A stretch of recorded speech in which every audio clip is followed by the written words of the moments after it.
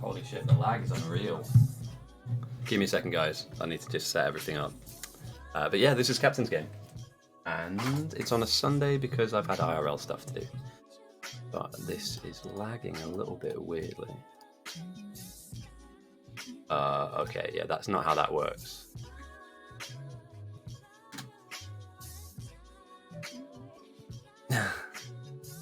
Oh dear, we're gonna blow it up again.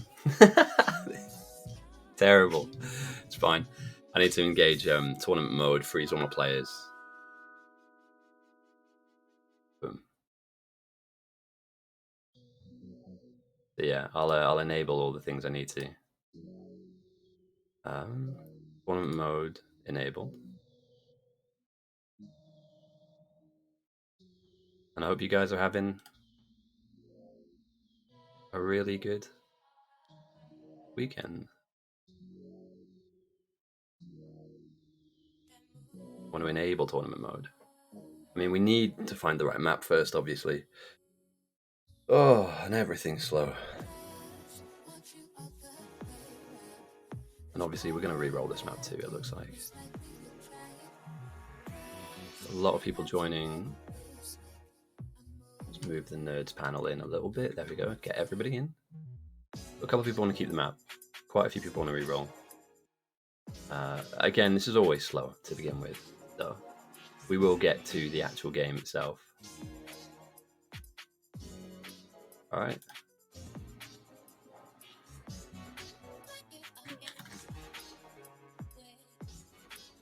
Apply. Confirm. Awesome. Right, let's get rid of a lot of these menus. And then we need captains. And this happens every fucking week, mate. Every week. We start a captain. They know Lilo, you're not being captain, mate. You're like fresh. You're brand new, mate.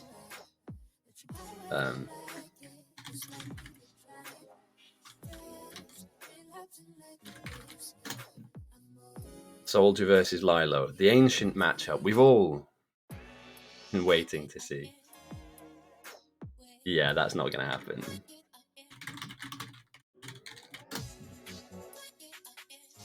Do you know how to play? Oh dear, terrible. Well, we run it again.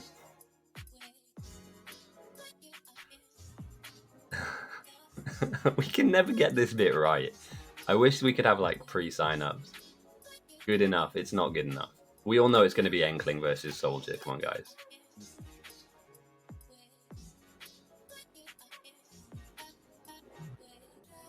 But never mind. I don't mind getting trolled once.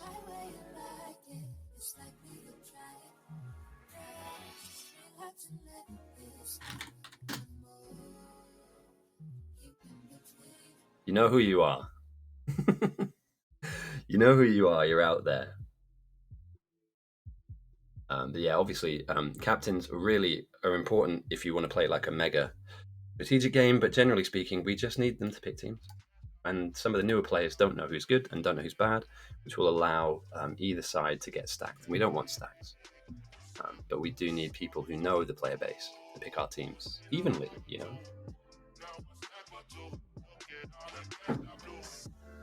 Yeah. Oh, I've got emoji chat. What the fuck? I like emoji chat. Big fan. I'll turn this up. Boom.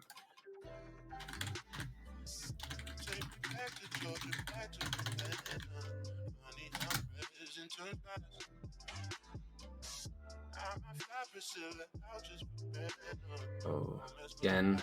I'm not. Cool, right. I need to run this again. We know who it's going to be. Like, there's no suspense here at all. It's going to be Captain, and it's going to be the Soldier, and it's going to be Enkling, or it'll be somebody else who's a senior player like Neuro. You know, you've got people in there. No, a scratchy voice. I was out last night. My friend proposed to his long-term girlfriend, now fiance. So we had lots of beers, and it was good fun. He had a really, really good day. And you're playing this one, I believe, Christy. Time to punch some trees, win the game. Let me look this guy's stats up. This Vikling guy. I don't notice. I don't recognize the name. If he has less than 100 games, I doubt 6 games. That's not going to happen. I'm not. Oh, steady. I just fucked my music up. Oh, I muted music. Fair enough.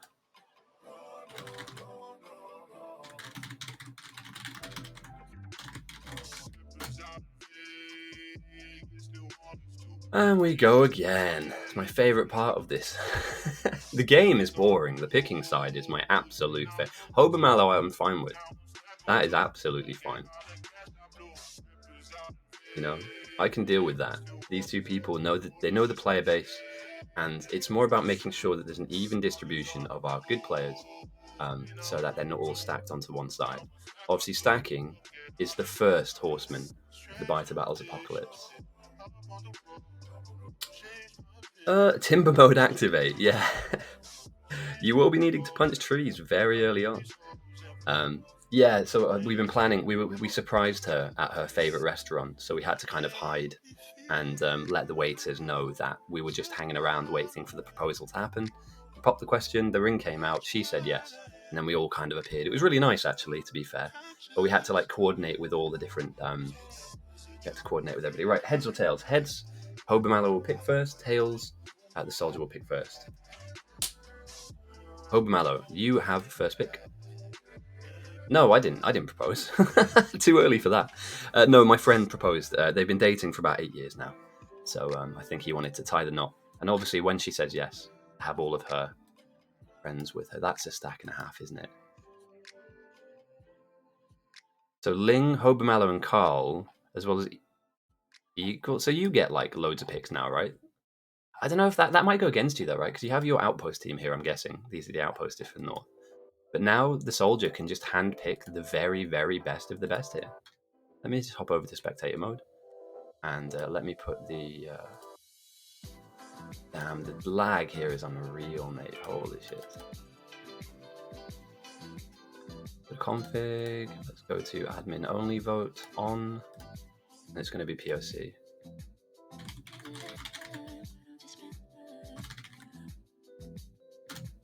Cool. I know people complain that they're not a huge fan of POC, but I believe it gives us a nice 4 to 5 hour window for a game. And also, let me real quick.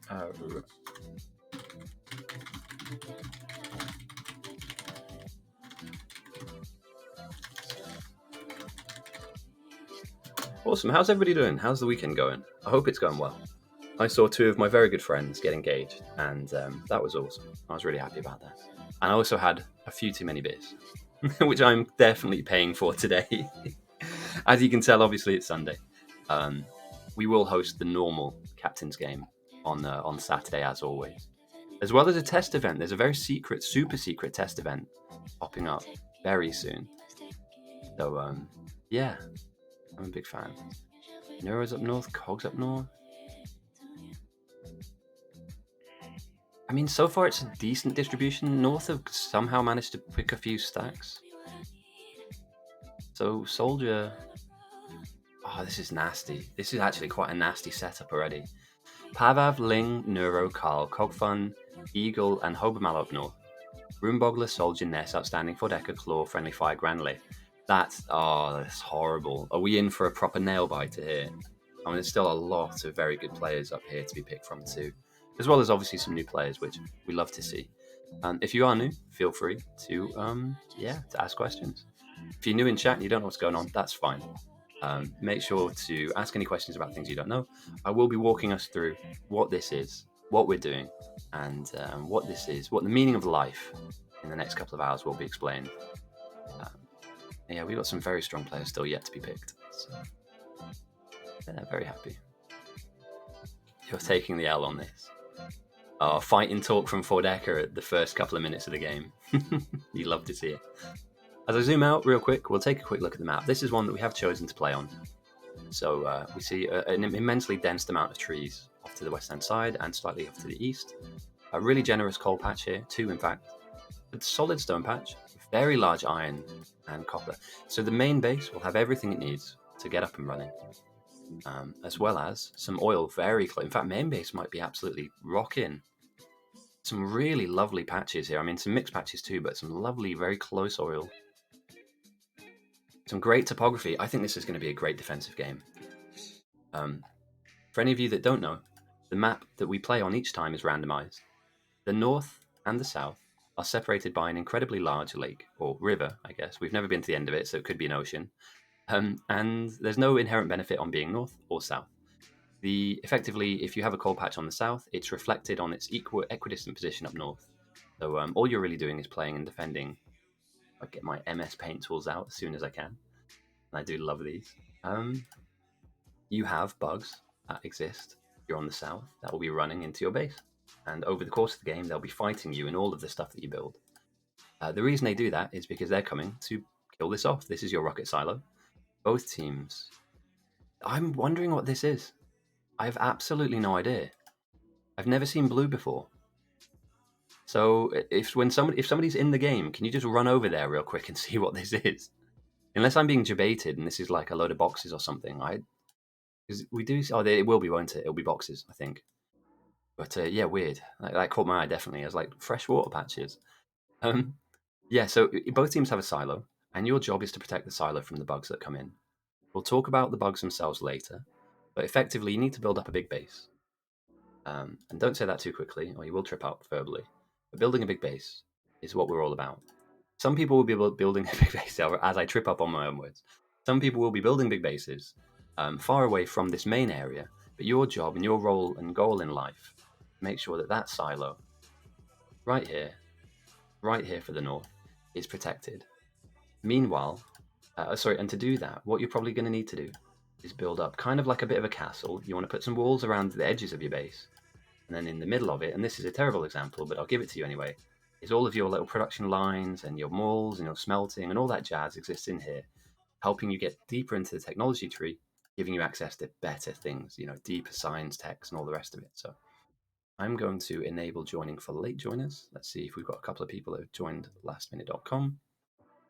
Oben Mallow had first choice, so first pick is going to go to the soldier who's on south. We've got 13 versus 12, and I believe that over the course of the game, there will be more people coming in. I think a lot of these guys are either eating, just chilling for now, but we've got some really good players here that will be jumping in down the line. Tiny amount of lag on the server too. This music's really quiet for some strange reason. So we'll kick this one up. If you don't like the music or if it's too loud, let me know. To the person who wants to remain anonymous, The last tournament that we hosted, they offered to give me a piece of technology, a sound mixing desk. And apparently that's in the post. And if you're here listening or watching, thank you. I've been watching tutorials about audio mixing and sound mixing and stuff. So when it gets here, I'm going to plug it in.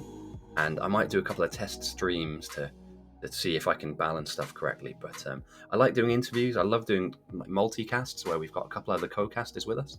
Like Carl, for instance, and Dampy has joined us a few times. So as well as Pitta too. So over the course of the next couple of tournaments, I should be dialing it in, and we should be looking at a more professional setup, I hope. So yeah, as I was saying, good oil, very close to main, very generous patches, as well as very close local patches that you can kind of tie in to your base. I'm not seeing a lot of uranium ore. But uranium, to me at the moment, unless we discover more, exists only to the west. And it's far away. Now, outpost spots.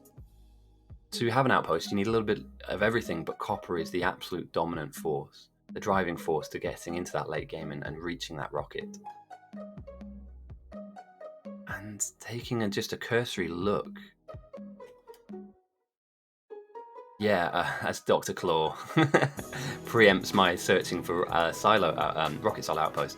Really nice coal patches, solid stone, really generous copper patches, and again a bit of oil as well. So you can imagine potentially there are a couple of really nice areas. And thanks for that, Claw, if you're watching. You've helped me kind of do my own scouting. But you never have enough copper to fuel an endgame build. So that's far off in the distance from now. But just taking a look. Today I will be casting, as I am somewhat hungover, but I will be playing. Actually, we've got a game that's going to be happening very soon that I'm going to be leading the way on, which is like an experimental Fighter Battles version. And good afternoon as well to yourself. Hope you're having a nice weekend. So we should be having an experimental Fighter Battles game that I'm going to be hosting, but also playing in. It's like a new scenario. It's got different sciences. It's got different bugs and interactions. So I'm going to be streaming that with, I think, 12 other very strong players in our server. And we're basically playtesting this thing completely blind. It's like a blind first impressions of, kind of what we're doing and how we're doing it. So I'm really looking forward to that. That's something that is really, that's going to be quite exciting. And what I'll do is I'll put an event up in the Discord when everybody's free. And we'll probably be playing that next weekend outside of the normal captain's game. If it's good, I want to run it as an event. I think we've got some fun. It's really interesting, the technology trees, and it's a Factorio mod that's been tweaked and twisted around certain mechanics as well. So yeah, I'm super excited, dude. I've been playtesting it with a couple of other people. We haven't done a full run where everybody's on one side and we just go full guns blazing and see if we can kind of beat the game, get to the end game, and yeah. Oh, these numbers are glorious, aren't they? Right, well, merry Sunday, everybody. I hope you're all keeping warm, staying well. What's up? I didn't start that, by the way. It's on stream. I didn't click the button. I only clicked the enable new joiners. Have I missed something from Fodeka? Okay, have fun. Good luck. So, new players, or people who are coming in watching this initially, you'll see that this is Factorio, but it's PvP. There are two teams. There's North, and there is South. The way that every game is reported. The way that all of these games start is you have no smelters, you have no technology, you have no science to research with. So you're reliant on hand feeding your initial coal mining, hand feeding plate production, and both teams will start off with the same kind of emphasis of creating these coal snakes which feed coal and mine coal into each other, as well as kind of basic smelting. It looks to me like Enkling, once his smelters, so later on as this will come automated, will be going up here kind of facing south to north. Meanwhile, the South are looking at doing a smelting array. That probably is going to be blueprinted, right? That's a really terrible place to put it. A smelting array will probably go into one of these open areas. And this is the thrust of the game, if I can get my words out. I am slightly hungover, I do apologize. Both teams will have an opportunity to build in different directions, research in different directions. But the beginning of the game always starts like this. Hand-fed coal into a burner miner, into a stone furnace, and they will be making copper or iron plates to begin with. We should also see a small amount of stone mining too, because bricks are very important. Let's enable late joiners to come in. For any of you that are new, my name is Ghosty. I host these games on the weekend and also 1v1 tournaments as well. I referee them a lot of the time. I do a lot of casting as well.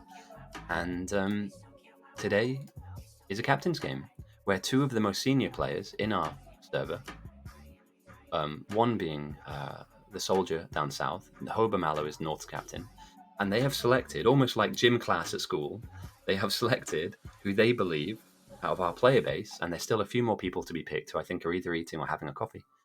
They have picked what they believe is the strongest lineup of players, and a good mixture as well of people that play outposts, people that play in the main base, and I believe later on we'll see some threat farming outposts as well. We obviously have some. You're on the list? Okay, let's get you in. So we're only a couple minutes into the game. I do not know how I feel about this game. I'd be feeling confident if I was on the Soldiers team. Rumbogler, Ness, Soldier Outstanding, Fordeca, Claw, Just Bob, Friendly Fire, Granley, Swantoni, Monkey Lol. There's a couple of new people here. Good luck, have fun as well, Ness. Enjoy. I think you've got a very, very good team ahead of you. It's about how you coordinate, I think. That will really kind of see. Oh, is Dradio not clicking the button? You'd not feel confident. Ling, I'm troll posting. Good luck for you. Good luck with your clown post. Are you thinking water barrels, or how are we going here? For anybody watching that wants dynamic gameplay, don't worry about it. We'll get there. There's lots to talk about and lots to kind of go on. I'm currently just making sure that we get as many people into the game as possible. And from there, we'll start explaining what people are doing, why they're doing it. And so far, we have 14 on 16. You know, I like that. That's a really solid number. 30 people on a Sunday afternoon, or morning or evening, depending on where you are in the world. And as Tobias leaves, are all playing the same game. So this is PvP, but it's PvP with a twist. You don't get to fight the people that your opposite number. So your southern, friendly fire will never fight Amelik. The way that he gets Amelik dead, and also the way that he kills off the silo, which is the main kind of objective that you need to defend in the game. As I mentioned before, both teams have one. Is you have bugs. Now the bugs exist, as we can see up here, in their own little bases with these own little buildings that spawn bugs, as well as these tiny small worms that will spit acid at you. Over the course of the game, and this is a fantastic way for me to now crack out my high level, and believe me guys, this is like NASA certified MS Paint. We see now that the bugs are aggressive, and their kind of function within this game is to kind of tear your buildings down, to ravage your base and savage your team. And at the moment, what Kojito is doing, as the bugs are, because the game is very fresh, very weak, he's able to shoot them and aggress onto them. So he's able to kind of take the fight to the bugs. And what I believe he's going to be doing over time is coming in and raiding their area, fighting them, killing off their... M is for map. If you're in the game, press M and you'll get like a... And you need to zoom out with your scroll wheel as well, and you'll get like a really, zoomed out area. So this is not copyright music. I'm going to get... Why do you do this to me? Sorry, I will get back to my explanation. I also don't want to get banned. Let's just click on this for now. Oh, God. Oh, yeah, so somebody offered to send me a mixing desk, by the way. I'm super happy about that. And also thank you, because it's quite expensive. It's an old piece of kit, but it's much better than any of the stuff I'm using. So to the person, if you're watching, thank you very much again. I'm not going to shout out your name. You did ask to remain anonymous, but yeah, all the help I can get, it is awesome. So music will kick in very soon. Let's make sure I've got nothing popping up on Discord, nothing here.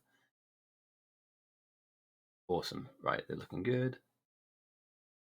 So the bugs are coming at you.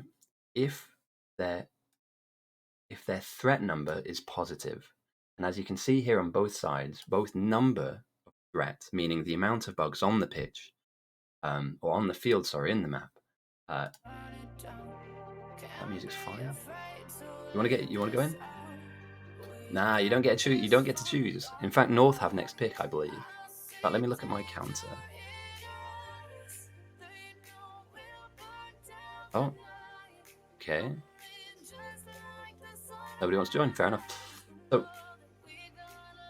the way that we counter the threat number is that we take the fight to the bugs whilst they're very weak. And just whilst I'm here, I'll explain a little bit to anybody new that's watching, and I don't think there are a lot of newbies, but if there's 1 or 2 people that don't know, the stats that we care about the most is the evolution of the bugs, and that's how strong they are. What do you mean? Okay, yeah, sorry, yeah, the music's a bit funky at the moment. It's a bit weak. So at the moment, the bugs are very, very weak. They can die to. Hey, how's it going? Oh yeah, shit. Let me let me just explain something real quick.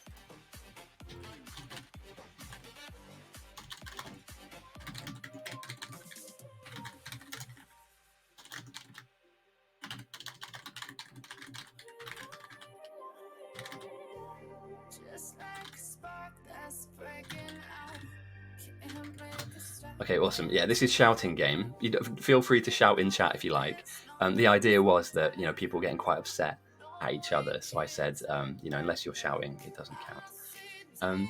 Yeah, so effectively, again, walking through the evolution, the longer the game goes on, the more pumped up they get, the stronger they are, the harder they are to kill. And then threat effectively just denotes how many of them there are. In an ideal situation, as you can see on North, they have a negative threat number. Somebody is fighting the bugs, and when they're in the negative, they become passive, meaning that everybody in your team, all of the people building down here, don't have to worry about being attacked and seeing the bugs. So I'm a huge fan of this playstyle. This is awesome, and you have a brief window of time where you can take the aggression to the bugs because the bullets and the grenades that you have are very, very strong. Later on in the game, when they go to like 20, 30, 40, 50%, you're dealing with much harder bugs to kill, and in turn, you need to use more resources, and yeah, it's a pain in the ass. So hopefully we can see some defensive players here. Some aggressive players, FTNS. Oh, the North. Okay, and obviously I just want to point out the team names for the North are FTNS, and South is May the Factorio Gods be with you. The Soldier is a very successful captain, so tends to lead his team to victory most of the time. So yeah, I'm just going to kind of reiterate the point.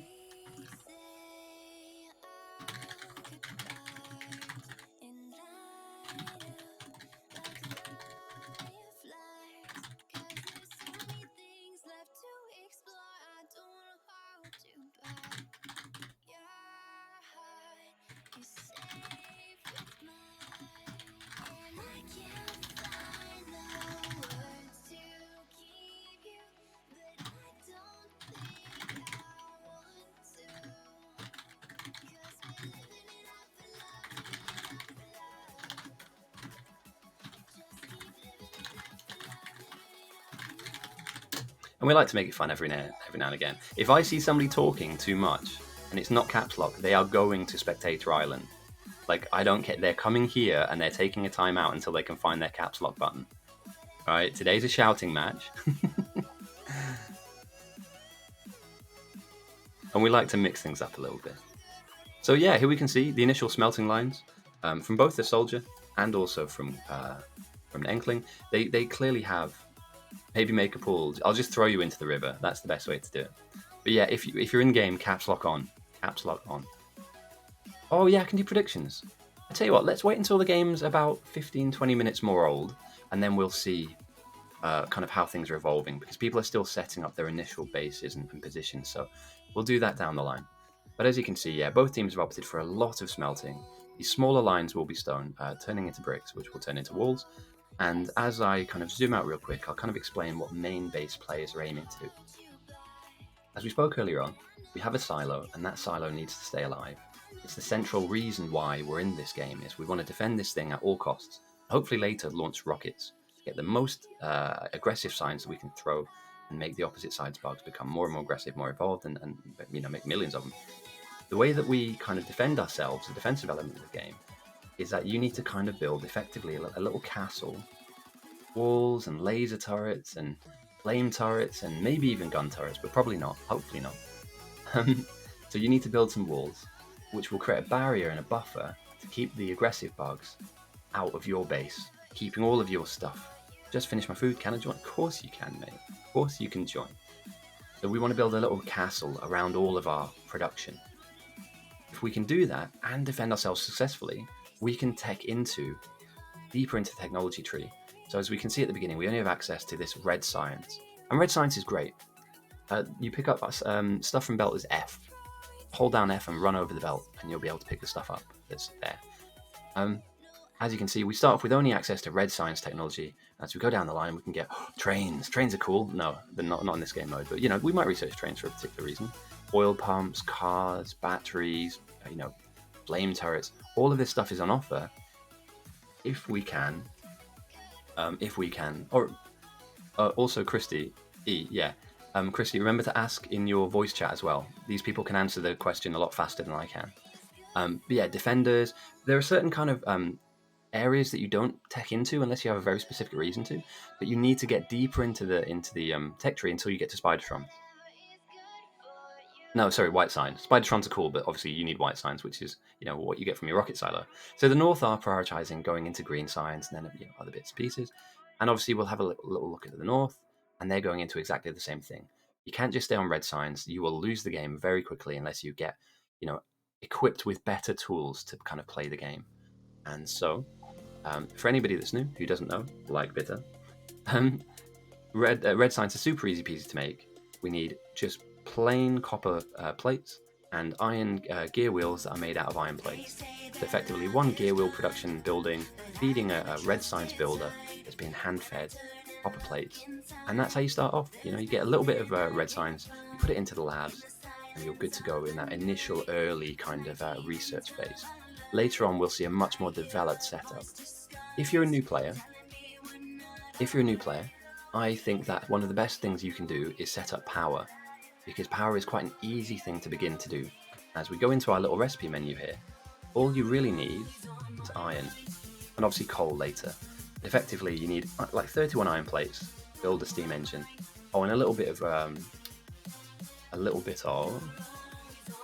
stone. Create our boilers.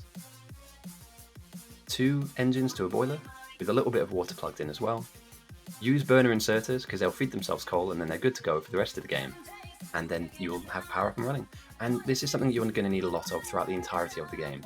So my argument would be, if you're new and you need something to do, build loads of power. No one's going to be angry at you for doing that. And as I say that, I'm going to change this playlist because this is trash.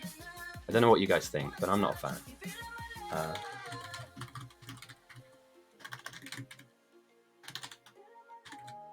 I shout at YouTube to give me a better playlist. And hopefully you guys are having a good weekend. It's been a really good one for me, to be fair. I feel a little ropey. I sound a little ropey. Generally speaking, it's been good. Gaming. Don't I use that playlist a lot? That's definitely copyright music.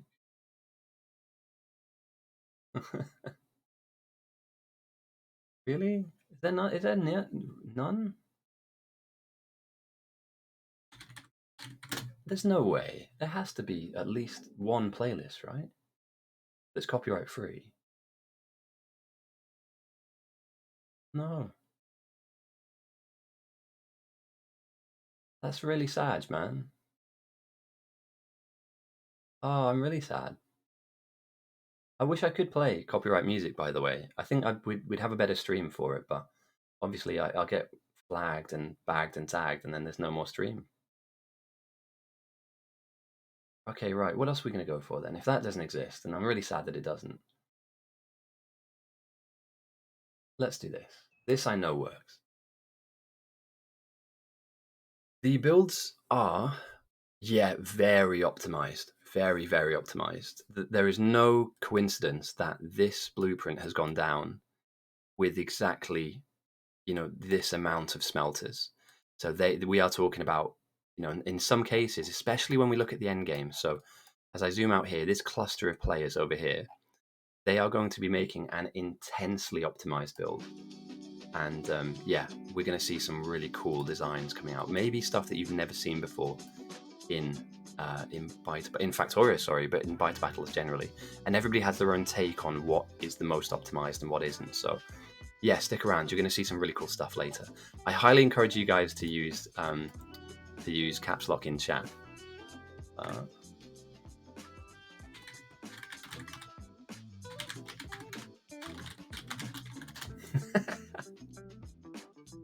And today we're telling everybody to shout at each other. Because why not? Why not make it different? And equally with the North, Enkling has like a kind of an opening blueprint. It doesn't seem to. Ooh, okay. I'll need to do some research on that, but I'd love to be able to. So I'm quite lucky. If you have a little look down here, it should have God of the Universe, but I've got this lovely little A next to my name, which means that I'm an admin. And I have access to the admin panel. So if somebody starts talking like this, and he is the captain of South, so I will warn him, but he's, you get a timeout. You get a timeout. There's no way you get to just speak quietly. This is a loud game. Say it loud, say it proud. Back to this build that Enkling has. He's basically got an idea here to begin your kind of production of your early game items, your mall, effectively. So like a little area which gives you everything you need, like belts and splitters, inserters, assembly machines.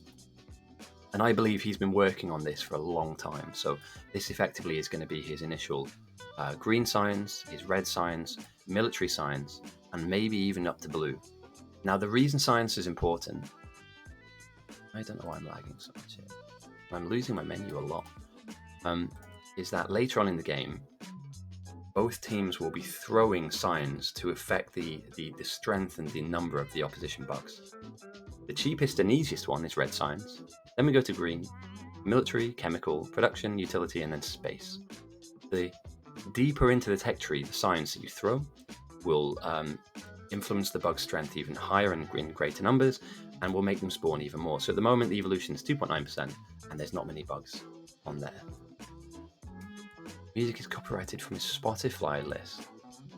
I have heard about this, I thought I just made it up, but I have seen streamers use full-on like Queen and kind of ABBA and all that jazz, and you'd think that they would be quite hot on their tail. As we can see now, bugs running into main. At this point in time, a few bugs does very little to the infrastructure, but the last thing you want them to do is to kill off a few buildings that you have to then rebuild and replace. And at the end of the day, this is a race. I know it looks like people are just building bases, but if you lose, for instance, part of your smelter or like 2 or 3 of these buildings, and then all of a sudden your production goes down, you can be behind by a couple of minutes. At the end of the game, you could, generally speaking, be miles behind because of small little things that you're losing or things that you're not protecting. So, yeah, there's an interesting dynamic about pushing forward and getting deep into the tech tree, but also defending yourself as well. So, we'll get into all of that kind of meta game as well as we go. But yeah, Clyde, I will look into that. So, Christy, it's a shouting game, remember.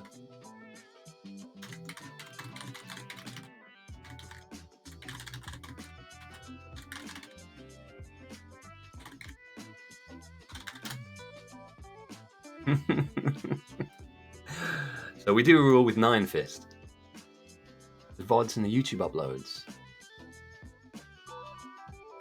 Just caps lock on.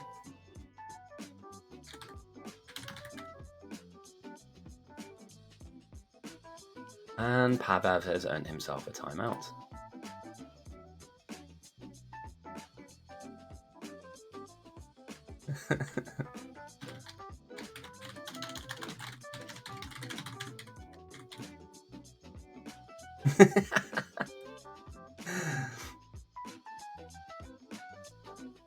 So it's a little fun thing. He'll get back in. He'll go back.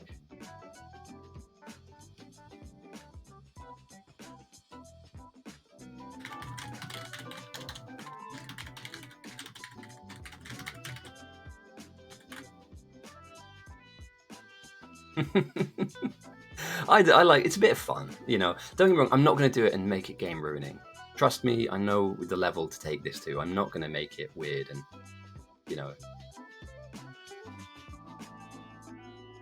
Pavev, you're going back up north, by the way.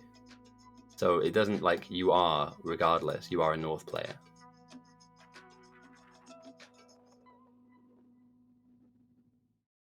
Oh yeah, the profile pictures are really good, man.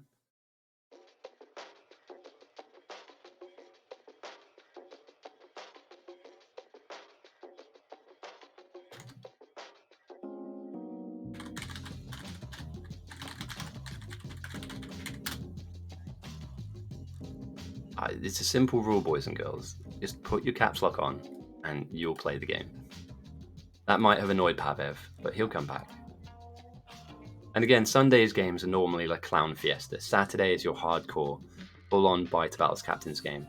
Sunday, we like to have a little bit of fun. It's the last game of the week. It's the last organized game of the week. So,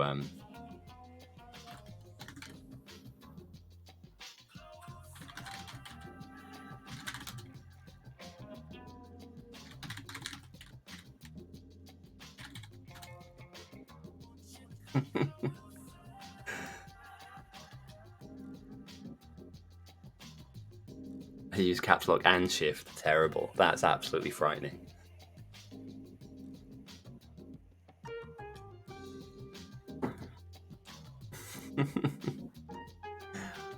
It's not banned. It's just like take a breather, you know.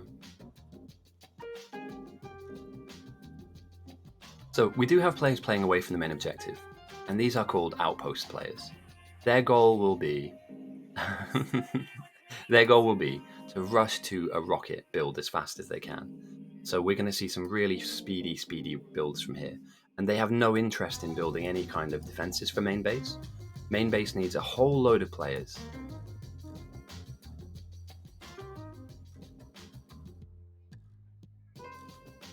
Well, you can increase the evolution if you send science, but in the early game, you kind of just want to have enough to research with.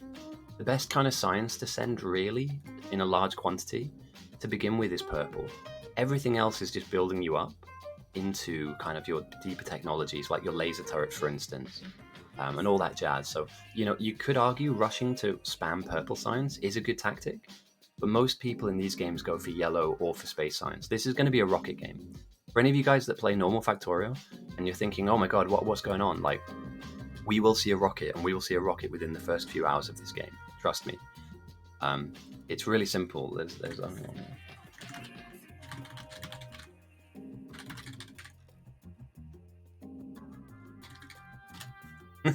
shout a timeout.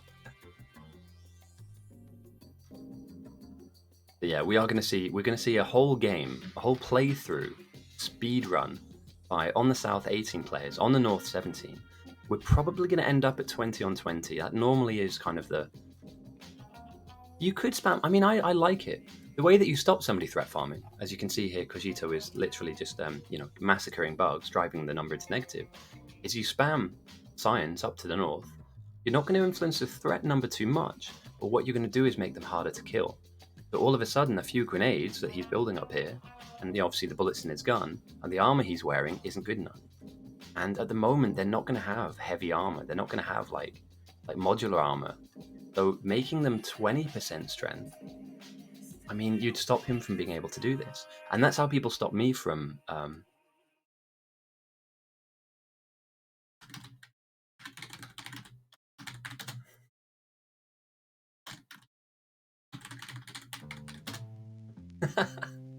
So yeah, make them harder to kill. At the moment, they are small, but later on they'll evolve to medium-sized, then to large, and then to behemoths. And we'll also see some bosses spawn as well. So the way that you kind of stop somebody from doing this, and obviously Kajita's got like health items, he's healing himself as he's doing this, he's killing the buildings, which is dropping the number down even lower. He's doing it because the evolution hasn't been pushed. And yeah, it's a great little playstyle. And he's influencing the map. This one player is making sure that this area isn't attacked. This area is safe. And this area is safe. And again, another set of outposters here, which are very strong. Neuro, Carl, and Eagle are almost certainly going for a rocket. In my experience, even just pushing the number in the very early phase, you don't have enough grenades, you don't have enough ammo, and you can't find enough fish. If I'm being honest, and this might be giving away a trade secret here, but the kind of the biggest limiting factor isn't this, because you can play time and just wait for them to tick in, you know, like your ammo plates and your grenades. the biggest limiting factor is this. You should always threat farm around the water body. Always. Never threat farm in open land. Like if you were, for instance, just to pick a random spot, and again, it's flanked by water, but let's imagine there was no lakes in between this. If you were threat farming this area, you'd constantly have to ping pong back to a water body, which sometimes has no fish in. So I would always argue that you want to be fighting around this so that you have a chance to restock up on fish and re-heal yourself. Right, we've got a couple of people that want to come in. Yes, you can.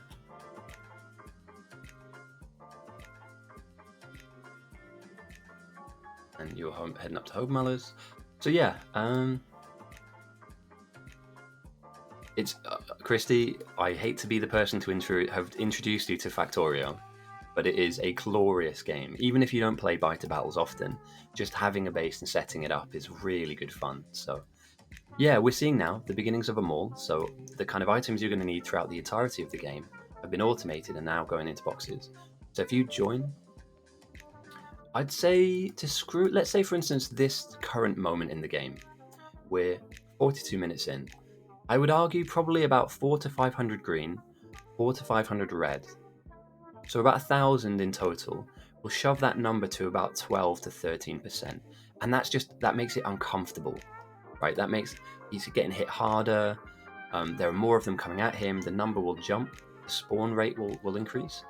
From 12 to 13%, you'd want to crank that up. So constantly pump 200 to 300 green at the very least, to shove that up to 20. And I think 20% within the first hour is too much.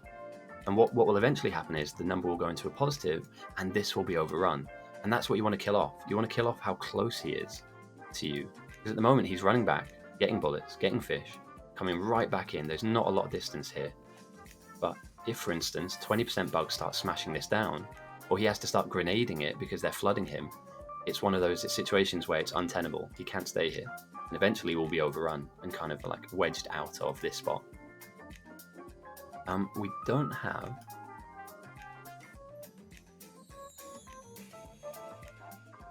Yes, and green is not a bad spam early on. It's quite cheap to make. So you could initially, and I think Ness is clown posting, or has Ness been swallowed up with...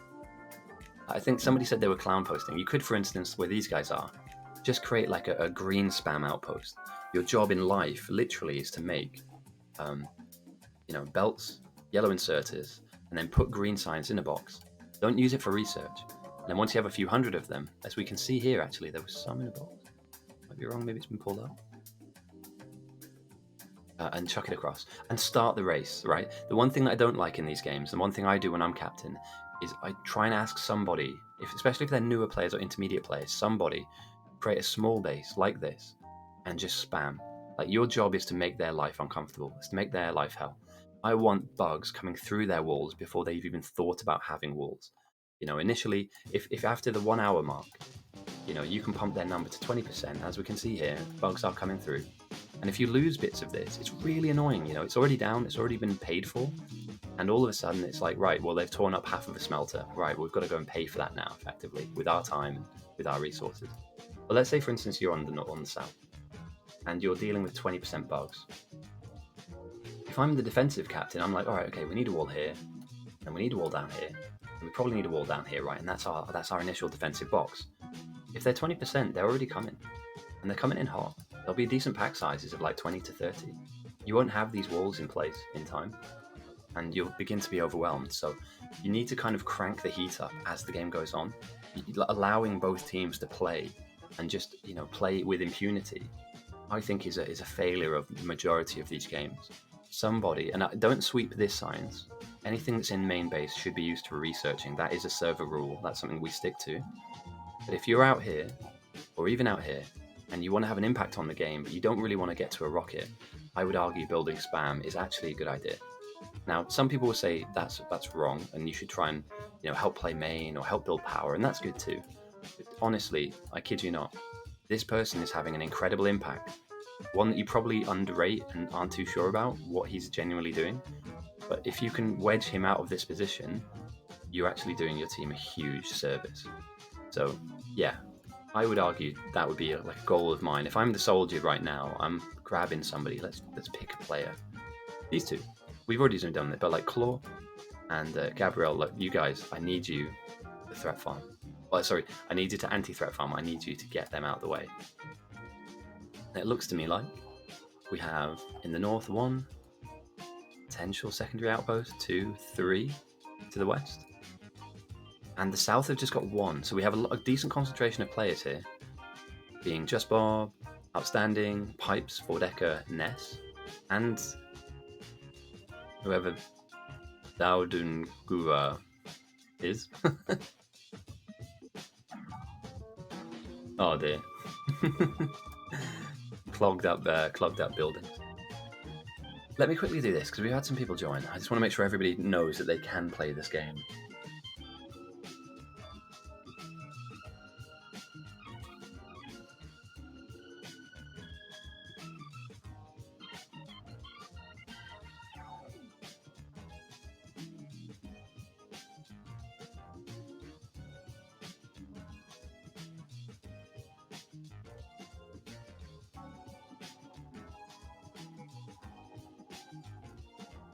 The soldier is really not buying into this shouting at people stuff. I'm worried that he'll throw a tantrum and if I move him.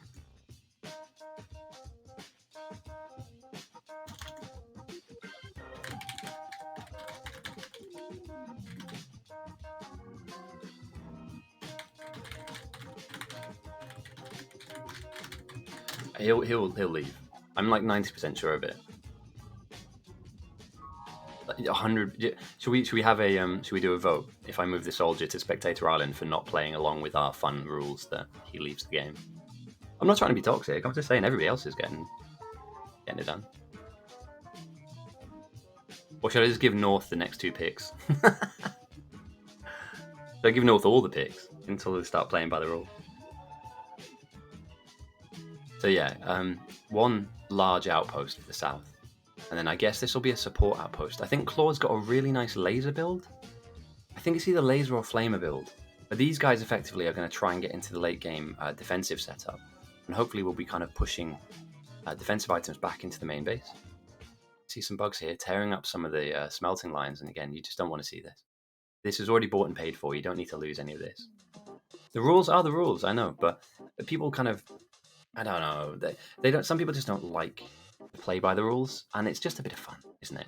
It's like when we do special games, people complain. It's like, nah, come on, just buy in, you know? Have free mega legs, have free jetpacks, like, just enjoy it. Don't be all like, oh, it's not traditional. No, it doesn't have to be. You know? We play this game a lot. So we like to have fun. We like to mix it up a bit. I hope Malo gets first pick. But yeah. And again, Saturday is our serious game. I've always said this. I've always maintained this. Saturday is our serious game. Sunday is our clown fiesta. That's our joke kind of game. And if somebody in your team is not using caps lock, remind them to use caps lock.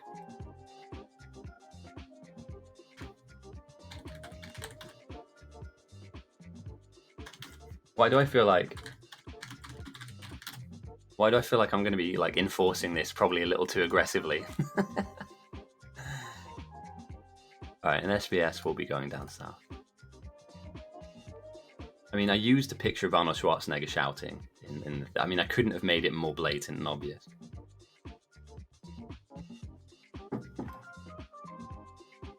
If nobody uses it, I might just pause the server.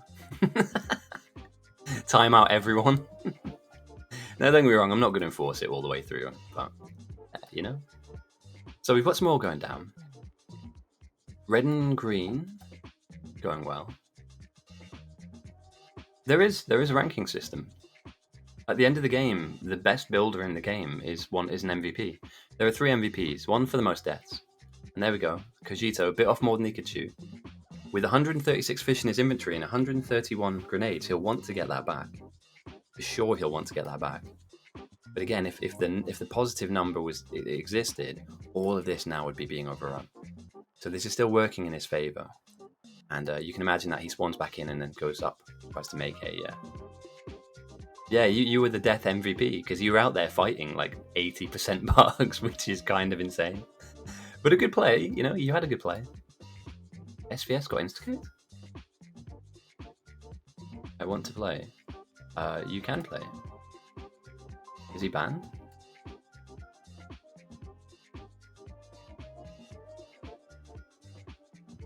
Why are we...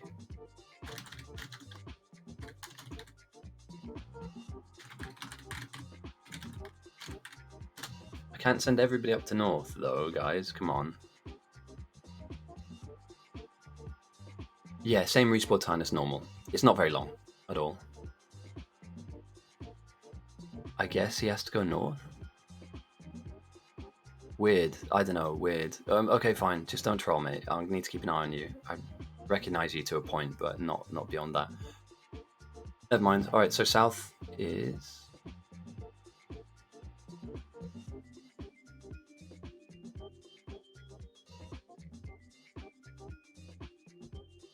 People still want to come in. Okay, we're getting good numbers now, though. I feel like we're really ticking up to like 20 on. I need to send more people to the south, but they might not be good players. That's half the battle. To any new...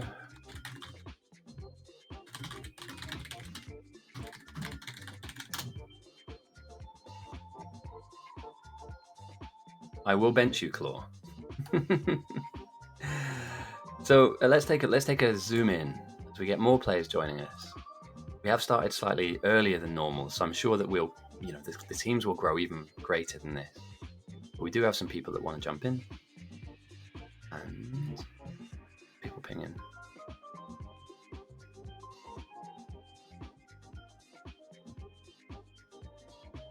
Okay, right. You don't want to come through. That's fine.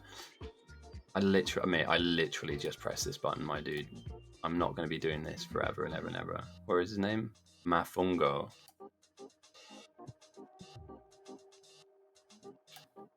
Okay. Oh.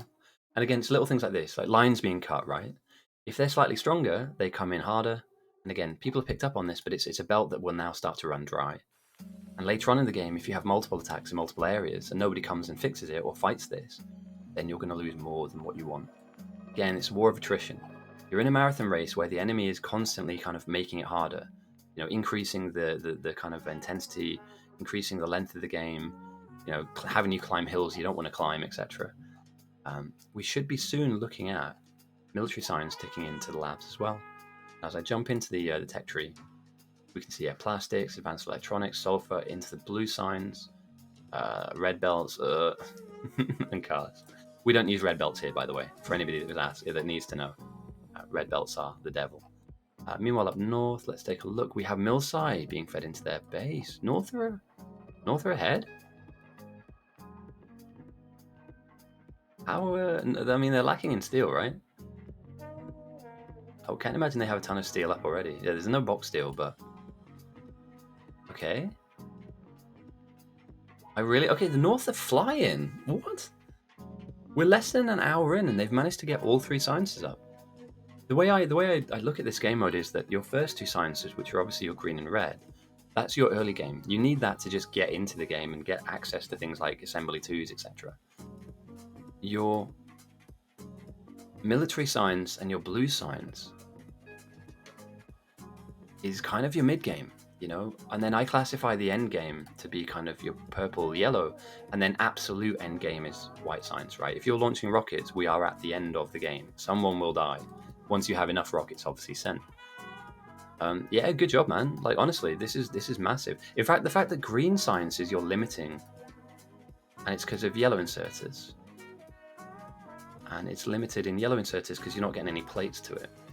If somehow, Christy, you can feed iron plates to these 3 buildings, you'd be outputting inserters, which would be giving you green cert. No, don't worry about building stuff, mate. They'll put down the blueprint. All you've got to do is when the blueprint goes down, is try and fill it in as fast as you can. But don't worry about actually having to design anything here. The designs will come from the captains, and that's why we have experienced players kind of leading the charge. Is that they know, you know, this is the exact amount of labs you need, you know, for this exact amount of science. As a new player, we wouldn't expect you to be able to do all of this calculation. This is all pre-planned. And also the way that they set this up is for a very specific timing. So as you can see, some of these smelters aren't on yet. Later on, they will be pushed into a new production zone, kind of outstripping this initial stuff. So yeah, have no fear, mate. Don't worry about don't have to think too much as a new player. Just if you see a blueprint go down, for instance, like this smelting array, find some belts and fill it in, because it will be needed later, obviously. But yeah, really good job. I'm just concerned that nobody spotted this. Like, you have, for instance, I've activated them. Perfect. And they'll start making inserters, and those inserters will start feeding your green signs, because you've got a lot of everything here. You know, you've got a lot of red. Military is coming in. Obviously, you can see now, yeah, there's more green jugs coming in. And all that means is that your research speed increased, and you'll have access to all this good stuff quicker. Again, I'm Christy. For anybody thinking I'm coaching somebody, Christy is like brand new to Factorio, like fresh. So I don't think he really knows a lot of it. So I'm just kind of helping him a little bit out. And again, here we can see the next couple of blueprints for the south are going down. We're looking at some oil processing and some cracking as well. Once obviously a little bit this area is cleared. But meanwhile, the threat farm up north is good. We've got Kishito shotgunning down bugs. 2,700 into the negative. He's managing to kill off buildings as well, which do even larger amounts. Yeah, sure, Peter, I can help you out. Are you in game? Are you joining? Fish. If you can create a fish farm, that would really help. I think you should join, man. It's a good game so far, 21 to 19. In fact, you know what? Let's do that prediction now. We're an hour in. Let me do my prediction. Which side? Oh, let me do it in caps locks as well.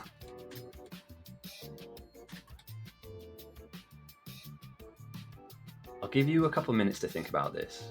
I'm not going to expect a prediction. All right, got it. All right, prediction's gone up. Who do you think is going to win this? We have a bit of a monster outpost here from Pipes and Outstanding, and Ness as well. Some very strong players out here, as well as Neuro and Vodeka and Just Bob. We've also got a massive outpost here on the north with, Neuro's up north with Carl and Eagle, and you know these guys are going to get to a rocket, right? The north potentially has the opportunity to kind of scream ahead if they can turn this on. Remember, make caps lock.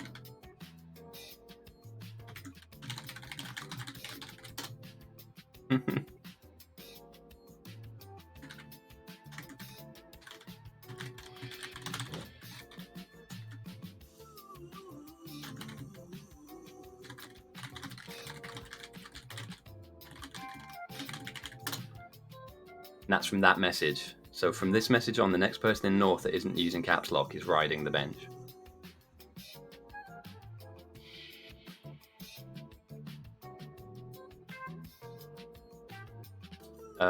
It's not you're on an alt, aren't you, mate? You're definitely on an alt, and I'm almost certain that you're on an alt here. This is you, right? 100% this is you. There's no way these guys would let this account, who I've never seen before, by the way, join in that outpost and actually help. So I think we found Pitta.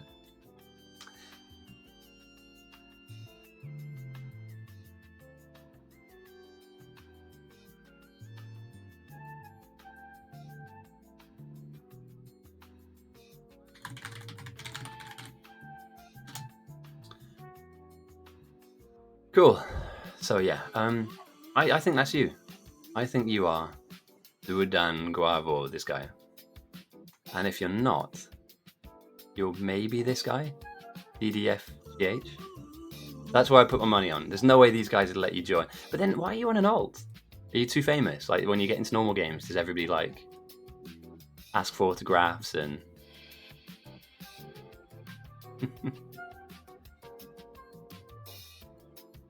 Yeah, Claw's definitely going for a science outpost, right?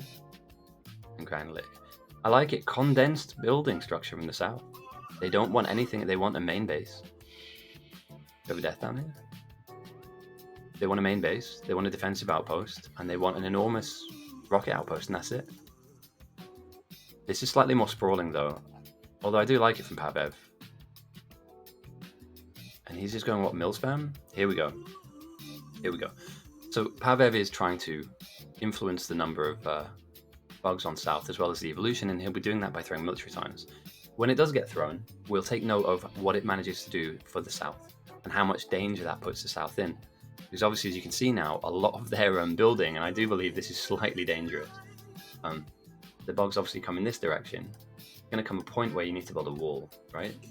And you don't want it too close to your infrastructure, because if they break through, and they do, every now and again they'll kind of pop a hole in a wall. They'll come and kill off your labs or kill off deeper into your base. So yeah, I'm slightly worried about their defensive efforts. Normally it's about 1 hour and 30 that we all right, Adrian's getting benched.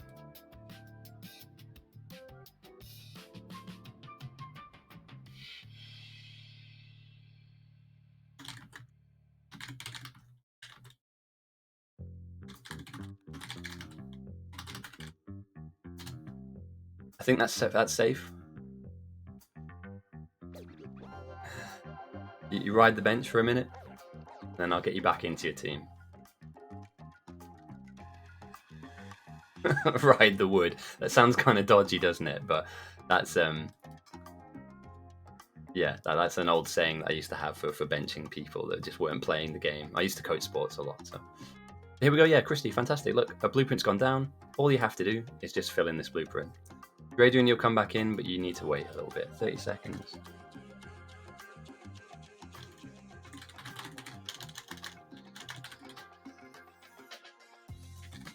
The penalty box. Oh, that's cool. Mate, imagine if we had a little penalty box just on the side. It's like a jail. So yeah, it's just a bit of fun. So we've got an even split here. Some people think north, some people think south. I'm going to be honest, if the south can get this off, and they're going full beans at the moment, I think the south will have rocket first. I don't doubt Carl and Neuro, and this is looking good too, but I don't know, I just like the mixture of players up here. Ness is quick, Pipes is quick, Bodek is quick. Like actual jail, like a little cell here, and then maybe like there's a behemoth biter that lives with you. But like if you move, then you get here we go. Right, let's put him back. Right.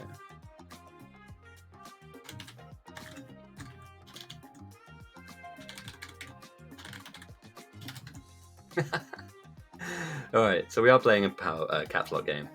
Power's looking pretty big here on the south too, and obviously you can flip that and have a secondary amount of boilers and smelters on the other side of this.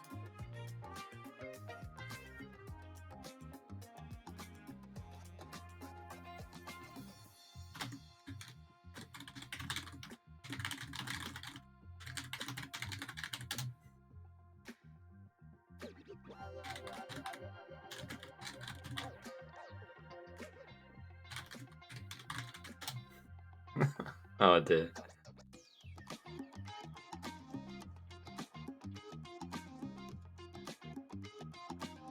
My kilo goes down. Okay, so again, the deeper you get into this, the worms effectively will be larger. And here we can see a medium worm. And then later on, as we get deeper into this, we'll see like large worms. They spit a lot. They kind of track you, and the acid they spit will burn you down and kill you off. So it's good that they're threat farming. They have managed, both teams in fact, have managed to get into the negative. There is, however, Pavev's mill side building up, which I believe will really spike the evolution close to about, let's say he throws 1,000 mil. We're probably look. I know there's a calculator I can use, but I just can't be asked at the moment. That'll chuck them way up into the high teens, 18, 19, 20% evolution, and that will make Monkey's job threat farming really difficult. You kind of at that point need like your grenade tech, potentially your strong explosives. You potentially need your shooting speed up, maybe have an eye for defenders down the line. But yeah, hopefully we do see a developed strategy there. But I really like the North getting into blue science early. We look down on the South, they have ambition for it, but they're just slightly behind in the build. So yeah, I like this. For some strange reason, green science is the limiting factor for both sides. They've opted for really large builds. Oh no, here we go. It's starting to flood in all of the labs. But yeah, the North are really churning out research here. I do like to see that. Beyond that, blue looks like it's going to be switched on very soon. and let's take a look at what the North are prioritizing in terms of research. At the moment, mining prod. Not too bad. If you have to wait around for something to happen, then yeah, you can upgrade those kind of quality of life stuff. And Wu here now looking at, yeah, getting some more production done, some cracking too, moving into red ships, and obviously getting our engines built, and down the line we'll have hopefully flamer turrets because, yeah, you're going to need them. A wall has been built, Monkey Law has gone down again, but the first defensive structure now has gone. And later on in the game, whilst we're here and waiting for flame turrets to arrive, you'll have the bugs kind of crashing into this wall, sat just behind it. Change out my color to a defensive color. Hopefully you'll have a row of flamer turrets that will kind of shoot fire. Oh, terrible. It looks nice. Yeah, organized, mate. And the thing is, when it turns on, hopefully it will be perfect. So, you know, it'll spit out exactly the amount of stuff that you're feeding in. And that's kind of the real fun part about this, is that everybody has a different build for this kind of setup. So, well done. North have hit blue first. You haven't made any yet, but you've oh, here we go. The first couple of blue jugs.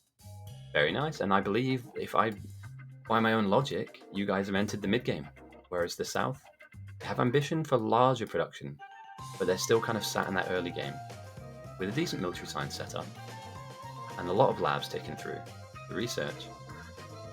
They need to get this up and running, you know, as fast as they can. But it's ambitious. I'm not sure if I'll. Do I change my mind? At this point in the game, I'd be comfortable, or more comfortable, being on the South. I'd be threat farming probably, or I'd be helping out one of these outposts out here. So this will be a defensive outpost that makes lasers. Other than that, I'm slightly worried about South's main. Yeah, blue's up. Blue's up. You guys are ahead. Nicely ahead as well. You know, this is actually quite a decent look for you guys, as you can start researching deeper technology, stuff that's really important, like advanced oil processing, you know, engines, robots. You know, you guys will have robots first if you can, you know, feed the blue and you know, have enough of it. It's a really, really good position to be in. And if you're playing this solo, by the way, on your own in Factorio, there's no way in an hour you would have set up 4 sciences. And that's what I love about playing in a team, is that you can still contribute. With that said, I'm going to take a quick breath and grab a coffee. We're an hour into the game. I feel like I need a coffee in my life to really wake myself up. So I'm going to zoom out real quick. I'll give you guys the full zoomed out version. I'll be back in 2 minutes. I literally just need to go and get my kettle on. And if you see anybody not shouting whilst I'm away, tell me. So I'm going to ask you guys in chat who are watching, if anybody pops up in chat in-game that is not caps locking, just ping their name in chat so I can kind of follow them and make sure that they're sticking to the server rules, you know. But with that said, I need a coffee, so I'll be back in a second.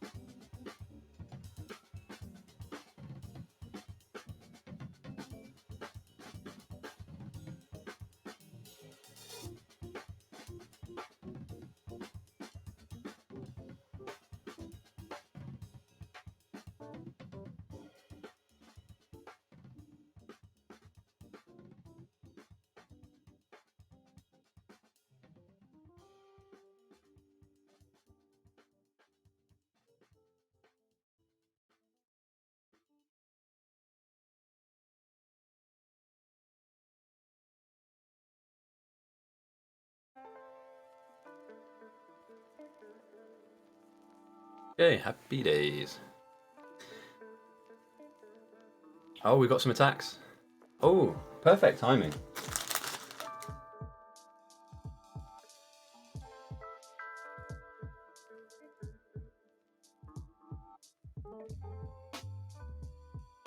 Huge send.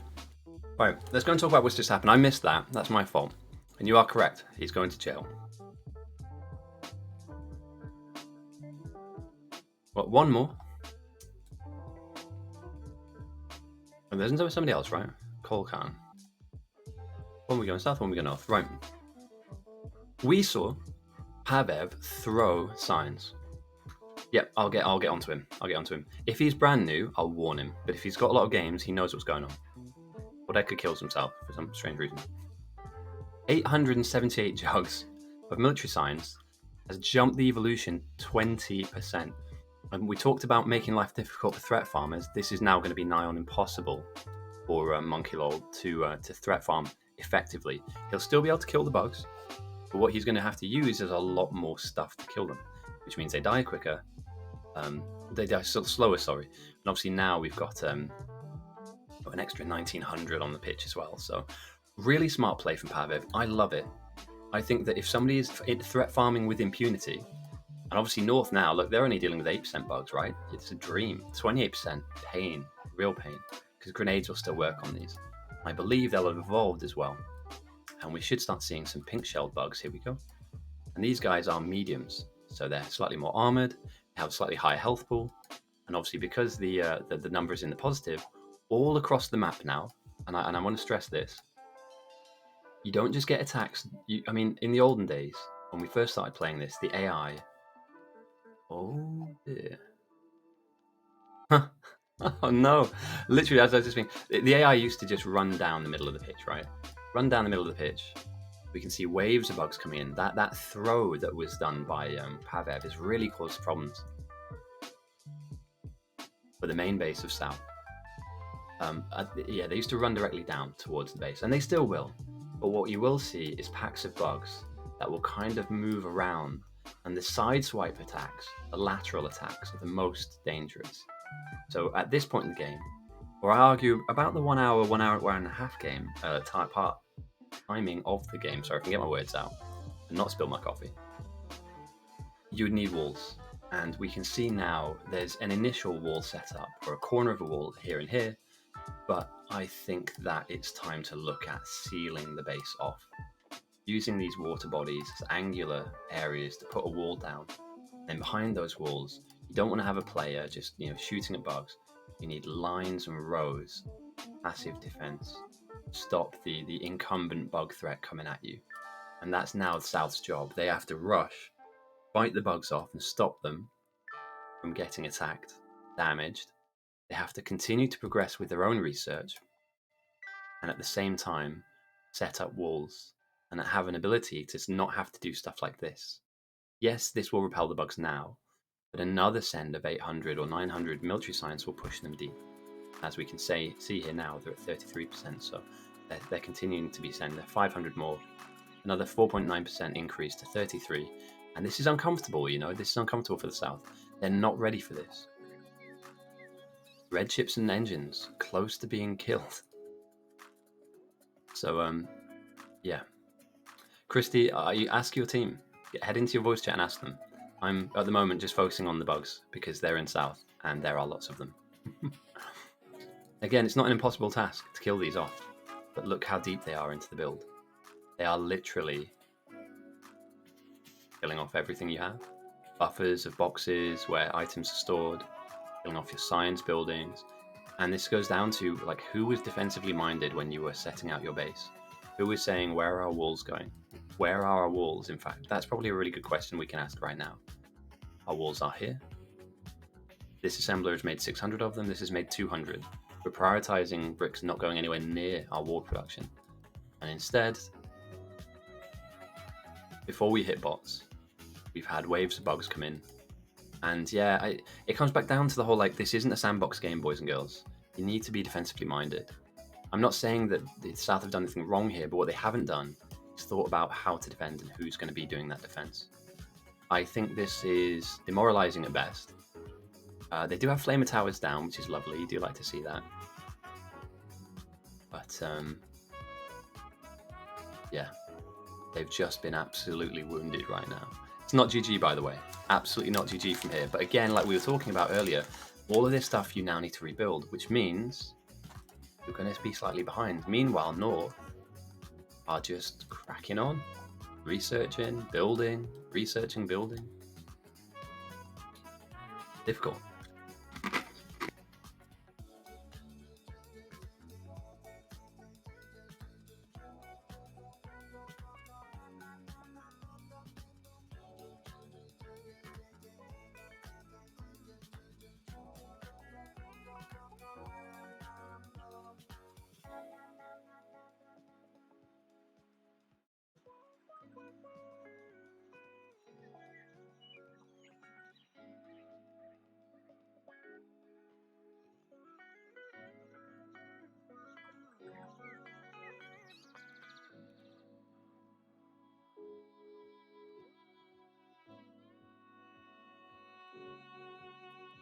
So what do we see?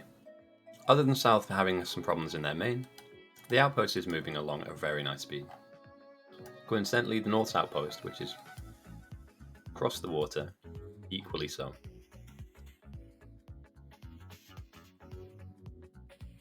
We're literally just waiting for research to tick in so they can start moving through the tech tree a little bit further.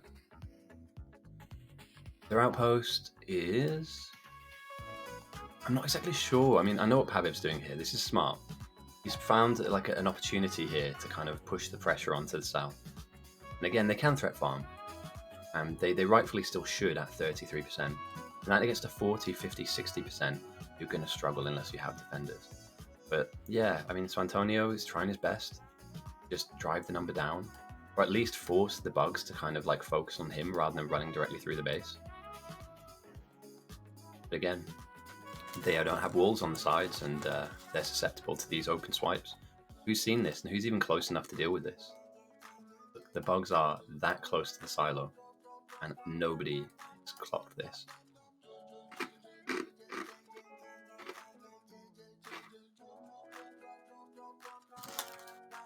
Now, if they take power out, that is painful.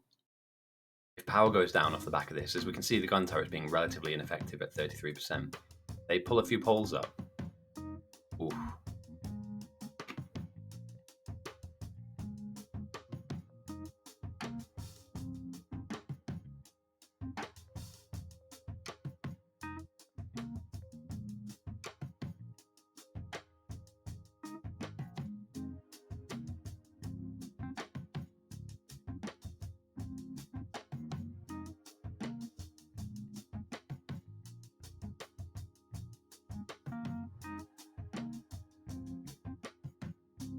I may be hosting 2 games today.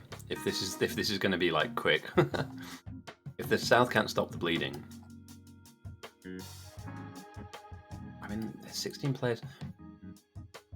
The problem isn't numbers though. You could easily stick a couple of walls around here with some like radars. They've got the oil for flamers, and I do believe I saw some flamer totes go down.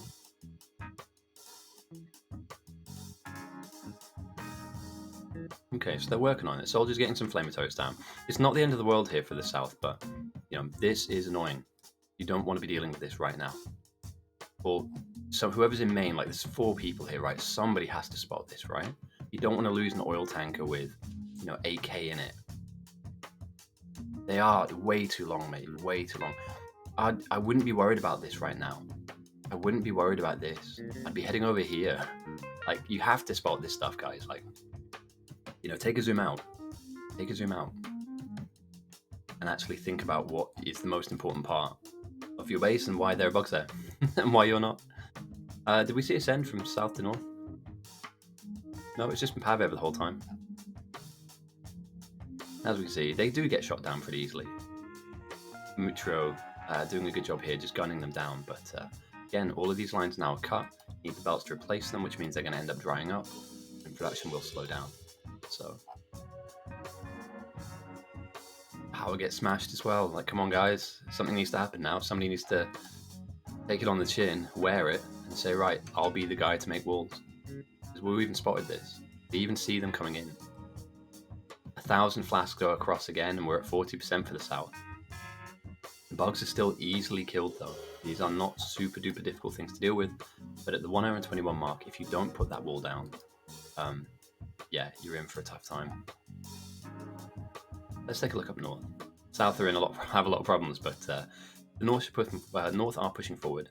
There's purple signs and yeah, no walls. Negative threat is a good thing. Positive threat means they're coming for you. You know, if the number is positive, it means they're happy to be there and they're running at you. Negative, they need to reload their stocks.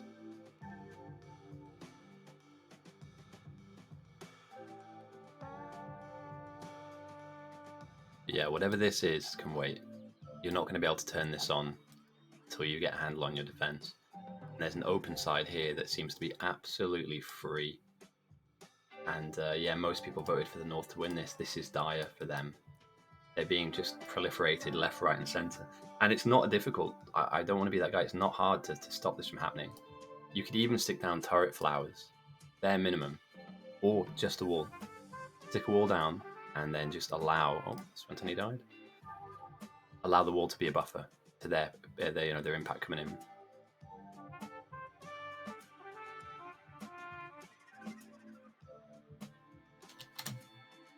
North don't get 6 more players. They just players stuck around a bit. Monkalor doing a good job here, though. He's intercepting the waves, which is kind of a good idea. I'd be doing this up to a point, but you know, there's also some room in going out and helping stick all this down too.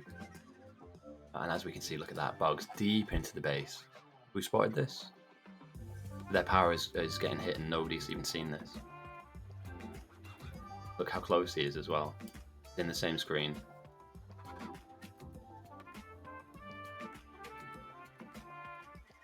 Disconnecting power. Power will start to bounce. I'm not super jacked. If I was in main, I wouldn't be too happy about this. Anybody seen it? Or do they not care? Maybe they just don't care. I don't want to kind of accuse people of not giving a shit, but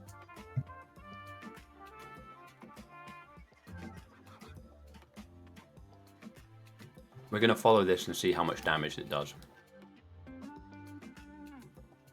They smash up power. They're coming for some mining now. Finally, Marek is seen. They've been slightly slammed a little bit here. Meanwhile, another wave is directly on top of power. Oh, crisps, mate. Sorry, crisps. I need salt. A lot of salt. The outpost is going well, though. All things considered, like, they've got enough red chips to really push into the late game. They're not that tasty. They had a few. Although they like to spit on them, though. It's enormous, man. And there are people right next, like, come on, mate. You can't be that tone deaf to, like, how close these people are. This is poor. This is really poor. I'm not calling out Wu specifically, but, like, you can't be that close to the bugs and have a grenade and not just go over there and, like, how long did it take to put this back up again? It takes a while. Yeah, they've just lost, what, 1, 2, 3, 4, 5, 6, 12, 18, 24 or steam engines. Come on, guys. Not worth it. You can rebuild it. It's cheap to rebuild as well. But it's annoying because the North gets pushed forward a little bit. You take a step back. They take 2 steps forward. I'd be highly impressed if the South managed to dig this one out and get a win. But this could be a division of labour problem, meaning there aren't enough experienced players in main. And actually, main base needs more hands to the pump. Meanwhile, out here on the outpost, we have lots of very experienced players that could be adding value to main. You could argue also, though, if you were to take any of these players away from main, from the outpost, it wouldn't be as good as it is, which is fair enough. Again, things like Califabop, you need to go and make this. You need to connect with this. Don't grenade these boxes because you need them, but you can drag them away. And that's a good defense. Look at that, easy. 2 people reacted, and nobody else got hammered. Walls going down, flamers are going up. Finally, I believe that if they can get past this phase of the game, they can get to rockets relatively quickly. But this side area here is scares me a little bit. I don't want to deal with this all game. So they will attack, obviously, directly on top of these walls. And as you can see now, as I zoom in, flamers are taking care of business. You can run them round, you can kind of get them to DPS inside the fire. And most waves at this level, beyond as well, like to 50, 60, 70%, the fire is incredibly effective. One thing I would say about North, though, their defenses they're not existent. I mean, are they making walls at all? Do we have any stone production? No, I'm correct. They do have walls. Mate, Clyde, that is exactly. You said that the thing that I was trying to coalesce into my brain, my hungover brain, is exactly what you've just said there. They need to have little bunkers, little pods that distract them from running directly at power. Like a tiny little, let's say for instance, a tiny little turret bunker with a few walls around it here, right? Just to intercept their focus. Because you see them, I mean, yeah, fair enough, the bugs will come and fight them, but if you're close enough, like Wu is, or like this player is, you can meet them as well and grenade them as they're going onto the walls, right? So there's loads of little things that aren't happening here that would be just quality of life. Although we do see the blueprint go down, so you can imagine that South now have an opportunity, if they can get this down, to survive deeper into the game. It's now about manpower. How many walls do you have? Can you stick them down? And do you have enough people that will actually, get into this and get this done? You hope so. I do. I'd like this game to go on for a while because their outpost is ridiculously nice. But we see now with bots, the North are miles ahead, mate. Holy.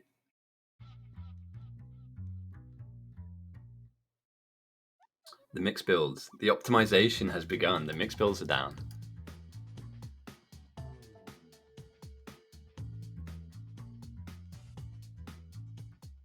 Martin's building out power.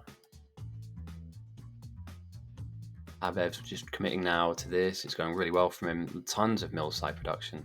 No reason to change something that isn't working. And they get hit again a little bit on the side. So, okay, the blueprint's gone down. They're going to corner this off rather than draw a straight line down. Corners are dangerous. L shapes, L bends, 90-degree bends. Not the best thing in the world, if I'm being honest, but it's better than nothing. And they had beforehand nothing. So, let's add the new players in.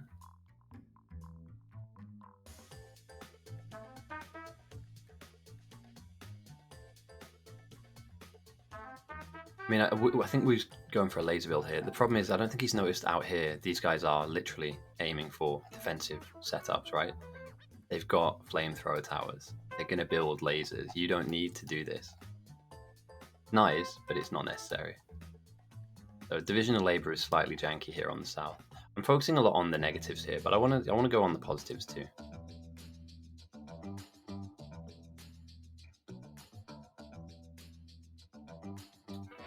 Oh, you might not have access to whatever they need, Christy. So you might not have researched what that building will make yet. So you might not have a recipe to stick in there just yet.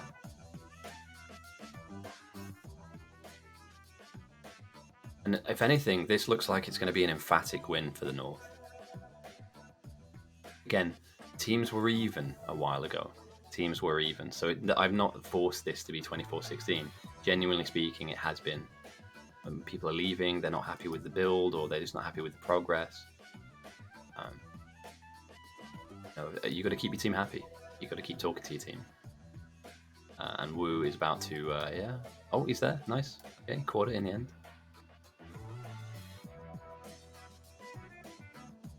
Okay, I like the look of this.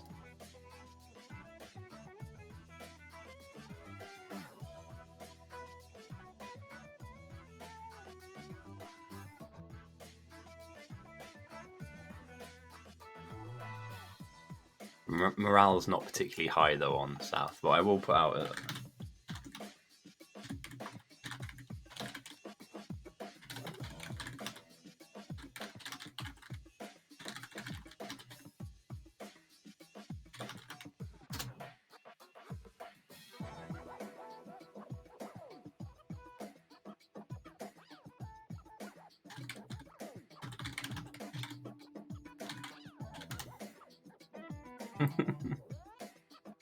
I will bench that. I don't care who it is. I will bench Carl.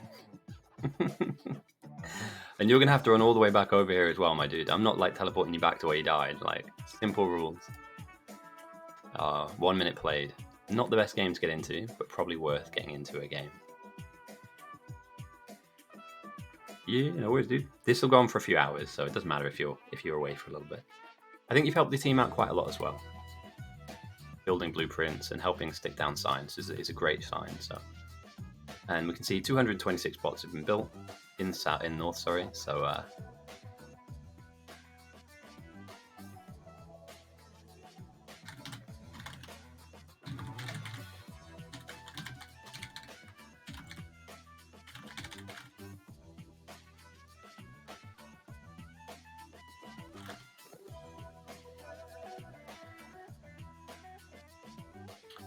yeah, I agree. I try and put mine to the least amount, so I've got the least amount of ads running. I hate it, mate. A 30-second video on YouTube and I have to watch two 15-second adverts that I can't skip. That's not right. I think, like, make it proportional, right? If I'm watching a 1 hour video and somebody's made like this is how the World Cup winning team won, and it's like really analytical and they deserve the revenue, fair enough. But on like a 20-second, 30-second video, it's ridiculous. So on this channel, I do run adverts. I have set it to the lowest possible setting because I don't care about money. I don't want to be a dick like that, but I've got a full-time job. I do this for fun. I do it on the weekends because I really enjoy the community. I like streaming. I'm getting better at it. And it's just good fun to have all of you guys joining in. I hope your weekend's gone well, by the way. Mine's been good fun. I had a few too many drinks last night because my friends got engaged. So I'm slightly feeling the pain today. And the south, again, bugs. And there's no players in between the silo.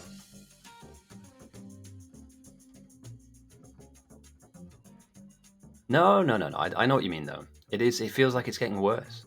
Genuine. It feels like they're just taking the piss a little bit. You know, it's like, oh yeah, we'll make them watch insert X amount of adverts. I can't believe what I'm seeing.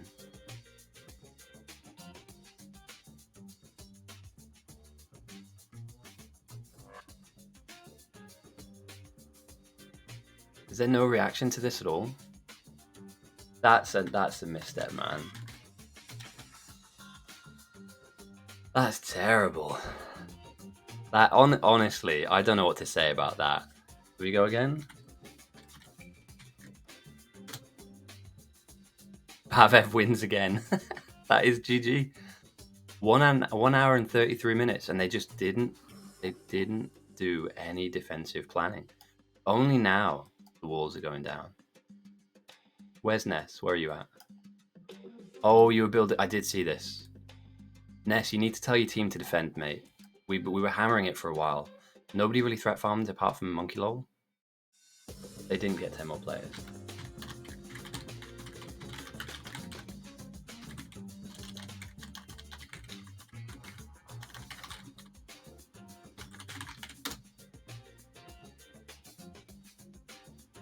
Yeah, I'm not giving North more players. I'm not having that, because that would mean that I'm giving a team an advantage. You get to pick, but if your team leave, and as we saw, you ended up with 14 or 15 players against 20, that's because the build kind of sucks. Do you know what I mean? It's just, I don't know. They didn't prioritize. I mean, they raced ahead. They were straight onto military science. They were getting to blue, but nobody. Yeah. I'll do another one.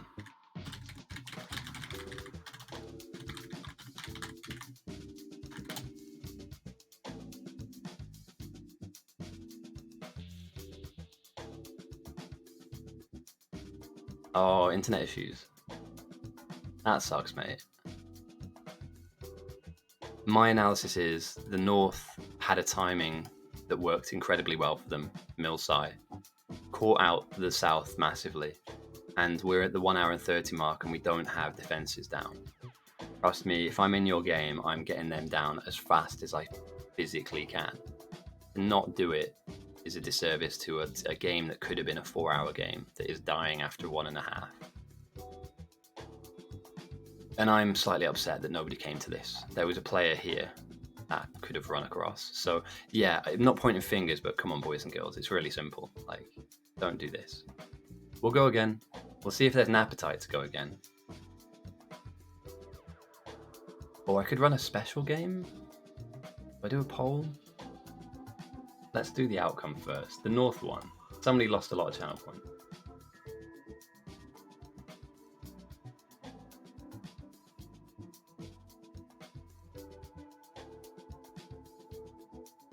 There should be. I mean, everybody should have been getting warnings there. Everybody. So I don't know, like, maybe they just didn't want to. You know what I mean? Maybe they were like, do you know what, this is game, I don't want to play anymore. You know, oh shit, typing in the wrong box. What is going on? Frozen? Here we go. Fly. I could play. But the problem is that it's kind of boring watching me do that type of gameplay. It's not super fun to watch.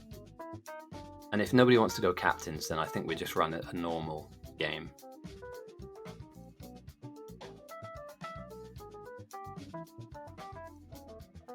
But yeah, a bit of a shame there. I guess that's a lesson in what not to do.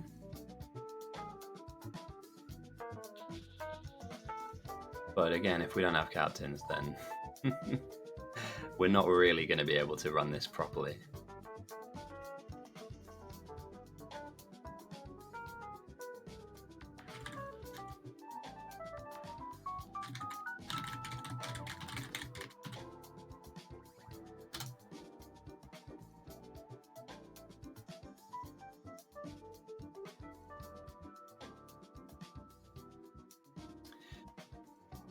Nobody wants to captain. That's a shame. That is a real shame.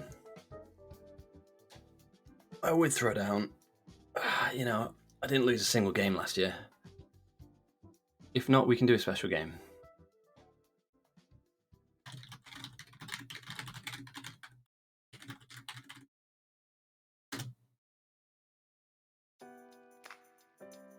Because nobody really wants to step up. It's weird because captaining is not hard.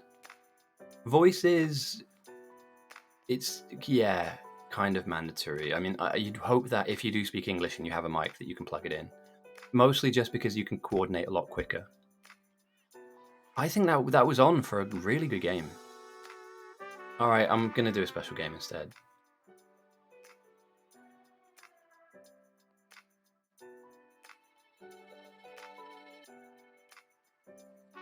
Let's set up some infinity chests. What's fun? Oh, hang on a minute, mate.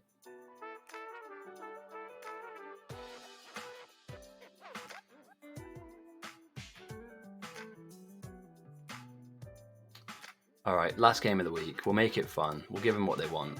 We'll give the plebs what they want. Do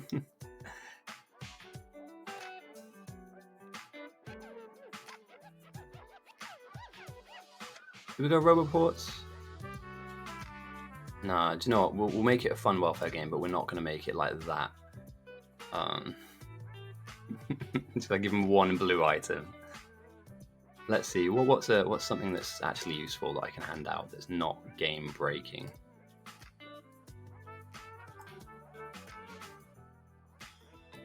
Nah, because they'll use it as a blocker, won't they? Cogs.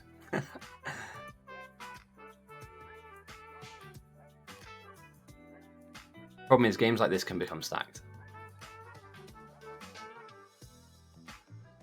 All right.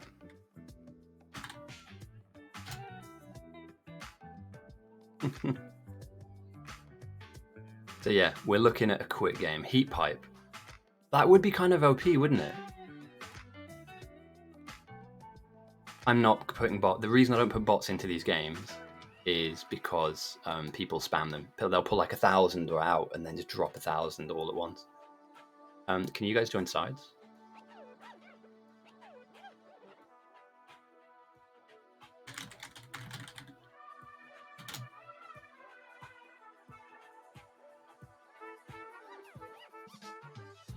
Or is it set as captains? Okay.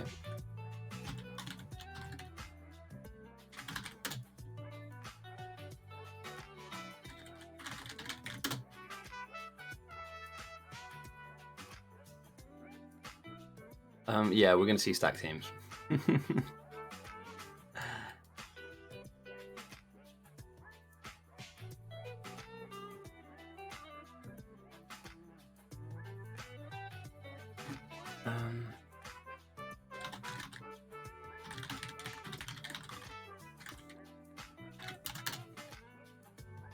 It's hard though, because you want to set something up for everybody, but everybody's got a different opinion. This map is fine in my mind. There's a lot of trees.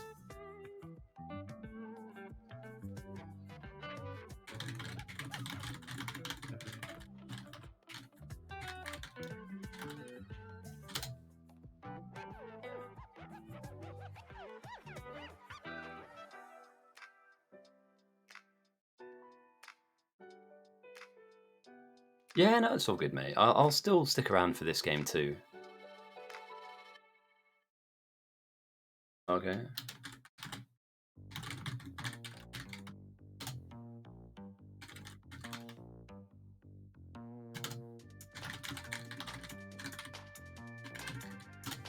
Okay, we might actually have a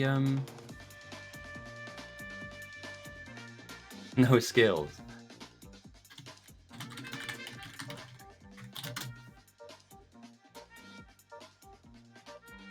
Terrible.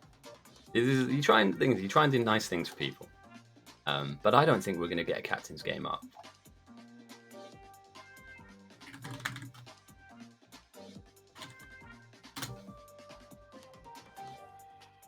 And everyone's going to drop. Oh, terrible.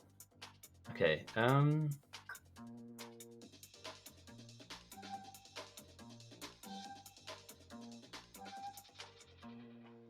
let's close Discord down. Oh, the lag is unreal.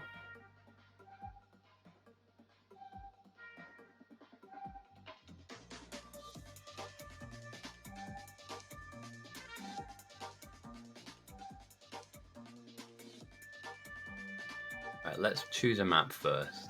Alright. Let's choose a map first. Wait for the server lag to drop out.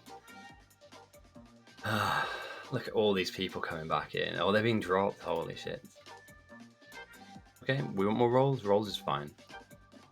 We have a lot of players in. You know, we could end up with 15 on 15, 20 on 20. So, you know, I'm more than happy to do this again. I will need to go off and make food at some point. So the stream will be like a little bit longer than normal, but people are happy with the map. Yeah, this is nice. Uranium's close. Iron ore's close. Stone's close. Coal's close. I'd be happy with this. Alright, let's go down here. Let's apply, confirm this. But unless we get 2 captains, we cannot play the game. You know, I could pick teams, but then people would complain if they lose. So it's better that you pick your own teams and then you can blame each other. Terrible. But yeah, look, this is what we had last time. Nobody wants to captain, which is weird because it's super duper easy. I've done it 8, 9 times now, and I've won every time I've captained. Neuro steps up to the plate.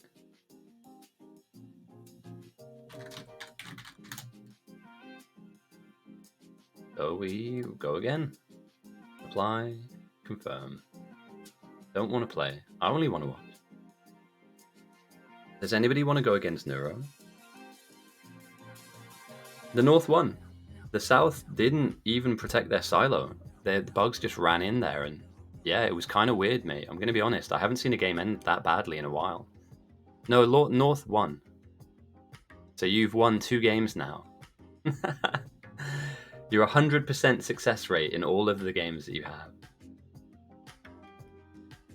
Redo with Soldier. So yeah, we are going to go for a game 2. Why not? That one wasn't very long. But we need to pick captains, and at the moment, nobody's setting up.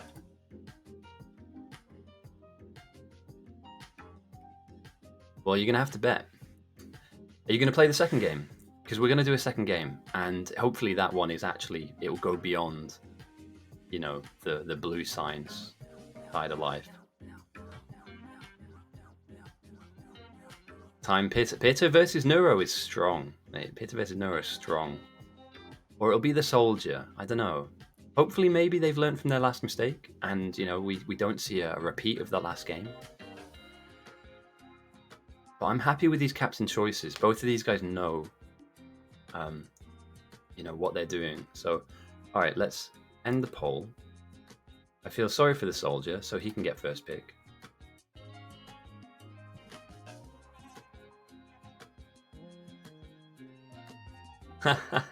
That's called stacking, Christy.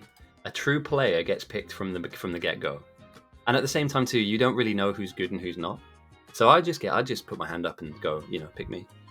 But you did help your team a lot. So yeah, we're in the pick phase. Whilst we're here, I will go through. No, you don't. I don't put you anywhere, mate. You will either be chosen by this guy, or you'll be chosen by this guy. So again, it's not me. I'm just the referee.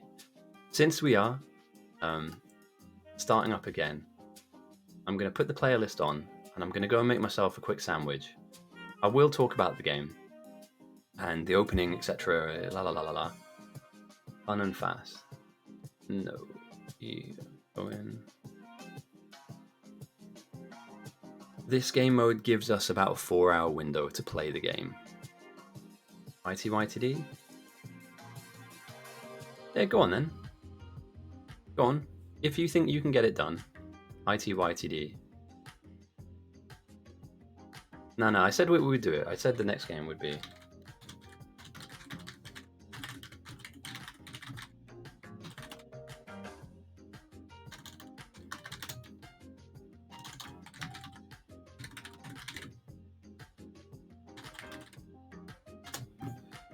But yeah, I thought next week's game was going to be the ITYTD game, but it looks like it's this one. So yeah, let's take a look at the player list. I'm going to nip off and make a bit of food. I'm quite hungry at the moment, and this will take a couple minutes. For any of you guys watching, I hope you're having a good weekend. Thank you for joining again. Feel free to take this time to just take a bit of a personal break, have a stretch, get some water on. And yeah, we'll see the team slowly build back up again. We've had 2 games today. If you missed the first one, at the 1 hour and 30... No, I'm not stopping the stream. I'm just going to go AFK and make a sandwich. The first game, South lost by not defending, and at 1 hour and 30, their silo was attacked and killed. So, I hate these team names. The South have named themselves North, and the North have named themselves South. I will be calling them the Blue and the Red team. And on that bombshell, as we see the player base slowly but surely build, I'm making a sandwich. I'll be back very soon.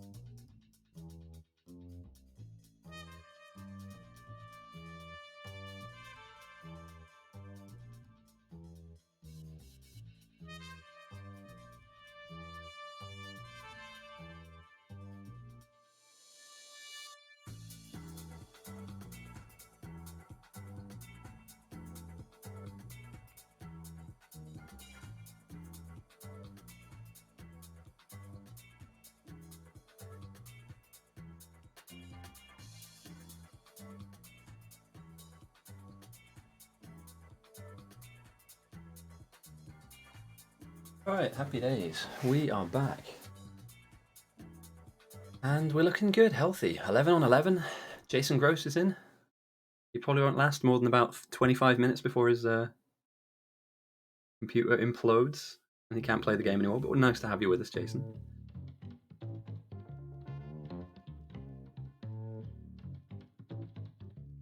Okay. Take a quick look on Discord, make sure nobody needs anything from me.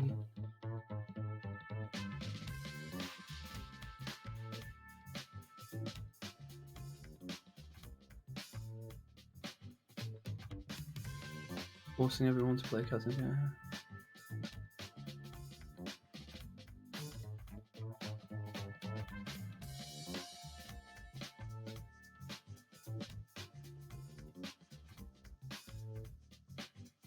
Besides, what do you mean?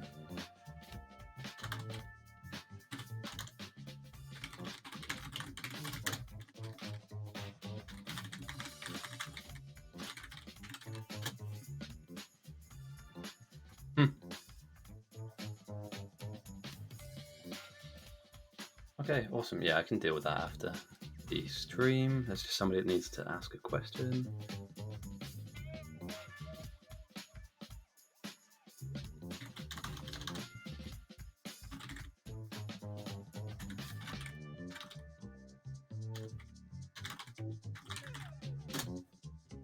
Okay, so 13 on 13, with a lot more people to go. And obviously we'll have some late joiners too. To move myself out into the spectator, that's portion. And again, yeah, I really like this. You know, you've got a huge lake that splits down the middle of your base. So you can build. You know, your walls around this. Down the line, you can fill this lake in. You know, the bugs will split down this kind of central piece of water. So, you know, I would, if I lost last game, and I didn't because I just watched, I would be looking straight away at where my biggest stone patch is and how the hell I can convert that into walls as fast as possible. I'd do nothing else. Literally absolutely nothing else. Late joiners. You crashed your Factorio. You can boot it back up, mate. We do late joining anyway, so even if you join in 10 minutes, you'll be able to be picked onto a team. Don't worry about it. You'll be back. Cog and Cappy.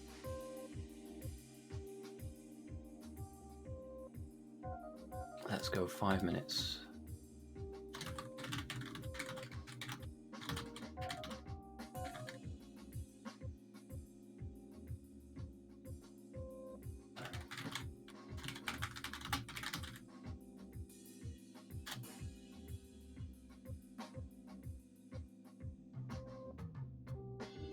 Cool, okay.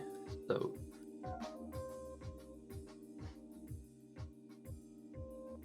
they want fast and fun.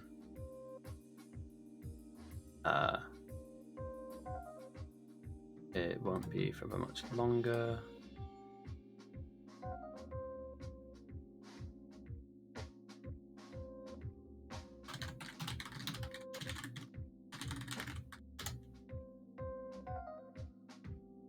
Okay, we'll let the people choose. You know, we've been taking away choice for a while now, making it how we want it. But we might end up with ITYTD, we might end up with fast and fun. I don't mind either.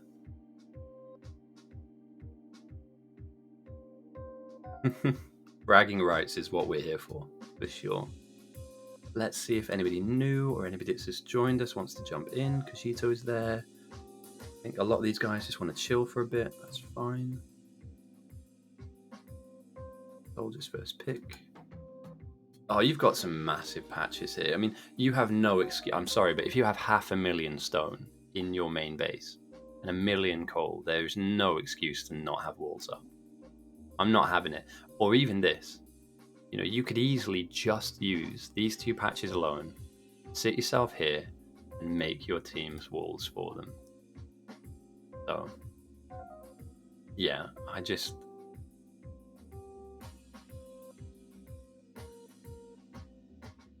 Yeah, I don't know. I'm not going to say too much, but you shouldn't die that game that just happened, you shouldn't die like that. In my mind, in my experience, and with the level of skill that you had on your team, there's no way that that was meant to happen. And it looks like we're on for an ITYTD game. Still voting. Oh dear. So I've hosted a lot of piece of cake games. ITYTD are very different. Very, very different. We're not going to see a lot of spam, and we will see a lot of threat farming, I believe. My food will be here. You have 5 minutes? Well, now you have 2 minutes, actually, to plan, and then we'll be starting the game up, so...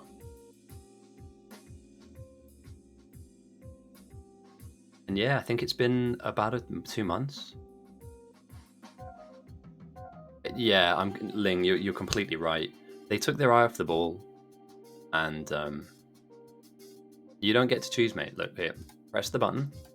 So press the I'd like to play, and then if there's lots of you, then you will be selected from a list of either north or south. But I think you will probably end up north, because Whisper will probably be picked for south, as he's the stronger out of you and him. If you had to choose one, then you'll end up on north.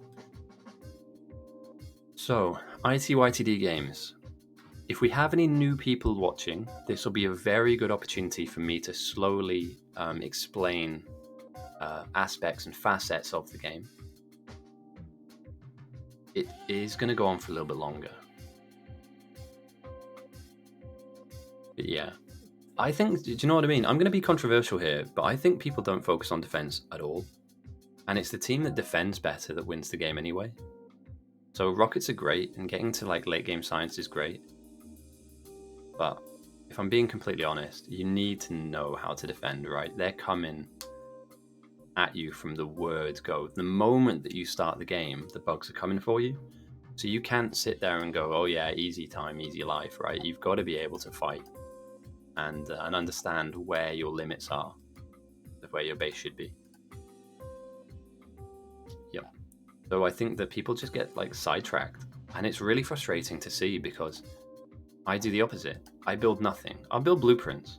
I'll help build main and get up to red signs and green signs, etc. But the moment I can kind of cut myself free from main, I'm deep inside bug territory, making sure that we have negative threat.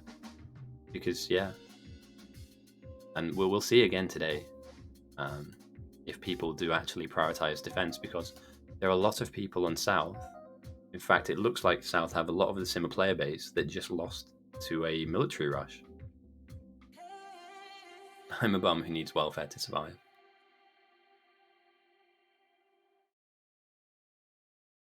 So yeah, long story short, hopefully this one will be a better one.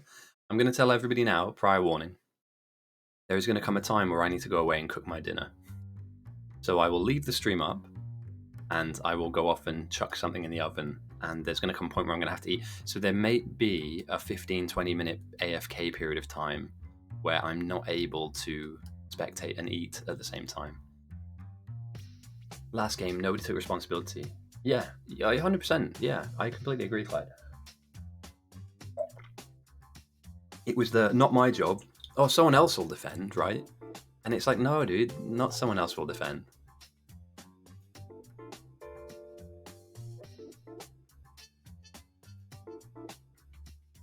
If anything, it's, you've got to think about saving your own self first. And like I say at the beginning of every game, the silo is why we're here. You should not lose your silo. If your silo goes down first, you lose the game.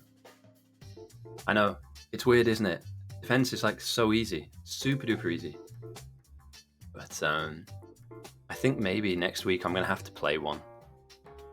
But it's not a fun stream to watch, though. I don't think you guys would enjoy watching me threat farm and defend. But I can kind of show you what it's like to do it properly. So you bounce between threat farming, driving the number into the negative, and then building the walls yourself, and then bouncing back into threat farming, and that's the yo-yo that you do at the very beginning. We do see a large... Oh, Zer's in the game. Very nice. With Eagle, Cappy, Walross is in. And obviously this is Pitta. We've already established this is Pitta. Having an outpost.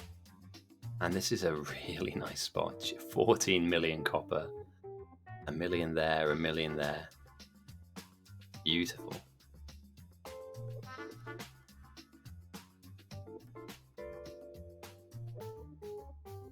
I think people take for granted the impact that a good defensive player can have. And also, like, if I'm defending, let me start a prediction up as well. Who wins?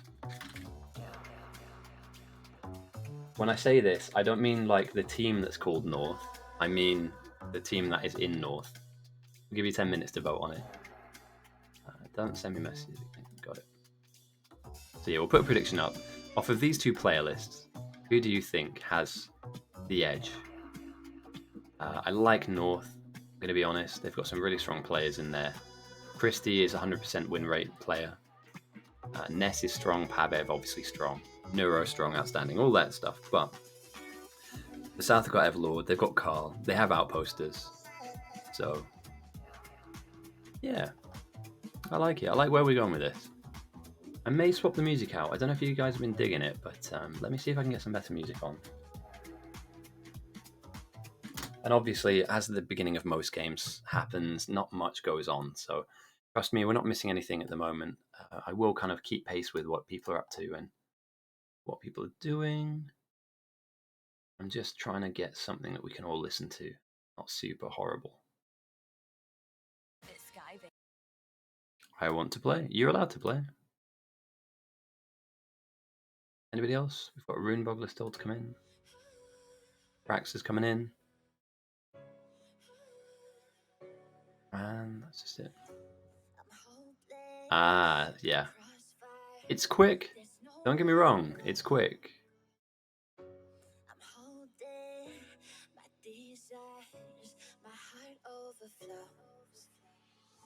But at the same time, you've got to get yourself set. These guys are coming.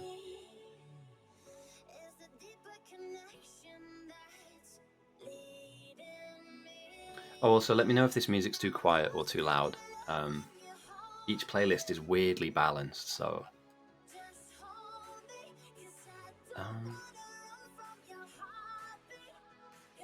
Anyway, let's get rid of this for now. It's fine, awesome. We're not shouting anymore, so calm down, Christy. Caps Lock game is over. We're back to normal playing now.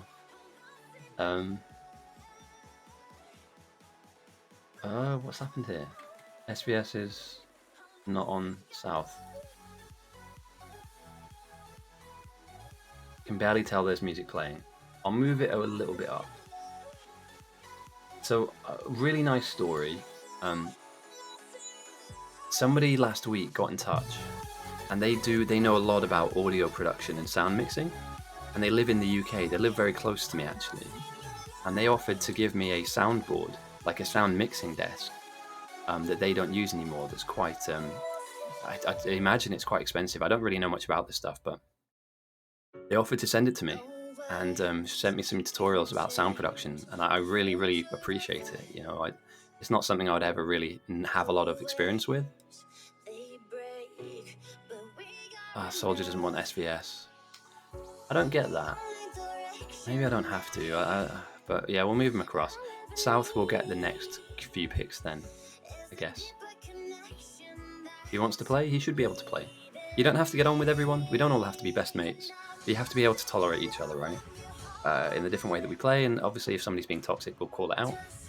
But yeah, you're going to have disagreements at times with players, and that's fine. That's life. It's normal. Okay. Christy, doing a good job filling out the blueprints. Don't worry, it does take a long time at the beginning to handcraft stuff, so I feel your pain. Later on, there will be lots of stuff to grab out of boxes, but this is the initial annoying bit of the beginning of the run, sticking down all of this stuff. But yeah, the really important stuff here are your yellow inserters and your belts. Things like the furnaces, everybody else will kind of work on them.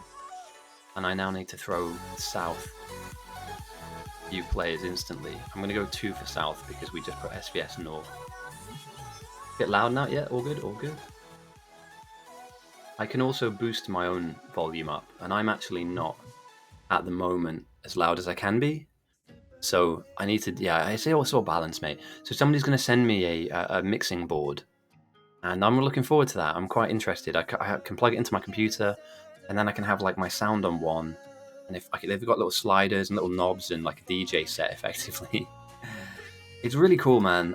They have asked to not be named, and I respect that. Like I'm not a charity, but at the same time, I guess people don't want to, yeah, for whatever reason, don't want to be named. But that'll be arriving next week sometime, and yeah, it's cool. You know, I just have a mic. That's the only bit of kit that I have that's expensive is my microphone, and even then, it's not even like an expensive mic. So we're getting there. We're building, and we're getting better every week. So 2024, we're going to absolutely smash it, and we're going to have a more professional setup than we had before. So, right, 19 on South, 21 on North, and Carl, being the absolute legend that he is, the game did reset.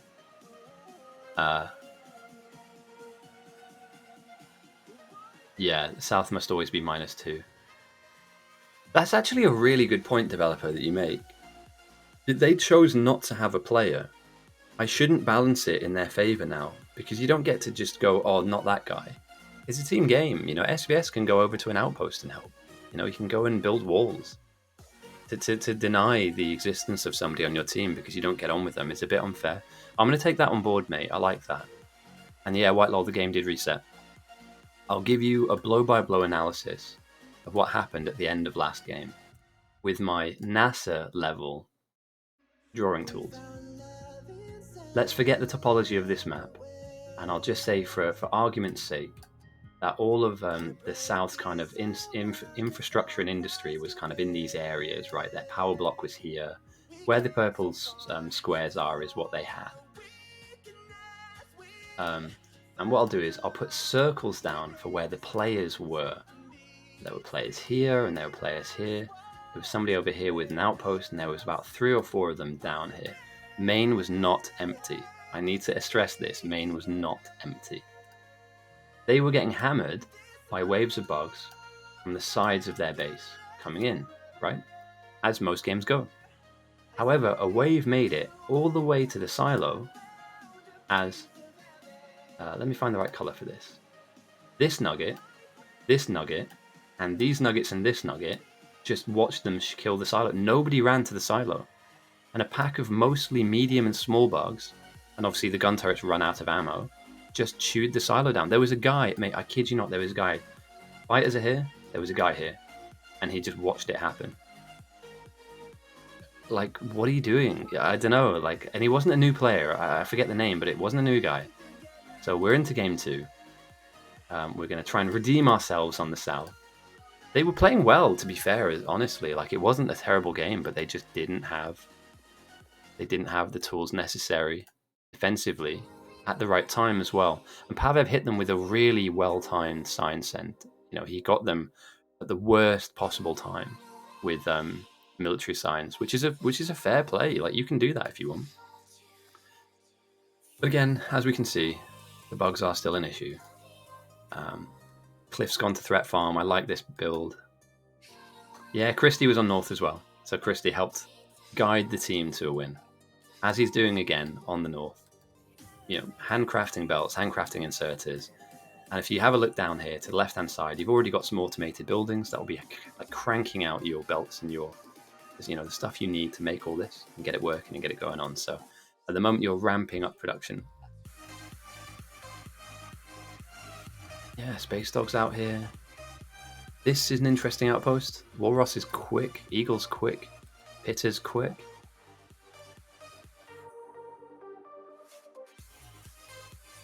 We've got Claw out here and Carl with some kind of master plan. Grandlich as well, master plan out here. Krax is coming over on me. I can imagine that's probably to make use of this. Mentoring new players. There are 5 horsemen of the Bite to Battles Apocalypse. Alright, Jean-Paul is completely brand new. So I need to be careful about where this guy goes and what he does, because this could be a troll.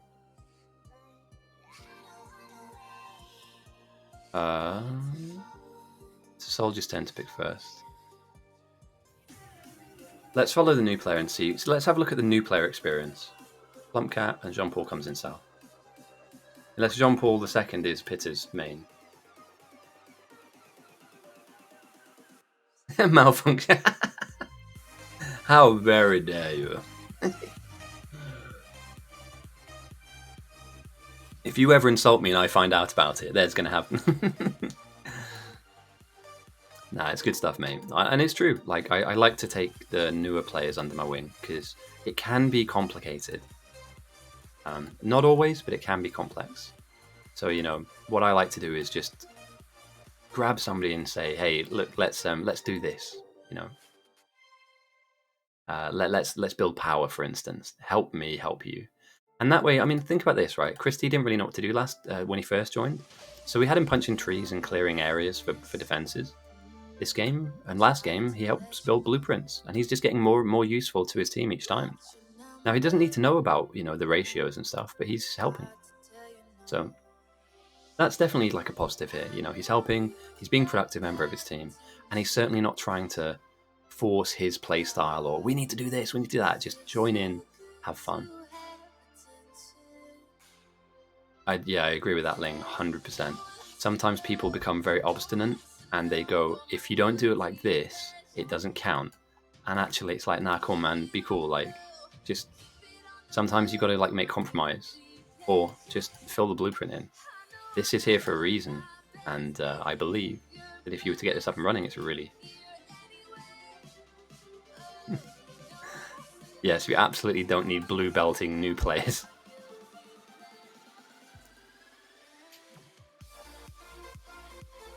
I like the leave my team command. I'm glad they put it in there.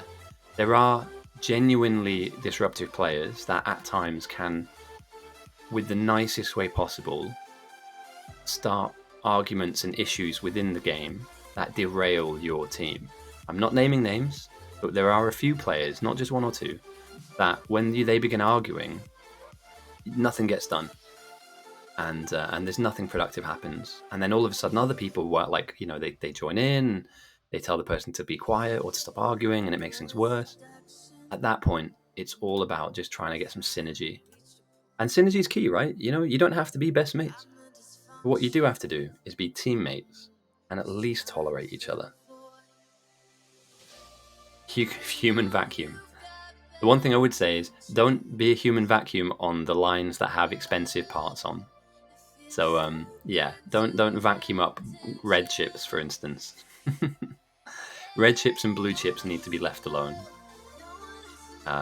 That's one thing that a lot of new players do get wrong, is that they grab items that they don't really need to have, and also items that, you know, other players need for other builds and stuff. But yeah, you know what's going on, mate. You know what's happening.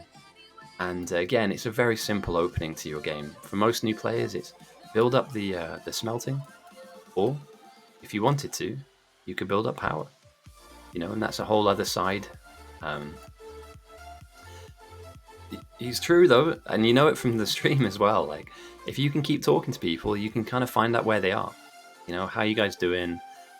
There's a game that I won just before Christmas, and you'll notice that I jump into my team's Discord every now and again. So we had like an outposted Discord, we had a main player Discord, and we had a threat farmer Discord. And I would bounce between the three and just keep touching base. What do you need from me? How are you getting on? How far do you think we are from, you know, the next research or the next science? Also things like, I need defenders. So can we put the defenders in the queue? And is there a good time for that? You know, like, do we squeeze it in between, you know, military 2 and heavy armor and, you know, stuff like that. And also, you get a good read of what the dynamic's like. So if people are already falling out, you get a good read of that, and you can try and help patch up rocky relationships that may occur. But we're all here to have fun, and that's the key here. We're not here to like fall out with each other, and you know, rivalry is fine. By the way, there's nothing wrong with having a rival. You know, very much like how Whisper thinks that he's equal to me in skill level. He's absolutely not. But if that rivalry helps him get better at learning the game and going from an intermediate player to a good player, then it's worth him seeing me as an equal or as a peer, even though in reality it's absolutely different. But I like this already. We've got some definite threat farmers, maybe even 3 threat farmers in total. Runeboggler out here, very close to all this uranium ore. So maybe we've got a uranium build? And let's take a look at the South's research. I don't know if I want to click that or not.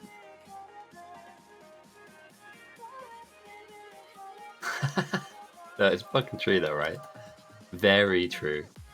As we see that electronics, fast inserters, gun turrets, and stone walls. So yeah, just a really standard start from both teams. Let me see if anybody new needs to hop in. And for anybody that's joining us, this is game number 2. The first game ended very unexpectedly. It was obvious that the South were having problems, but they just didn't patch enough of the holes they had in their base. And so they lost. So we thought, why not? You're in the game, aren't you? Hang on, am I... That player is in the game already. Charlie Street. Okay, yeah, fine. So yeah, first game ended, and now we're on to game number 2. It will go quite far, so buckle up. We're in for a long ride. At one point, and I've said this to at the very beginning, but there will be a point where I need to go away and make some food for myself. So I may be AFK for a good 15-20 minutes doing that. I apologize, but I kind of feel bad sometimes for taking breaks. But these streams sometimes are like 10 hours long. I love to do it. I enjoy doing it. And if I didn't, I wouldn't. But I need to find a good natural way of getting in those breaks where I'm not just leaving you to look at a screen that's like this. Because there's no way this is an enjoyable thing to look at, right? It might just be me, but I kind of like jumping around and...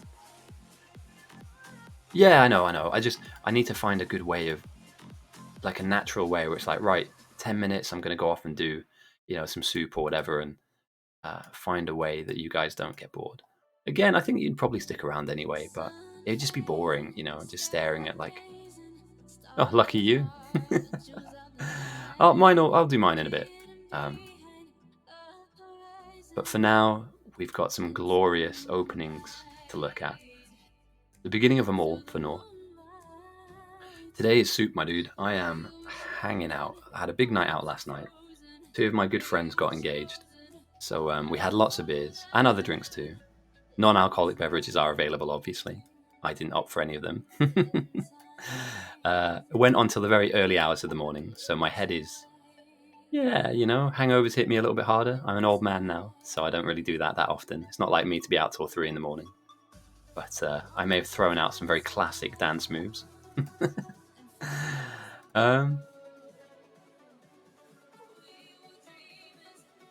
Christy the vac. So you've gone from Timberman to vacuum cleaner. Every week there's a new role. The good thing is that you're learning the game. Learning the different bits of the game as well. And that's the fun thing. Like the discovery element of the game is the most fun. Before you know it, you'll be outposting, mate. I guarantee you. Give it about like a couple weeks, and you'll be making your own base, doing its own thing, helping your team in its own way. And that's the really, really good fun thing. So, no worries, dude. Hey, it's fine. Even if you're here for a couple minutes, I massively appreciate it. This is growing in a really nice and organic way. I think mostly off the back of the 1v1 tournaments. People kind of get interested in the game mode, and then I pop up again, and we're doing like a team-based game. So it's nice to see the same faces like White Lol and Christy come back. Yeah, you haven't figured out that Maine is one of the worst places to... Yeah, you haven't figured out that being in Maine is one of the hardest and worst places to be. It's like the coal mines, you're in the mines digging out. But it's the right place to be for a new player, I believe. If you're brand new and you don't know how to kind of automate stuff, building power is a really cool thing that you can just see. Anarchy mode, yep. And that is why we have captains, to hopefully steer the anarchy ship in the right direction. But yeah, if I was new, I'd turn around and say, look, join me, come here with me and we'll build all of this. We'll find out our boiler. Where is the boiler in our build? Here we go. We're going to click through our tabs. Boiler, boiler, boiler. Boom, there it is. What do I need? 4 pipes, stone furnace, or 5 rocks and 4 plates. And I just ask them to build like all of the boilers here. Count them, build them. I'll build all the steam turbines, steam engines, sorry, and then we'll build the belts and all. And just slowly but surely to give people little jobs.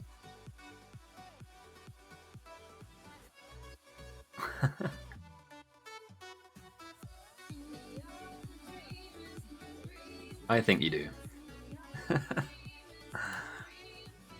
Coincidentally though, some people think threat farming is lazy. Genuine, I had somebody try and argue this case to me once. They said that threat farming was lazy because you don't really have to do anything other than hold down spacebar, and I disagree.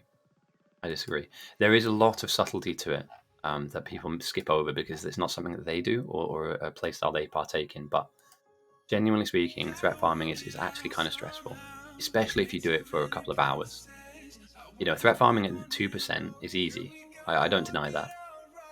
When we start to look at the higher percentages, 50, 60, 70% threat farming, you need to stay alive and continue. Yeah, blueprints, 100%. It's perfect. It's honestly, like if this game didn't have blueprints, we would struggle to keep people around. Purely just because it's a beginner-friendly way of saying, hey mate, let's just color by numbers, right? I need this many belts in this line, I need this many boilers and this many power poles. Do what you can. I'm not expecting you to do all of it, but do some of it. Your little contribution helps us in a big way. So yeah, huge fan of that. I think it's interesting that both teams are building to the east of this massive water body. I wonder if they're going to be using it down the line as a wall itself. Because obviously the bugs are going to be coming in this direction. You could get away. I don't know if it's good or not, but you could get away with drawing a wall like that. But then you kind of cut your iron patch off a little bit. Maybe you wall like here. And then you could put power in this space. And if I'm captain, all these things are what I'm thinking about at the beginning of a game. Like power in the red circle. Hello, Xcrafter. Nice to have you with us. Yeah, I'd put power in this big red block. And I'd wall off in kind of this kind of vein. Have the wall really low to our base. And that way it's easy to get to, it's easy to defend. And you're not having to run miles and miles away to defend yourself. If you have any questions, Xcrafter, alongside me in chat, there are lots of players who know this game very well. So if you have any questions about the game mode or about what's going on, feel free to ask. We do a lot of educational stuff here. My name's Ghosty. I'm the referee of this game, and I'm still the strongest player in the game. Nobody holds a candle to how I play and how much I win. So I would argue that there are players out there that do some things better than me, but I'm probably best placed to answer any questions that you have, because I'm yet to be defeated at this game mode, and not many people. And I'm the most humble as well. Remember, hashtag stay humble. Yeah, be modest, be legendary, be modest, but also be humble, like I am, obviously. But yeah, we have 2 teams of players, 23 on North, 22 on South, and the guys are screaming forward through the early game. We're 41 minutes into this game.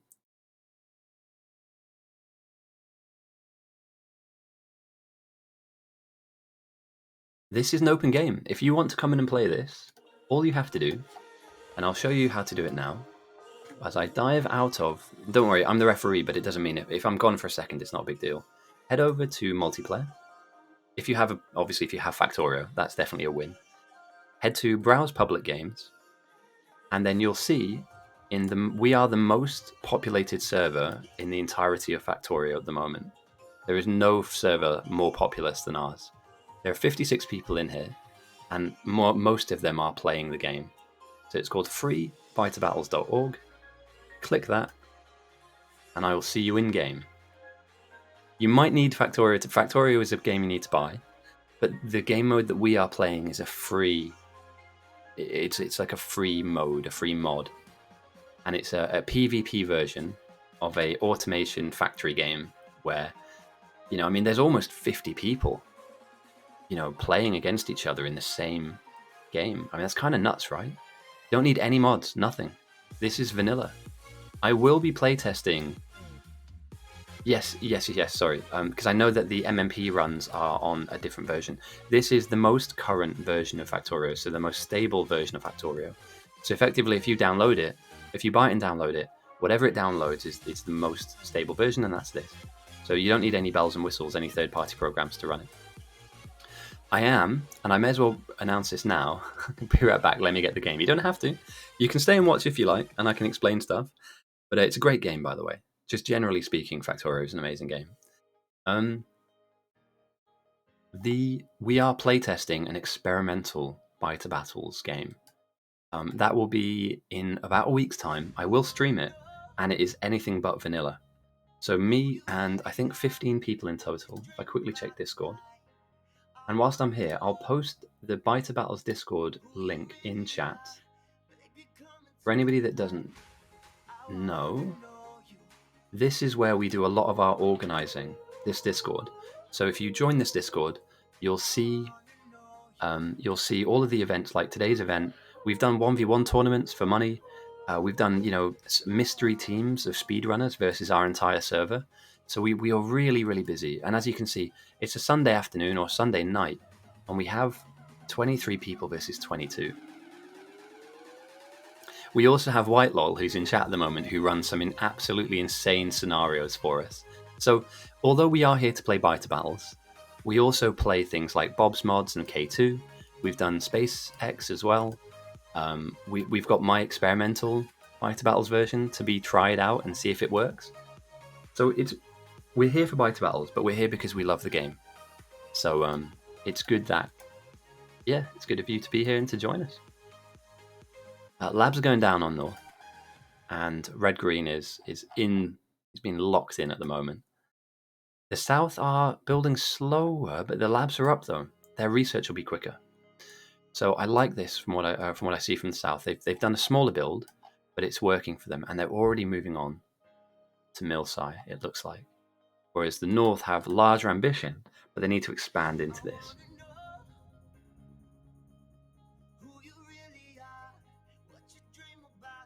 You have a new Steam account. I got you. I don't want any of your DLC. I'll play the DLCs, but it's an absolute nightmare. I know. Sorry, boys. Sorry. I do run the least amount that I'm allowed to run. If you don't mind. Like, I choose to have the least amount of adverts. So I do apologize. Cool, man. All right. I'll see you in game, I guess. I'm on this little island. I'm this little green man here. And we have a few spectators as well. It's worm abuse. Anything with worms, mate, I hate it. It's because they down me so much. Like, whenever I'm doing threat farming here, I just get absolutely obliterated.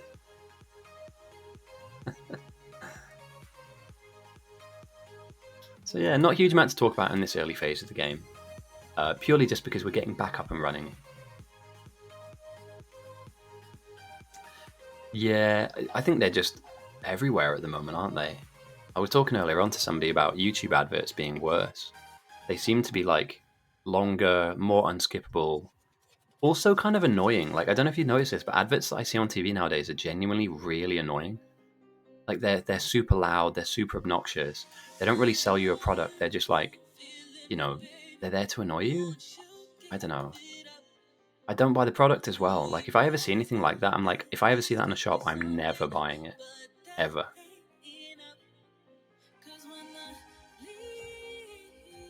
6-minute adverts in the middle of why? Some marketing executive is very happy with themselves. I agree, we wouldn't have the free things. I get it. But there's got to be a better model. Or maybe there isn't, but I'd hope that there's a better model you could work on where I get adverts that are targeted to me, that help me.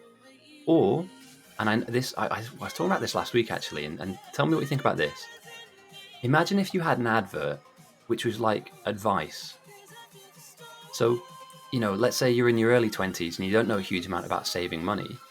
I would watch an advert about this is how you save up. This is how you can have multiple accounts. Like a savings account as well as a that.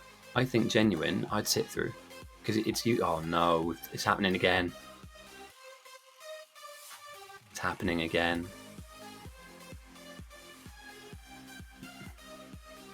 Flashbacks, Vietnam flashbacks. Oh no. Well, okay, they didn't get too far in, and the bugs aren't that strong now. And good luck, Whitelong. What's your plan here? Are you going to build up main? Are you outposting? You clown posting? You can't. You're fucked. Not sure. Yeah. Cool. Good luck, mate. Good luck. Enjoy the game. And don't stream snipe too much.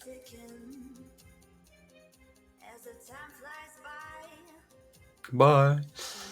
Right, so more smelters going down. Christie's still filling in the blueprints like an absolute hero.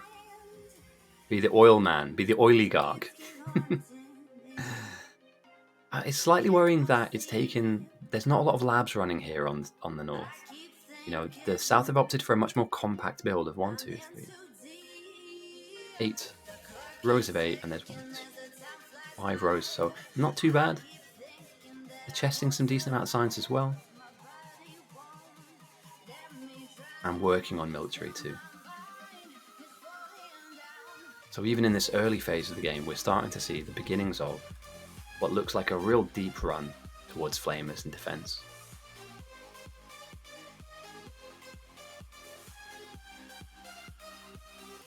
That's a fair point. People splash their money around. I did it when I was young. I kind of spent on stuff I didn't need to. And stuff I don't even have now. It wasn't like an investment. I just wasted money. Whereas, as the older I get, the more I save. And I'm not lucky enough. I haven't yet joined the property ladder. Set me free. What are we setting you free from? Small attacks on the south. Person who wants to be set free is not in the game. Fair enough. Okay, we're moving swiftly on. We're seeing now the very beginnings of this third tier. At a very, very comfortable timing as well. 50 minutes in, and we're seeing military science in most of the labs on south. Now it's going to be missing a few bits and pieces, and it will take a while for it to back up, but that's a really good timing. Now, if they can match that with solid defenses, I like the look of south. Their outposters are varied and widely spread apart. Holy crap. I know, right? We're at 50 already on game 2. All we need now is another 40 minutes and we'll have gone longer than the last game. That's kind of nuts when you think about it. But we have Martin Maxkin and Runebogler out here. Very quick players. Carl Claw Grangley and Whitelaw. Okay, so we have an outpost here that might be going for a rocket. On top of uranium ore as well, so you'd love to see that. Space Dog's out here doing his own thing. Not sure what this will turn into, but I'm sure it'll have some use. And a healthy outpost down here by Walross. Eagle. This is Pitta. I'm 99% sure this is Pitta. I know. It's because it gets dark so early, mate. That's my take on it. It gets dark at like 5 o'clock, so it feels like it's fucking 9 or 10. Krax is out here probably doing a defensive outpost. Main on north is looking healthy with a huge power plant that's being slowly but surely put down. And an outpost that has potential.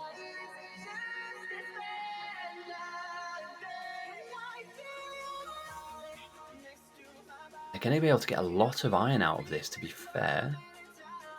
It's kind of like an extra iron patch here. 18 mil. Neura's going for oil. Yeah, I like this. I like this output. And Outstanding is already looking at building up the end game smelting, the end game mixers. So we're looking at this. I know that ITYTD's like games go the distance, but we kind of had a warm-up game. Effectively, it was game 1. So, I mean, are we sprinting to rockets in game 2?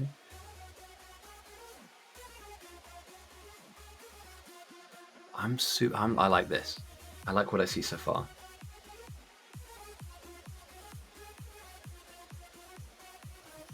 They're very spread out, these guys.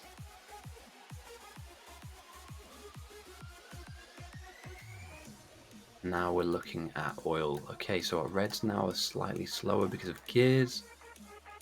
That's just a throughput issue. Literally just a throughput issue.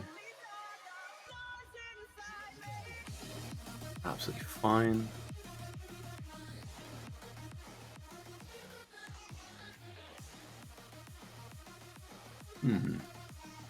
And huge blueprints going down here from Friendly Fire.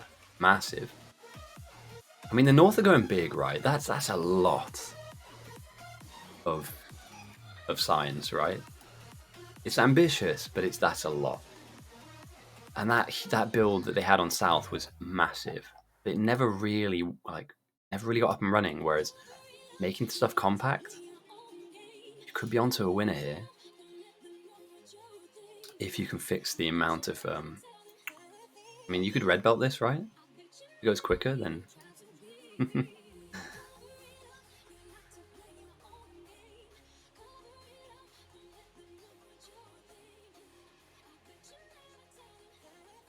Fair point. Yeah. And there are a lot of people here. My question and contention is, how seriously are we melting bricks into walls? Because this, I genuinely believe this kills games off. Yes, you want prior for bricks. Yes, you want lots of these. But Jesus, you need these all game. Build them in the moment you can. The moment you are able to build walls up, do it. You will not regret it. Trust me. If you, by the time you get to the hour mark, that we're closing in on now at 54 minutes, you want to have a box with about 1,000 walls, maybe 2,000 if you can. Send all of these stagnant bricks down here. You need them. You absolutely need them. This thing has built 11 walls. Think about that for a second. You just need so many of them, and you need them at the worst possible moment. Again, we're on ITYTD. I'm not expecting massive attacks, but yeah. Hey King, nice to have you in. Wait, you're in the game, aren't you? Am I wrong?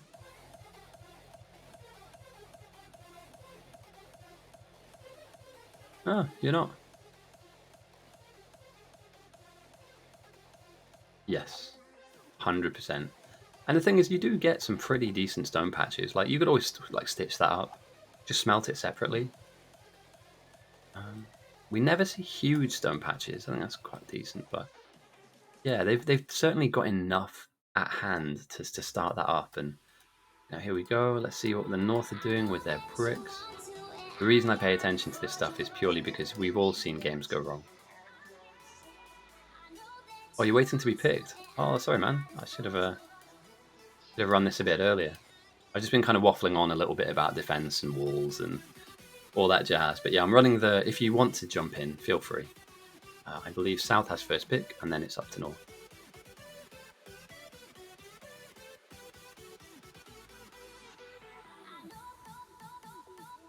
This seems like a bit of a mistake.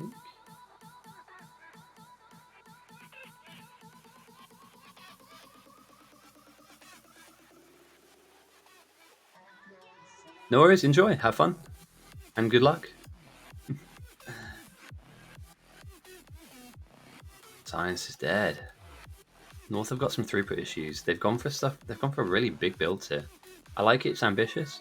At the same time, though, I mean, you do see when it starts to kind of... Are you seeing these alerts as well? Let me just mute a few channels real quick. Sorry, apologies if you're seeing Discord pop-ups here. It's because there's another Discord I'm part of that throwing out some messages. Okay.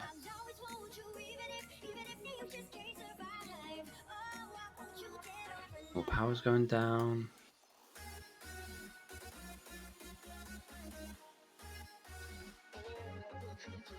I like what I see.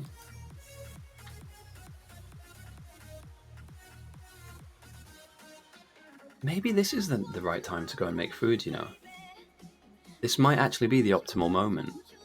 Because we're kind of in a bit of a holding pattern as people slowly but surely build up towards blue signs.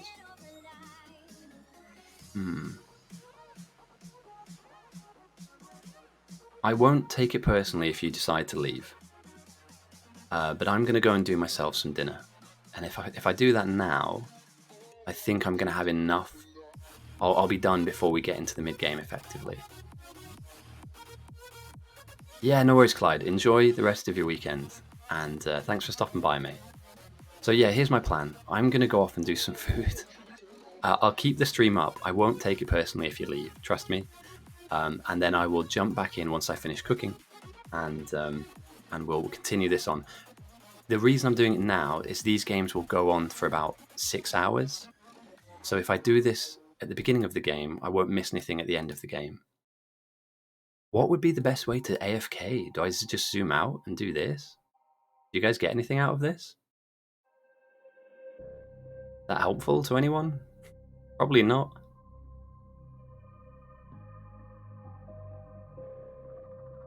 I don't know. Not zoomed. Why didn't I keep it zoomed on main? Like this. So you'll be able to see, you know, kind of things pop up as they go. And I'll let people know in game.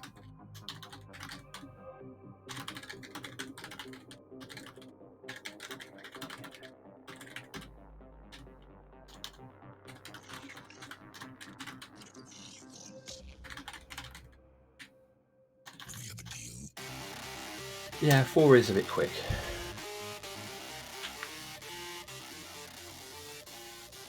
Oh, what I could do, I could zoom in. Oh no, we'll stay out like this. There we go. We'll see main get built up slowly.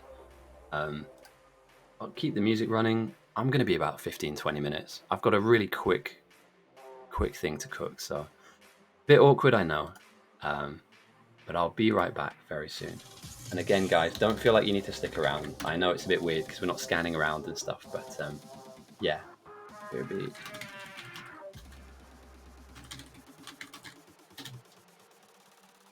And I'll see you back here as soon as I can. If I'm back earlier, you'll see me zooming around, and yeah. If not, thank you for joining me, and I'll catch you down the line.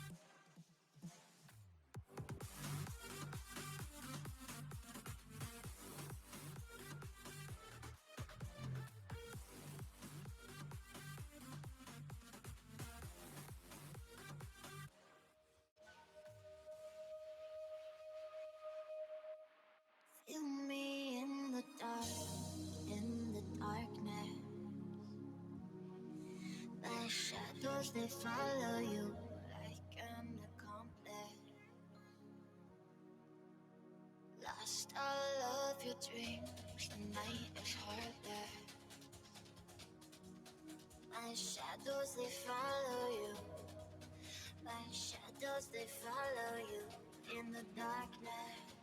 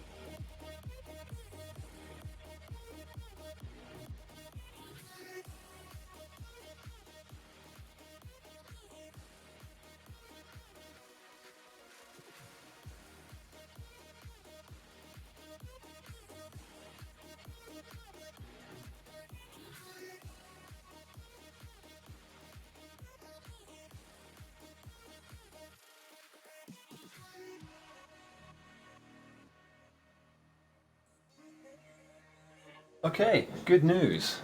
Well, two good things. I am number one, able to come back, which is great because I can keep going with this. And I've set an alarm on my phone where I just have to grab everything out of the oven, which is perfect for me. Actually, really easy peasy dinner. So let's take a look at what's happened. Evo is around about the same. Player numbers are about the same. Let's make sure that late joiners can jump in if anybody has come.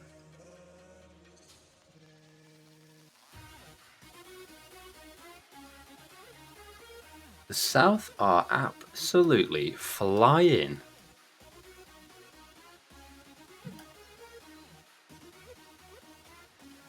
Has the North's enormous research plant let them down somewhat? Because that's a lot of labs, right? You need a lot of science for that much labs, but you know, they're getting a little bit of military in. You know, they are not much, but enough. But South is steamrolling this early game, and we're about to see Blue get turned on. If obviously well fed, but yeah, it's moving and shaking.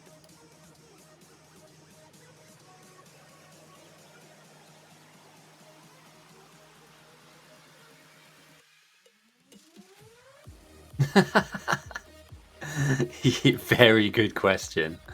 Yes, absolutely. You know, the good news is that things have calmed down a a lot in the last couple of days. So yeah, maybe it was just a, I don't know, I don't even know how to qualify it. Moment of madness, maybe, or a tip off or whatever. But it's been a calm week and a much neededly calm week as well. So thanks for asking. Yeah, it was a drug bust. It was a drug and weapons bust that was mostly about the drugs.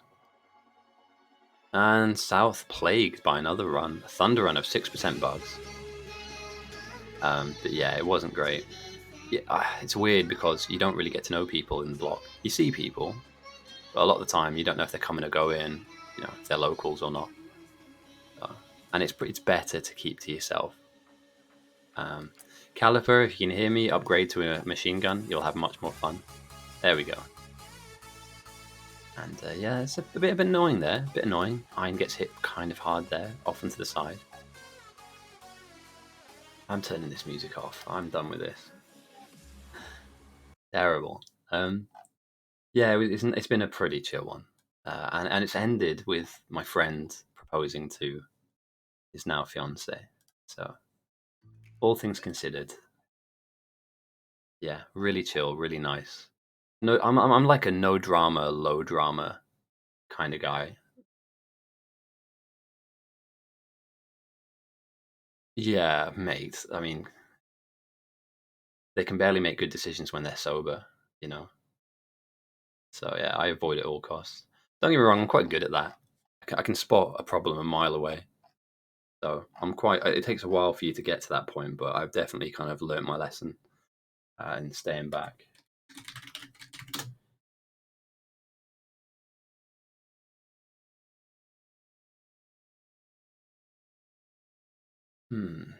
Is this right free?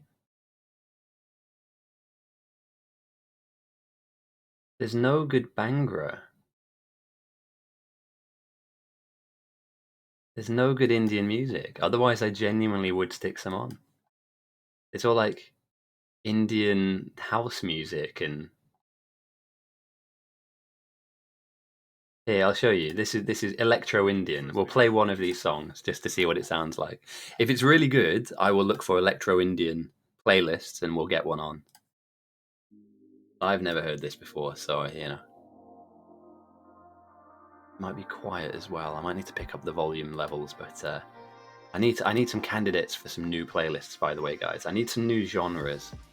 You guys can think of anything that's not. Obviously, we play a bit of EDM, we play a bit of house, drum and bass, obviously. Can you guys hear that?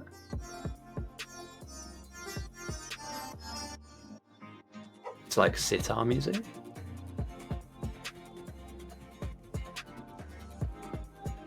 I kind of like it.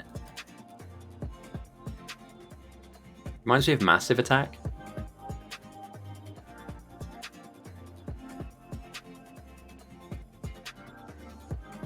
I'll be balancing my audio very soon. I'm actually looking forward to it, picking up a new skill. You know, learning something that I normally wouldn't ever, I'd never really come into contact with.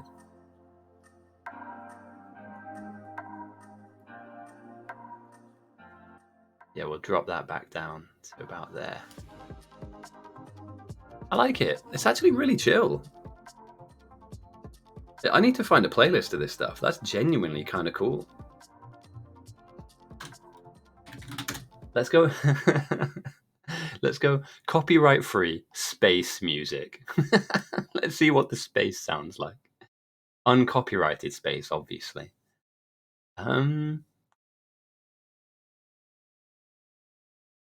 Ambient background, royalty free, space, cinematic space music. Here we go. That's an enormous power plant, Jesus. They're not messing around in that outpost, are they?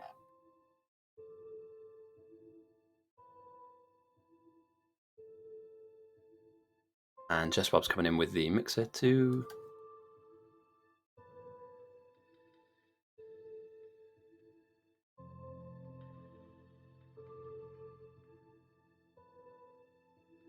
Huge redshift builds going down. We're already boxing up loads of these as well. Maybe that's what I do.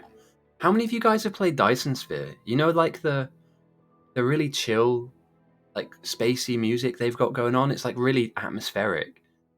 Maybe I'd like sack off playlists that has got like, you know, drum and bass, and I just play like really atmospheric stuff one game and see how we go. I might do that. I actually really like the sound of that. I mean, the worst that can happen. No, I know NCS, mate. I know NCS. The problem with them is they are individual videos, which means when I load them up, there might be an advert at the beginning of each one.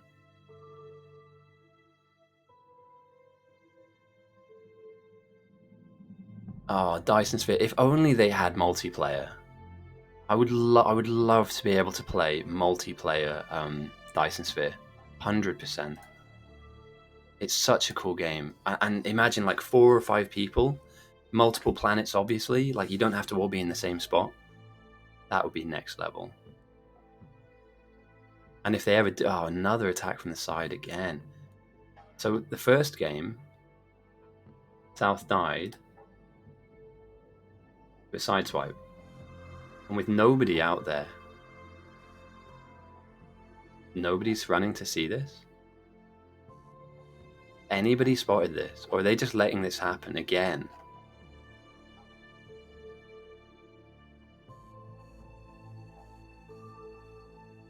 No Man's Sky, I've heard big things. I've played the opening tutorial of it. I really enjoyed it.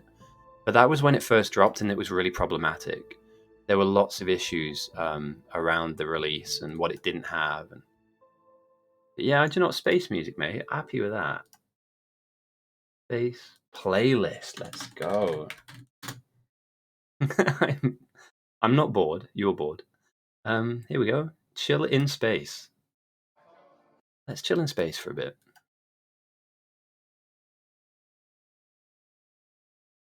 And Blue Science is on the cards. Whisper has absolutely smashed this. I wouldn't be able to tell you.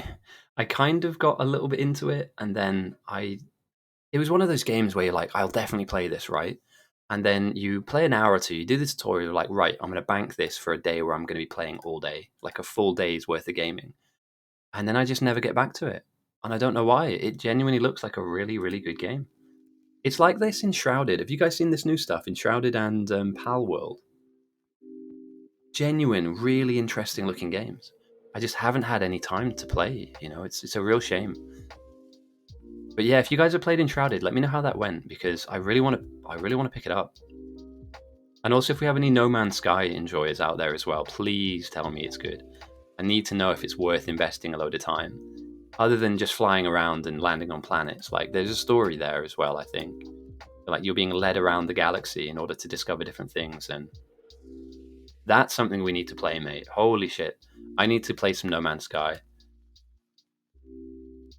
You can, absolutely, you can join as a spectator. The way that you find us, Silba, and I hope I'm getting your name right, is you head to the main. You need Factorio, firstly. If you have a copy of Factorio loaded up, hit multiplayer, then go to browse public games, and we are, if I just search by players alone, we are the most popular server in the entire game of Factorio. Oh, you're already in game? Ah, would you like to join the game? I thought you meant join as a spectator. Yeah, you can join the game, 100%. I'll run the command, and that'll give you an option to join or be picked, basically. We have 2 captains, one on North, one on South, and they will pick the players that are available, so... I'm not free. It's probably the overriding. Well, it's February now. I'm actually more free this month than I was last month. All right, let's see if you can jump in. So if you're out there, Silver. Oh, there you are. There you are. Right. It's South's turn for first pick, which means you'll be automatically moved on to South. But good luck. Have fun. If you have any questions, feel free to ask. But your team, I mean, both teams are playing incredibly well, so I don't think it's going to be a case of, you know, you're joining a losing team. In fact, I think you might be joining the winning team. Not that I did that on purpose, but, you know, you're welcome. What do I like about North? Let's throw some positives out there. The size of North means that it can research a lot faster if they can fill the labs. They're ambitious here as well with the length of this build. It seems like another cut and paste. I mean, this looks like we saw exactly what we saw in the South. You're kind of, I'm not doubting that really. South looks very strong, and equally so. Karl, Claw, Granlich, and there's one more here, I think, or maybe they transitioned over. But there was about a 4-person outpost here that are screaming towards some nuclear building. Whitelaw, Bogler, and Martin Max King out here, probably going somewhere down the route of laser outposting, I'm guessing. And then we have the big one, Walross, Zer, King of Goo, DDFGH, which is definitely Pitter, and Eagle. And yeah, look at this. Already robo flying frames. And we're an hour and 18 minutes in. Frightening. Absolutely frightening. So, yeah, I really like what I'm seeing here. I love the fact, look, even boxing up solid fuel for rocket fuel later. Brilliant move. So, yeah, South have got a lot going for them. North are obviously expanding, and they do have a threat farmer as well. So they have options as long as like nothing gets pushed super hard. And Hobermallow does like to shove.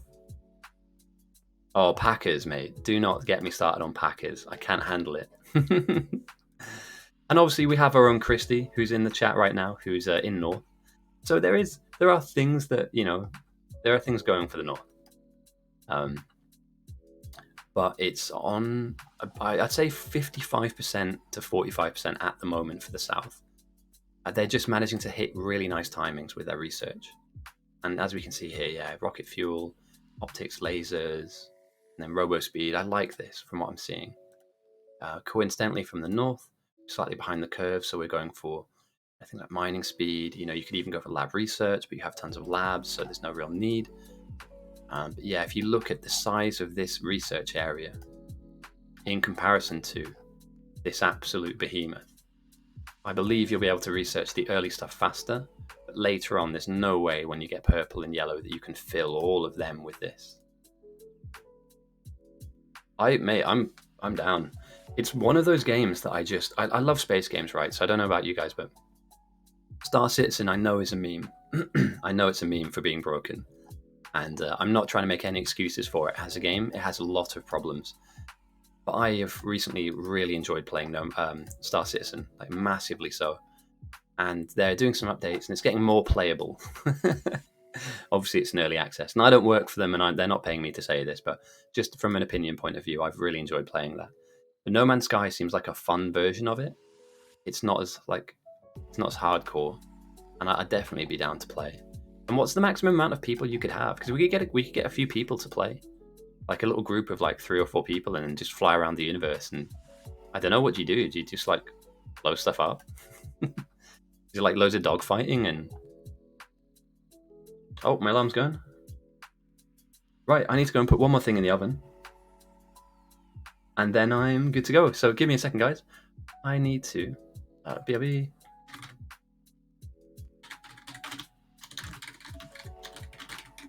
I'll be back with you very soon.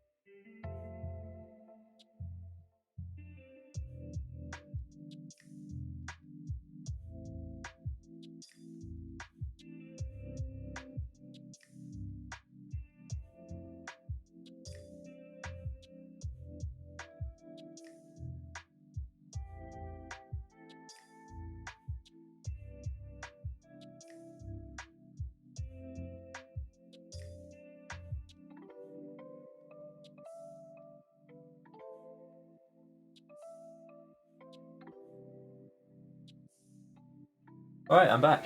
I am back. Soup in the oven. Don't threaten me with a good time.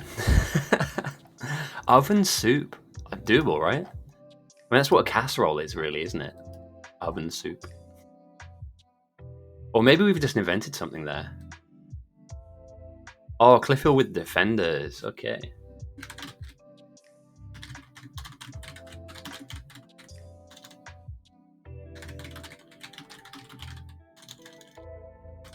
Let's pose a let's pose a question to the player base that will bamboozle them. I mean, what, if oven soup wasn't food, what would it be? Some kind of drug? Hey man, I've got some oven soup. Terrible. Don't do drugs, obviously. Right, finally, South have got some defenses down. We've played 2 games, and only one of them we've seen this happen, so very, very nice.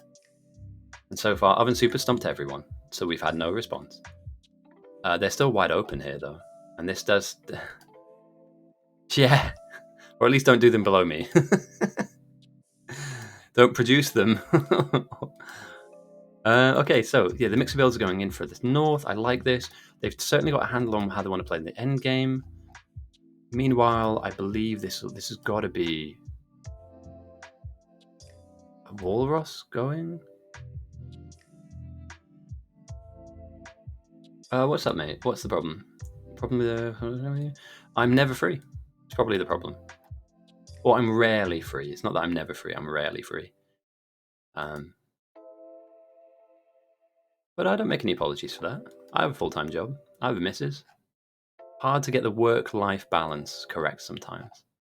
And I wish I had more time to play the games that I want to play. Oh, mate, that sucks. There's other games. There's other games, mate. Void Train. Definitely need to get a run on Void Train. Obviously this, Factorio. There's all the different mods and stuff to play. Yeah, there's loads of stuff, dude. It doesn't have to be one game.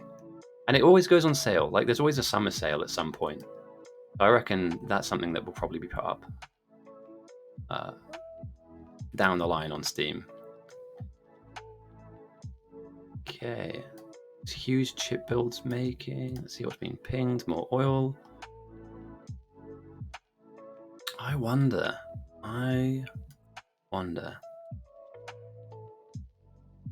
The North have got their eye on these mixers. Now, obviously they're going to wait for bots to turn up before they even start to build these things, but are they that far away from bots?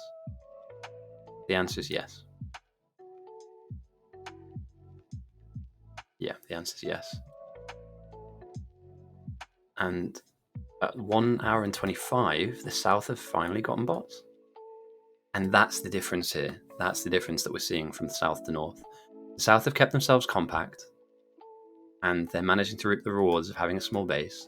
The North are egregiously ambitious with the size of the base that they have, but I don't know whether this pays off or not. I don't know if this... $20. You never know. There could be Steam keys out there, or, you know, there's other sites that you can buy games on and stuff. Obviously, use the legit ones, don't use the shady ones, but, you know, there are ways of getting cheaper games without pirating them, obviously. But I'm sure there's a game out there we can play, mate. There's got to be a game. Epic Games. Probably. But yeah, I love the look of that game, for sure.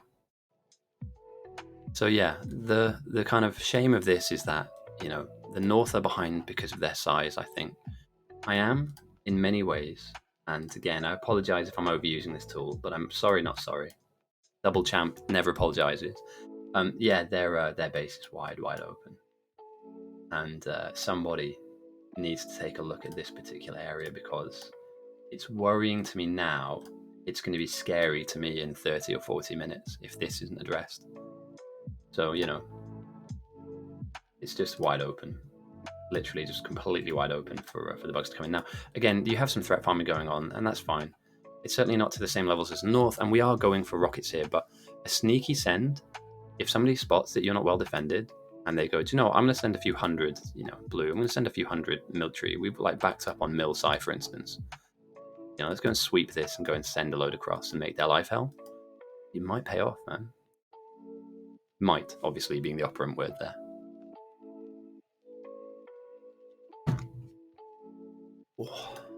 So, how do we feel about this space music? We all have a fire inside us. Oh, not the adverts though. Jesus, we like space music, or is space music not on? It's certainly glacial, isn't it?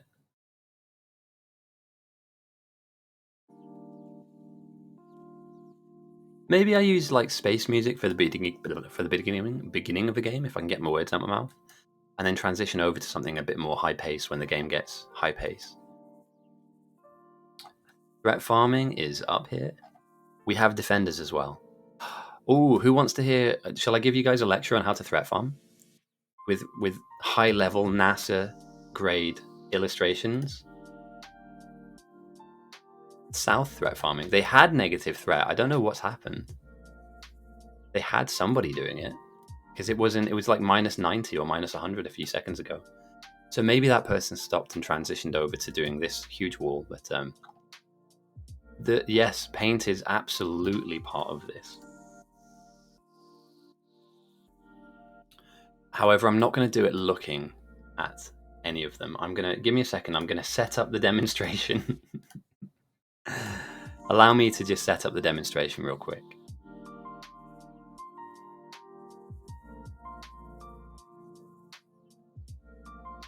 And there's a reason I'm doing this in this corner of the screen as well.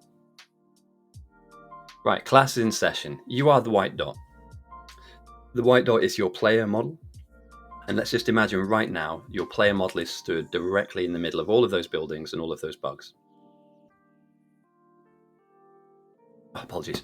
So, you have defenders on you, and you want to kill off as much of the stuff that's around you as possible and get the most efficiency possible out of those defenders that you have. As most of you know, and I'm going to draw directly below this graph as well. Let's say, for instance, that again is your player model in a separate drawing. When you throw a defender out from your model, it has a certain limiting amount of distance it will go. It's like a max throw distance. When you throw your defender into this maximum distance, so let's say, for instance, this red box from your main player, it will then swing back to an equidistant amount, say, and this is obviously not to scale. It will then swing back towards your player model and hit the outer boundary of the distance it can be thrown. Now, why would you want to do this? Well, let's say, for instance, I want to kill everything. I want to kill, let's make sure I don't cloud this and this at the same time and make it as efficient as possible for my bots to hit both of them without going down. What you do is you run towards this whilst throwing your defenders in this direction. Because again, like we saw, as we can see below, the defenders will hit this initial southern area and then fly over your head towards the outermost area to the right-hand side in this northern blue circle. And in doing so, you get maximum efficiency out of your defender uses. Now, you can do that as well, by the way, and I know this might not be making a lot of sense to you guys, but it makes sense to me. You can do that as well by throwing them short. If you need a lot of protection directly on top of you, throw them directly on top of you, because they will hover around your sphere of influence, your actual physical presence. And so they're not going to be leaving you. And what you have effectively there is you have increased DPS in anything around you that you can touch. Why this is important and why this is relevant to threat farming is because sometimes you want to be killing these buildings that are far apart. And so by throwing out the defender at its maximum range, like here, they'll bounce back and kill this as well, making the flight path of your defenders the most efficient possible. When you have areas like this, where you run into a lot of worms, you want to be throwing the defenders directly on top of you. You don't want them leaving your sight. You need them to be DPSing the area that is directly around you and nothing else. And that's what they do. They stand where you are. And obviously, as you run and your momentum takes you, they'll follow you. But you're not allowing them that swing out time where they swing away from your player model and then they swing back on equidistant terms. The last thing you want to be doing is being this little blue circle and having all of your defenders over here because you've just thrown them over here. If that makes any sense. I'm going to get into a game one day and actually talk about this a bit more in detail, but that's kind of like a fool's guide or an opening 101 of how to defend correctly, because those defenders are really fucking expensive. It takes a while for you to get them, and when you have them, making the most of them and being the most efficient with them, it will benefit you enormously. You know, sometimes you can only throw out 5, that's fine, but when you can throw out 10, yes, agree, yeah. And you can confuse the worms on top of that too.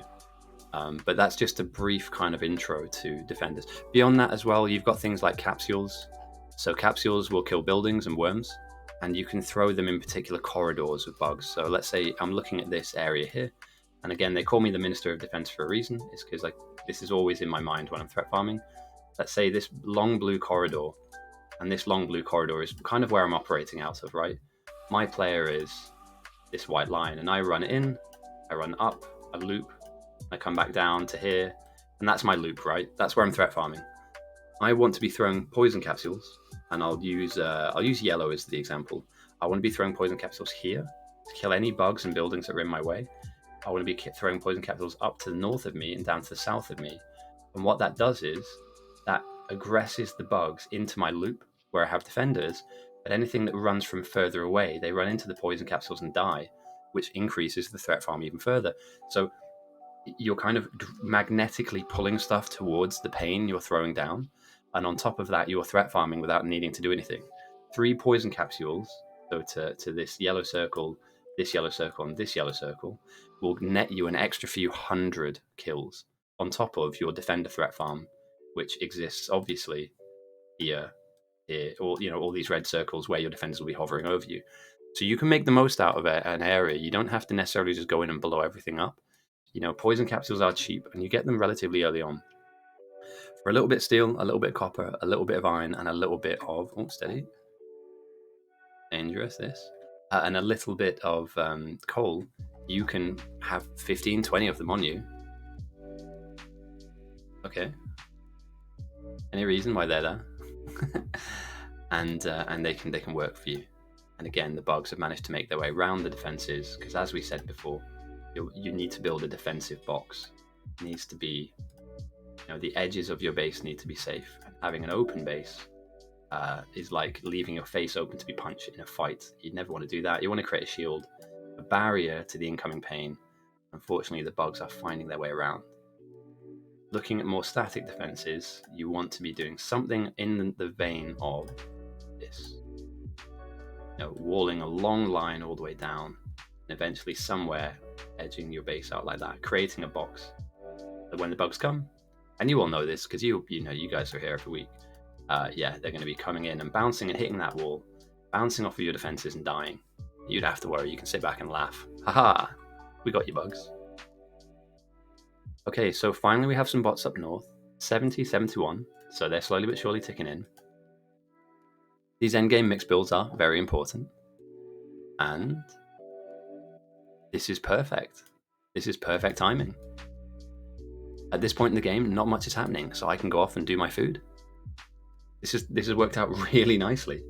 The bots now will be used to build the majority of those mix builds. However, there aren't that many bots. And we talked about last game, like needing turret flowers. This is what we're talking about, little bunkers of turrets that just down any roaming packs of bugs that happen to come across your build. So yeah, I'm going to come back in about 10 minutes. Basically, I just need to pull everything out of the oven and eat it. I'm not going to do that sat here because nobody wants to hear me eating at all. So let me just write on the screen really quickly. I'm just going to write BRB. Again, I'm not going to take it personally if you guys want to leave, but I've got to get something to eat. So B R B. Terrible.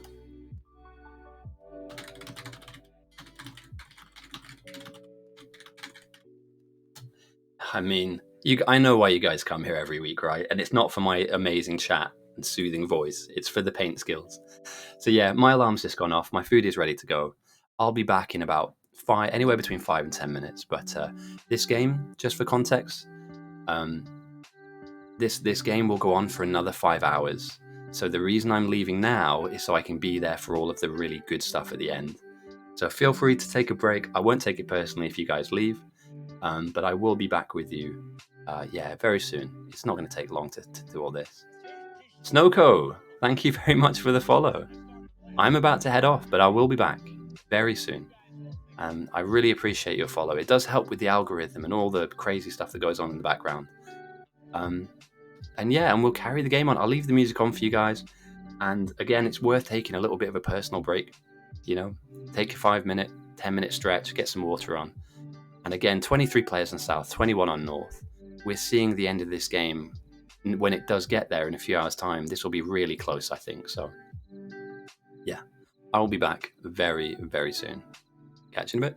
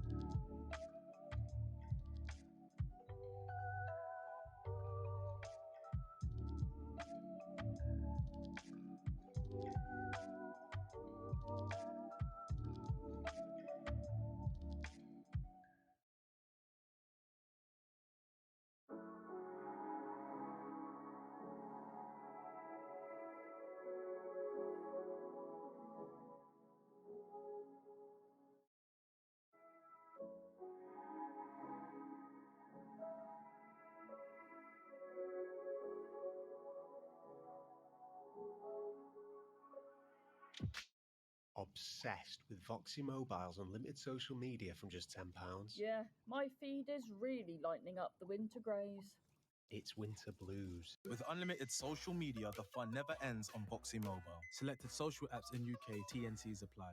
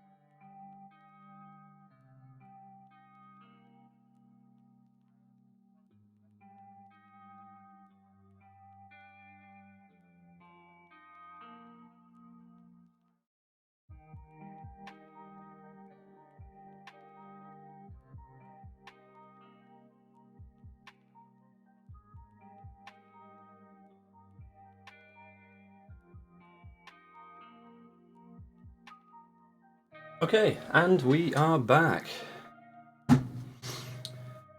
That was really nice. I needed that. I need the energy from that. How are you guys doing? We're dropping the game speed. Do we have any sends? No, we haven't had any sends, have we? Sorry, apologies. I just had one of the best dinners I think I've ever had, and it was literally a little bit of everything. Ah, they're using my poison capsule strat. You love to see it. Oven soup was next level, mate.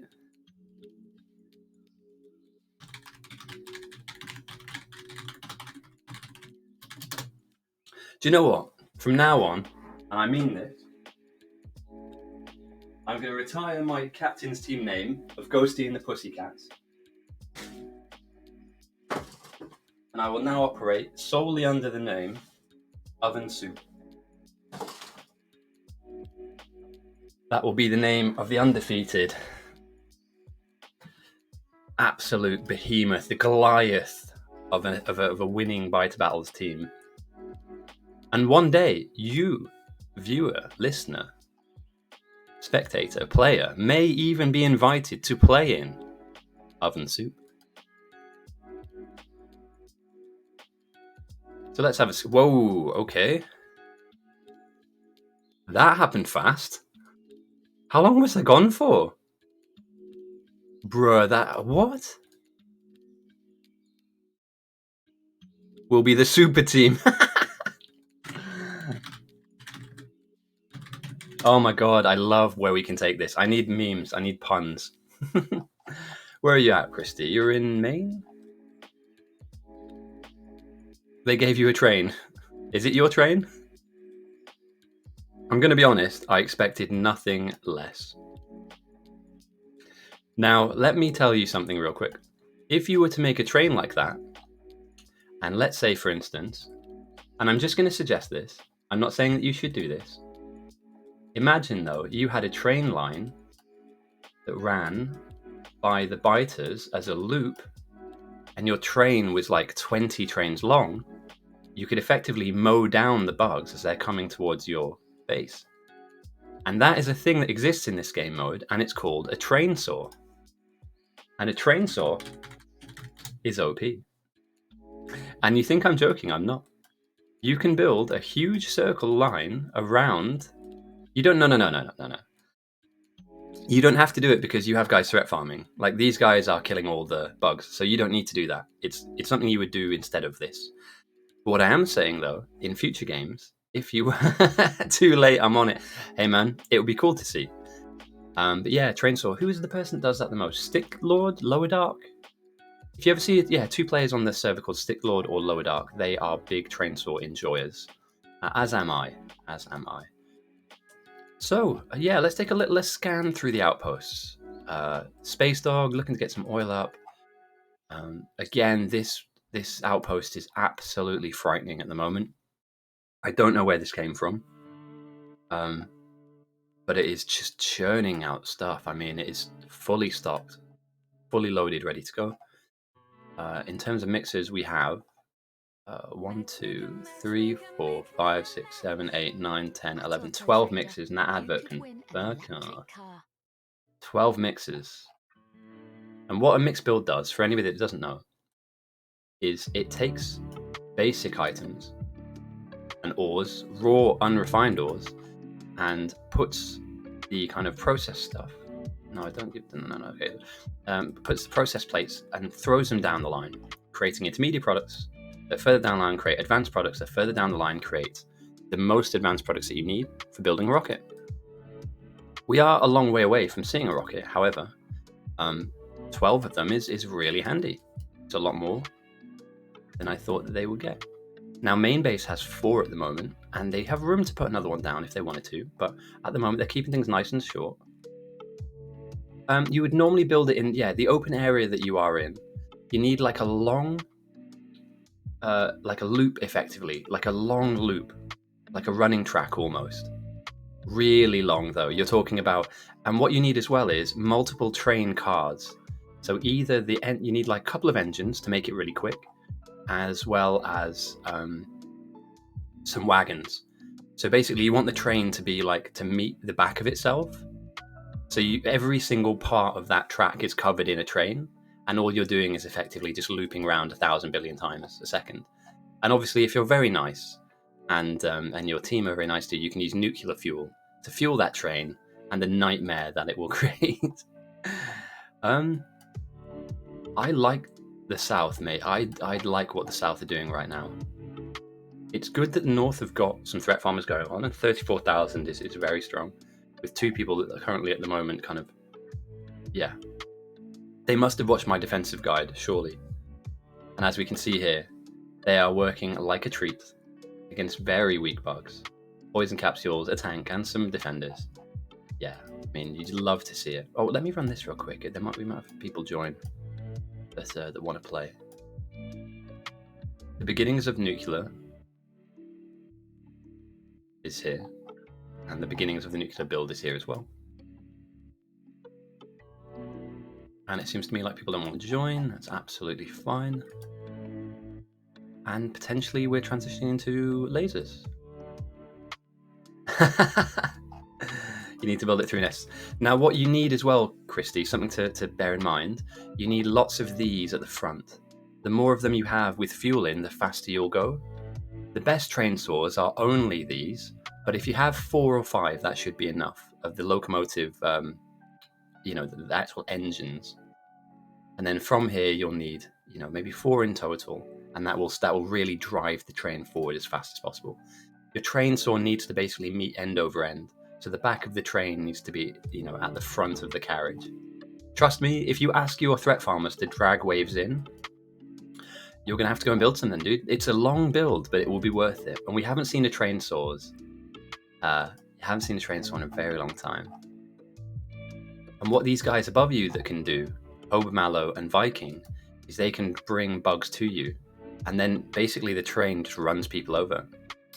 Team McIntyre, happy to have you with us. I hope you're having a good weekend.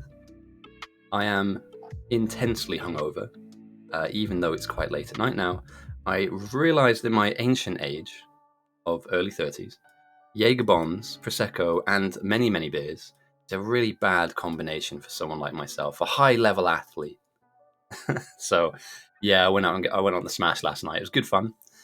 2 of my friends got engaged, and we had a few beers. A few quiet beers, as well as a few noisy ones. And I'm currently showing my friend Christy what a train saw is. Christy isn't being the most productive person in the team, but the North are screaming ahead with a ton of mixed builds. Now, if I had to put my money on it, I believe the South are better defended. Yes, better defended for sure. Better resourced, again, I agree, better resourced. Obviously, this needs to be put down, but when it does, it'll be glorious. The North are not far behind either, but I'm worried about the end game. They have enough tools out here in this North and Eastern outpost to do a good job, but I feel like they're just slightly behind the curve here. And North have these mixes down, have had these mixes down for a very long time. So, yeah, we're seeing an egregious amount. Yeah, it is new, isn't it? I think I saw whose build is this? I know I saw this first years ago. I swear it's like Colden's build. He had one where everything was undergrounded. Literally everything. I mean, it was just a couple of assembly machines and then just blank space. I like it though. It looks kind of cool.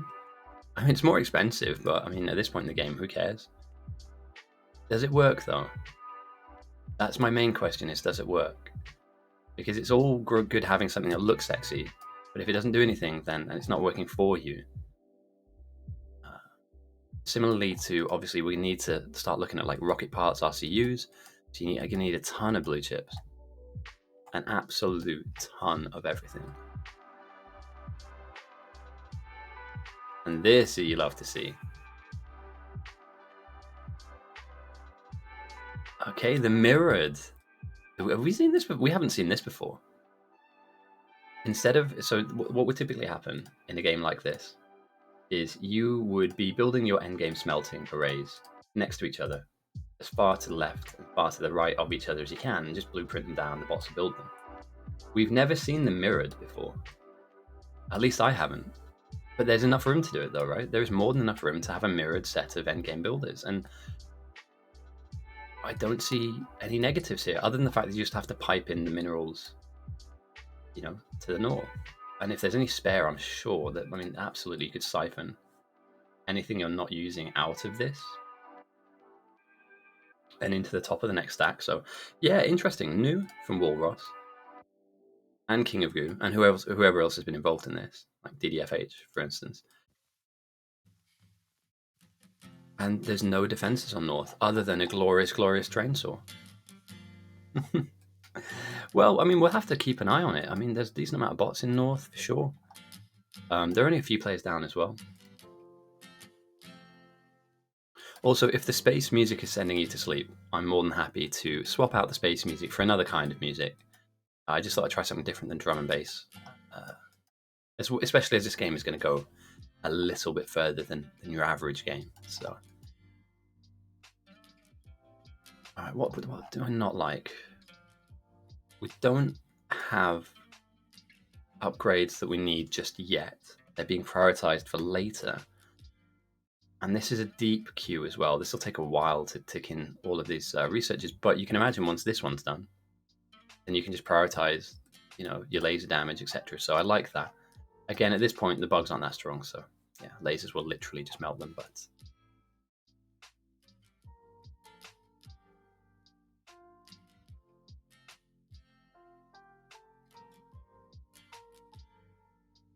it's done. Okay, it's not very long. That's what she said. But I'm proud of you. I'm impressed. Now, you'd want, in an ideal situation, the length of the track to be filled with cars.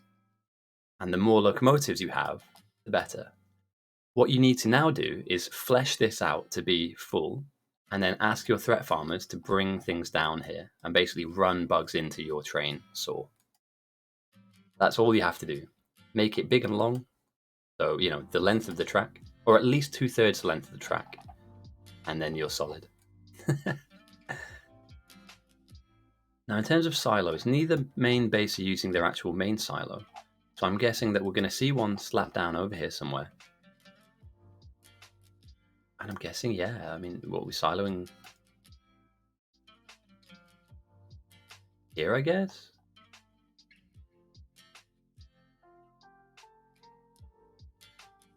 Cog with a throw? Ooh, dangerous. Deconning old walls before the new one's up. I also like to live dangerously. I mean, no, don't do that. They're also somewhat lacking in bots on south.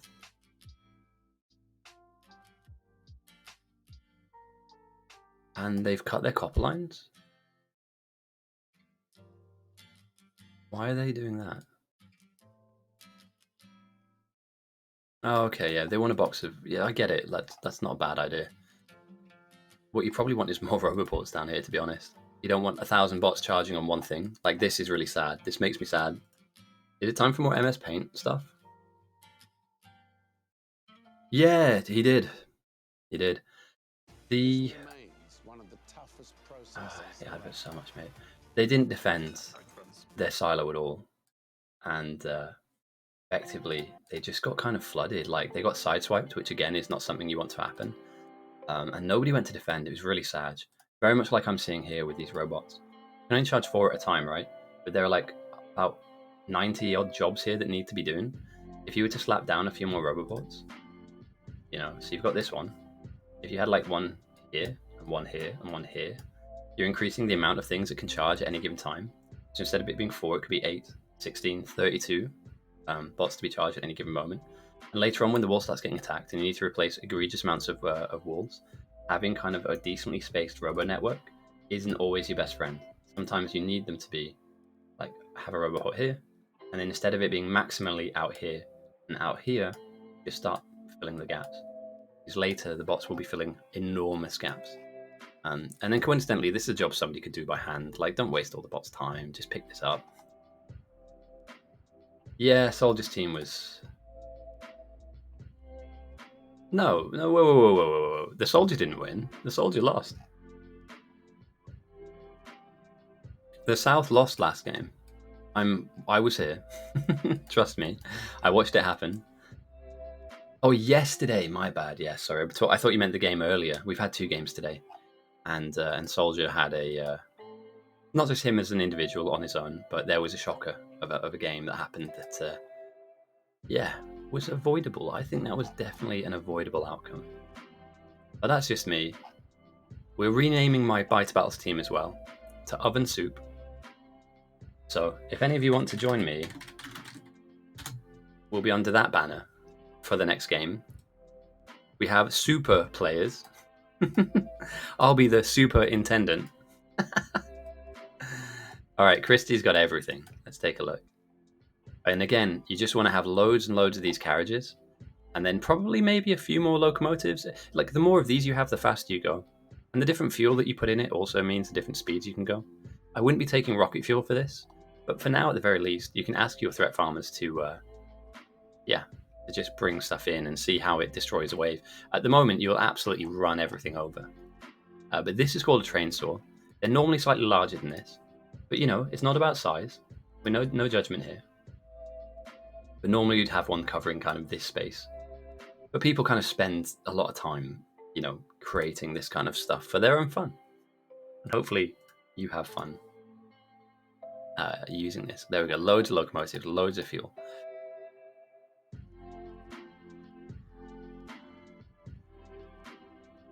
And you know what? I'd keep the wall here. Keep this here. Oh no, Sag.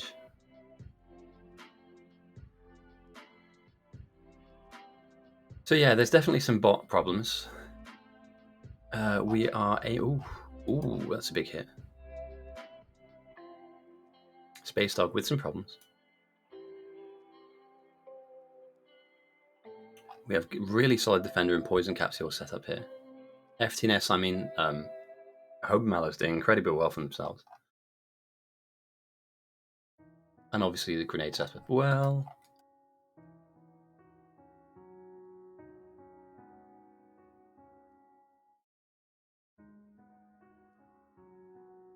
Could do with having a few more bots in main. Definitely. Ideally in an ITYTD game, I mean, 2K, 3K, 4K if you can. And these are pumping stuff out, which is nice. But I guess at this early stage of the game, I know but I mean, are they expecting to defend? They must be, right? If I'm scanning and I'm being honest, like without assuming everything's a free win for me, I'm sat there going, this is pretty monstrous. And like the amount of stuff sat in chests at the moment here, buffering and building up, is pretty scary. So like their distribution of their late game items isn't going to be like slow and steady. They can just dump a ton of blue chips and speed ones for their RCUs, right?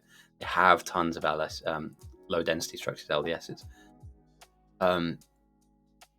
What's going here? Oh, look, one sec. Oh, Carl is saving the day, I guess. Ah, there you go. So there's a bit of a gap, but not so much. And away we go. And the different fuel that you put in it means that you go at different speeds. Rocket fuel later, if you can manage to build it.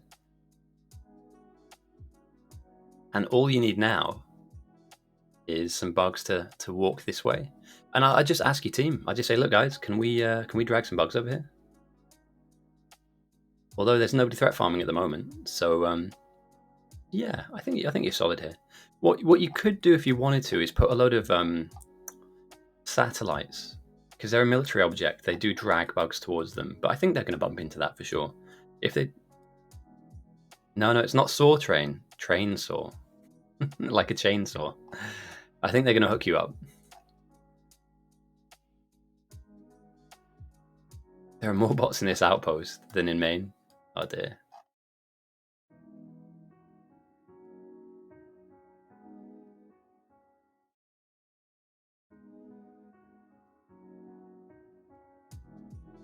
So 8 reactor setup here. That's going to pump out a ton of power.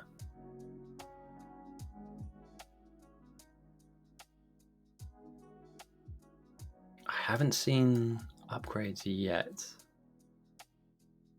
But let's take a look at North. Let's see where they're heading. Prod 2 Speed 2 Automation 3. That's very common, very normal. Nothing too out of the blue. Meanwhile, the South are churning through. Well, they're going for ups in their weapons, which I think is a very good shout, to be honest. I don't think you need to tool belt. It'll be quick to research, but I don't know. Coincidentally as well, somebody's lasers balls here. Just pick this up, my dude. All of your bots are picking up a single wall. You can just hold down right click and just run past this. I think if I was ever to write a book about how like the biggest issues and mistakes I see being made in this server, it's way abusing what bots could do for you. They could be much more efficient if you have people using them in the right way, and I think that's kind of a waste. No hate, but I'd do it differently, is all I'm saying.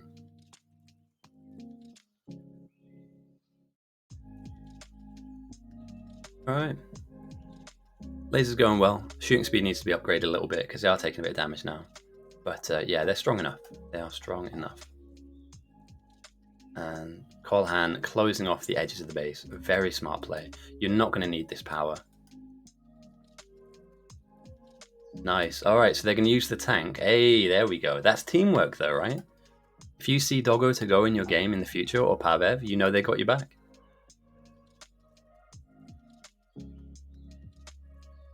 That's teamwork right there. Although the train saw needs to catch up a little bit. Here we go. There it is, the train saw. Just be careful. You don't want to run Pavev over though. That's... No, he died.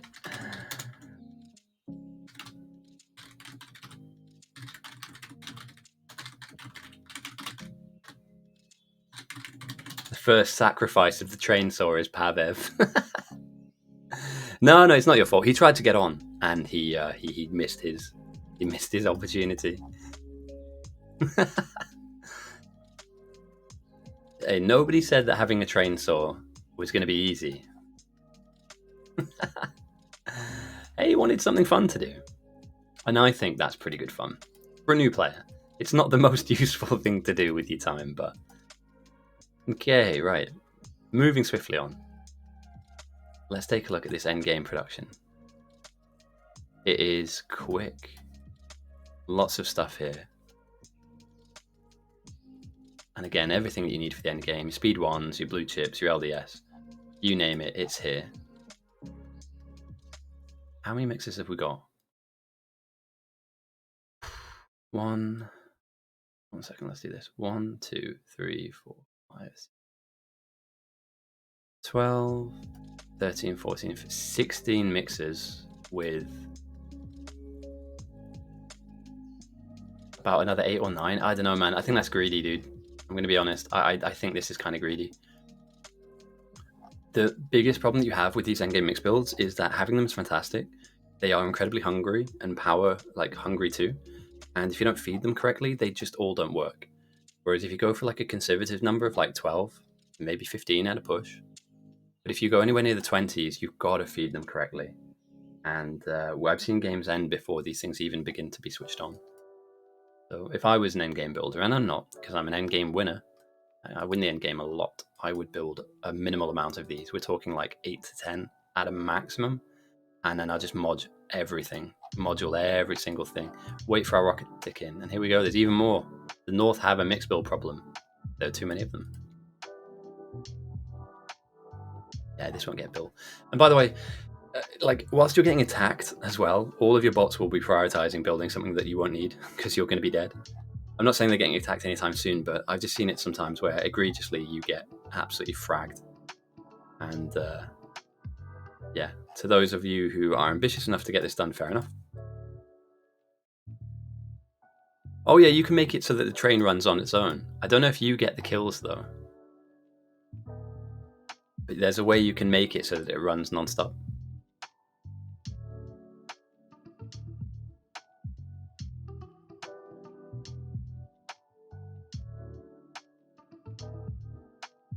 Okay, the nuke is switching on and firing up. Right, it's fired up, all 5 generators. And power is bouncing, but it will climb. Kidding? Boys, what's going on? You're burning nuclear fuel and your nuke's not on. What's going on? Plug it in. Somebody?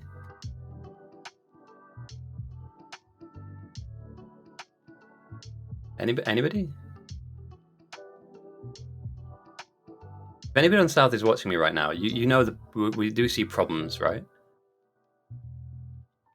That's 900 degree pipe. At the furthest point, it's 962, and you're not putting anything in it? Oh, I mean, I'm not going to say anything, but, you know, I probably should. Probably should say something about that. It's kind of terrible. More mixers down in South as well. I mean, they're just kind of really into their mix builds at the moment. There's nothing wrong with that. But at the same time, Massive Blue wants to come in, Eddie wants to come in, that's fantastic. I'll take a look at the train saw as the mix builds. Although they'll get aggroed into the lasers. I'm quite sure of it.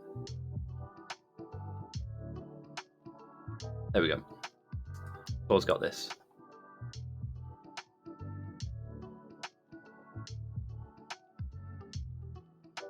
Avev drives the car. The train. Oh, and the bugs get squashed. It's a thing. If you didn't know it's a thing, welcome. This is what a train saw looks like. It's like a chainsaw, but, you know, with a train. And this is what it does.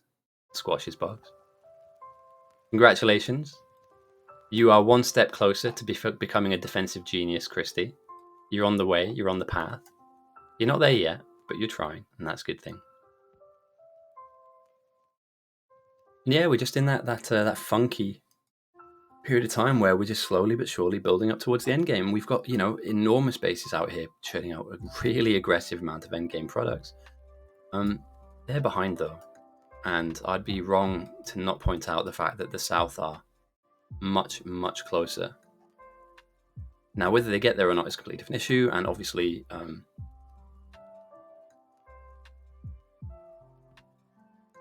you know, needing to put a silo down and sweep all this stuff up, but it's kind of a big deal. This is really good.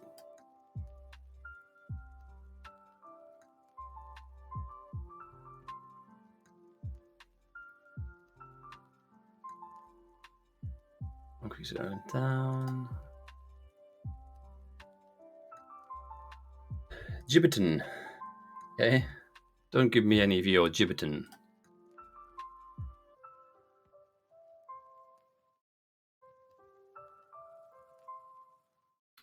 Okay, the lasers are being researched quite nicely. That damage is going to be pretty rough if they can get, obviously, like a line of lasers down, if I can put my teeth back in. I'm glad that they're starting to look at this outer wall here. I mean, you just don't want to be sideswiped. Last thing you want to do, and again, I know I use this too much, but I won't ever not use it whenever it's appropriate. Bugs coming in this direction, the first thing they're going to see is your power, and then the second thing they're going to see is your nuke. And yeah, it's very tasty to them if they can reach it. So a big wall. Bugs coming this way.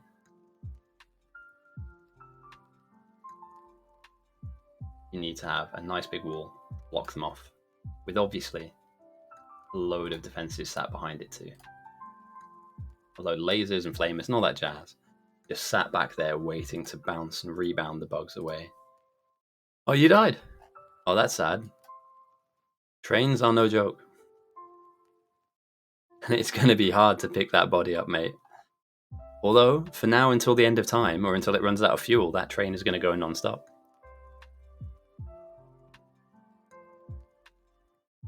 I hope they did. I mean, it really did. It triggered me. So there we go. Yeah. So it was just missing some pumps.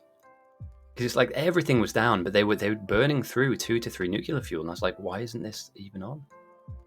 But as this goes, 8 reactors, fully fueled and fully turbined is a fantastic amount of power. More than enough to defend a base this size. If you obviously have like a reasonable amount of lasers. Now, if you have time, you definitely need to obviously research Silo. Yeah, I was going to say bot worker speed might be worth going in. The base is large. I mean, both north and south cover a large amount of distance, but this front line, for instance, is quite vast. Having that bot speed may just give you a cutting edge. In fact, it's not just may, it will give you a cutting edge towards pushing these bugs back. As we can see now, this is what our current defense does. Big wall, fire goes on top of the bugs, and we create like a little kill zone in this area where napalm will sit, and any of the bugs coming through will die. Later on, we're going to need lasers on top of that too, as well as something I saw out here, like a little pattern for the wall, and we'll go through all of that at the end of the like the laser kind of phase, I guess you call it. Oh my voice is going, boys. 2 games in one day. Don't worry, I don't take it personally. You're making me do this. So what do I like about the North? Well, they've got a lot of mixed builds. They have ambition, to put a lot of these mixed builds down. The Bobs, the Bobs are always reliable. Jumbo, Billy Bob, Just Bob. We do have a lot of Bobs, don't we? Actually, come to think of it. And these are ready to go. We have 2 patches here ready to be fed into these mixers. I mean, should we count all the mixers in North? It's kind of a bit too much, really, but let's go with this. 1, 2, 3, 4, 5, 6, 7, 8. That's horrible. Why are you doing this? 9, 10, 11, 12, 13, 14, 15, 16, 17, 18, 19, 20, 21, 22, 23, 24, 25, 26, 27, 29, 32 mixed builds. With more on the way. I hate this. I hate this so much. Oh. Does anybody see a problem? I'm going to ask a question to the class. Does anybody see a problem, an inherent problem, with effectively the size of main base? It's bigger. It's actually bigger. Let's just do a compare and contrast, right? I mean, bear with me here. This is a slightly obscure, abstract point to make, but in the blue box, we have the outpost. Should I even put the outpost in? No, let's not do the outpost. In the blue box, we have the mixed builds, right? In this blue box, we have main base. Does anybody see a problem with this? I'll wait a second for your answers. I don't really want to give it away, but I will if we don't have any. I also blame the main builder. As well as no defenses. That's tough, man. 60k minus? Yeah, you'll be able to eat up a rocket, right? So if North get 1 and they send 1 rocket, then yeah, you can eat that up. But like multiple rockets with no walls? Oh, mate, that's tough, man. And no laser upgrades either. Think about that for a second.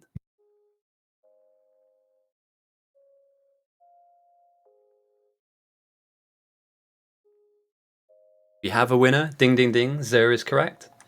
You may as well be doing science. You're not going to feed all this, but you could certainly build yellow and purple much easier than main. If you've managed to swing this far ahead, and obviously you have lots of help here, you need to be providing your team with more than just a rocket, I think. These bases are really cool, and it's nice to see them come up so fast and to be able to build so much. But there should be, I think, a trade-off in there.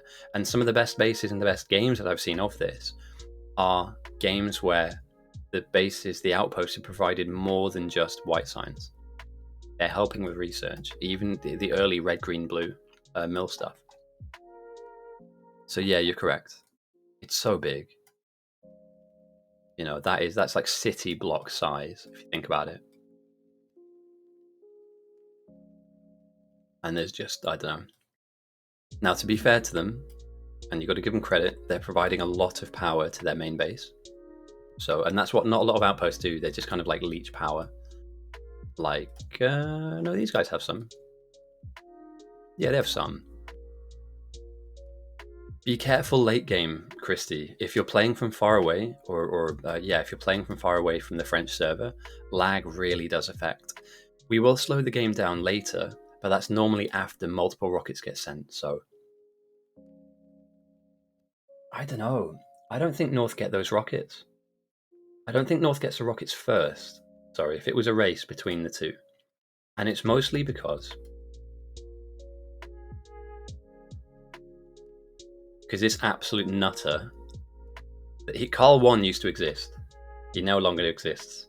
I think he jumped from like 1 to 3. But this absolute mad lad over here is he's got them ready. He's got them absolutely ready for this. And it's not like Carl to miss a beat when it comes to outposting. So yes, I agree, this is they have the potential. Let's say in a perfect world everything is built and everything is fully running. This works better. If the lag is really bad, mate, it might just be worth watching for now. The game will get, laggier over time, so you're only gonna be really frustrated with this. Normally, games like this go on for at least another 2 hours, 2 and a bit. So, if it's annoying now, it's only gonna get worse later. And there's no way we can drop the game speed really deep into like half speed or anything. So, yeah, just food for thought. Play on, obviously, but if it is really annoying, try and do something else, or maybe take a break. Yeah, I'm just... The question is, how much of this is working? Is it really taking stuff in? I mean, these are the speeds that they've managed to make. It's not a lot. These things have been down for a while. We're talking about more than an hour. These things have been down, and these are the speeds that have been produced. Coincidentally, 2K, 500, 3K. Nah, I'm sorry, man. South have to really get this wrong to not hit that rocket first. Now they might not be able to build as many, but if they keep going at this speed, I mean, look where we're at here. Carl's not fucking about.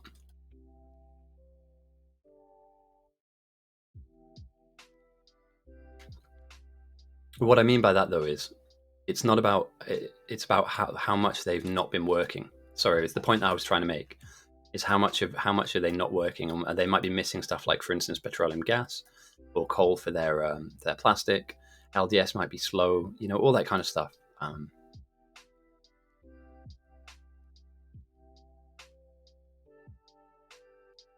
Let's be honest, though. Let's be honest. You have 73,000 minus threat. Now, here's my question to all of you. How many rockets does it take for this to become positive? I'm not worried about the evolution. I'm not worried about it being, 90 or even 100. I think 2 rockets. Oh shit, no, we're on ITYTD. My bad, sorry. I'm thinking piece of cake here. Yeah, 3. Backpacks. What do you mean?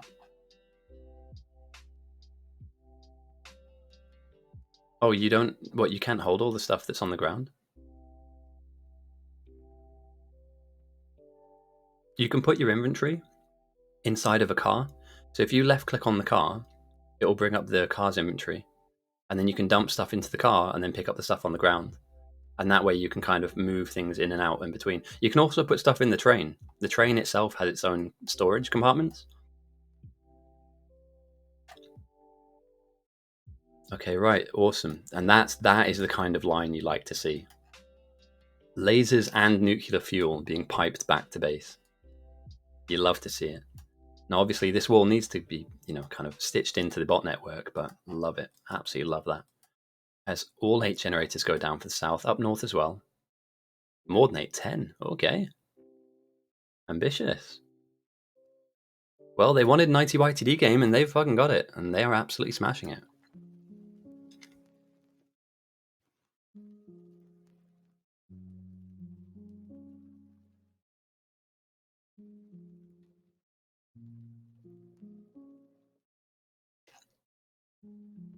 This is just gluttony, isn't it?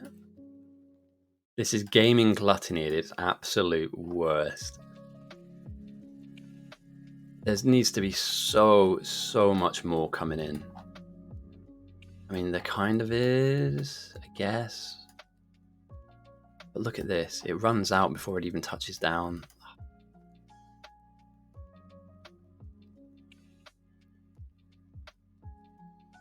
Yeah. We see this every week. We need to come up with a name for this. The 40 tile wild compressor. Yeah, that's my belt after Thanksgiving dinner. It's wide. Trying to keep everything under control. I know they do. They've got one down here. Oh, I saw one down here. Though this base has been smashed up a little bit. No, we need to come up with a phrase for this, so that when we see this, we can kind of coin a phrase, coin a term. I mean, we've had oven soup so far this stream, and I really like that sound. So, yeah, we need to come up with a phrase of this, you know.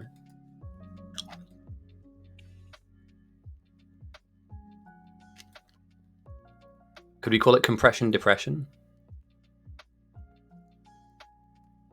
Oh, Walross. Walross. What is going on?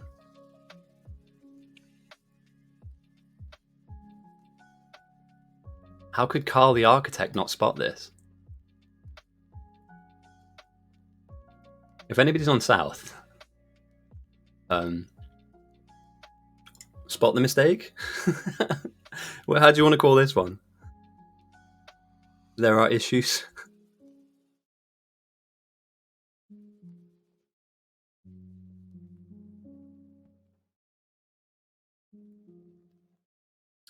There are issues, actually. Where is your plastic at? What? Hang on. No, you've not done this wrong, have you? Am I dreaming? Where's your oil production? You've not balanced this incorrectly, have you? Ah, stream snipers. There we go. And we found the stream sniper, boys. Literally 30 seconds after I point it out, they fix it. Never mind. I'm more worried about their petroleum. Oh, adverts, please. I'm not buying your cheap sofas. Shame. Shame. Yeah, it is what it is. All right, space music I'm kind of done for now. Let's try and get something else on. Let's pick up the pace a bit, you know. We're getting into the end game now. Well, no, we're not. We're not getting anywhere near the end game. Here we go. This is... Oh, funk music. Yes, please.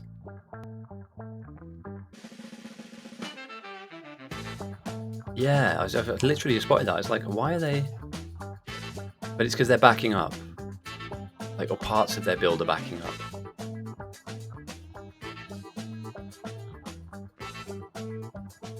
One second. Where are you at, Christy?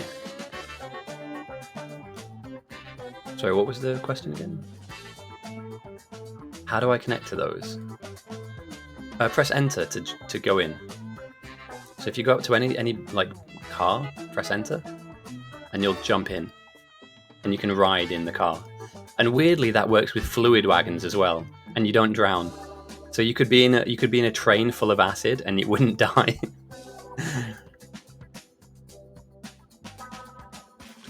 Oh, V or G. They're disconnected. Yeah, I see. V or G, our chat is suggesting.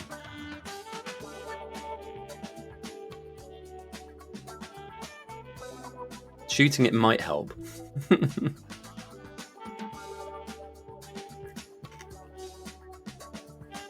Yeah, they look good. We have a very crispy wall setup here. Research is really coming in handy.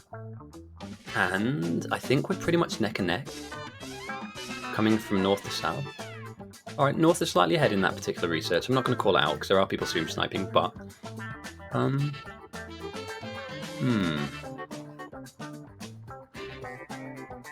Okay, and there we go. That's a decent speed. 2 hours and 30 minutes. 38, sorry. Decent speed to start looking at this, but then there are other elements to a rocket, right? You need fuel. And you need a lot of fuel. You need RCUs. And you need chested RCUs as well, which obviously you'd love to see. Beyond that, you're going to need a satellite, which you can hand feed a single building for. You don't need to kind of waste a lot of time making a full production for it. And then you need LDSs. You need your 4 prod 3s into the silo as well. And obviously it being beacon makes life so much easier and so much nicer for you. There's a lot here as well. We have multiple rockets here. Surely. Surely you can't be serious. I am serious, and don't call me Shirley. Again, and Beacon 2 would really speed this up. So, like, do I run another prediction? What do we think? What do we think? Multiple rockets. Surely 2 to 3 break the North into a positive number. And again, once the positive number's broken into, we have to look at what's going to push the bugs back. Lasers aren't really fully, they're not even close to upgraded. They're just basic. We have Christy, if you can hear me, mate, you are the only defensive setup in your team's entire map. Your train is the only thing here defending North. And I'm not just saying that as a joke. When the bugs come, that train needs to be on. The entirety of the North, its fate is in your hands. If that train can go fast and round and round and obviously round and round and round and round, you genuinely might have a defensive strategy here. Imagine it. It's his 3rd game.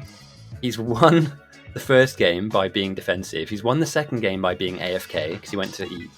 And now our hero of today's story, Christy, has built the train sword that might actually save the North. I don't know if he will or not, but I'm going to go with that storyline. I'm going to go with that thread. Bring...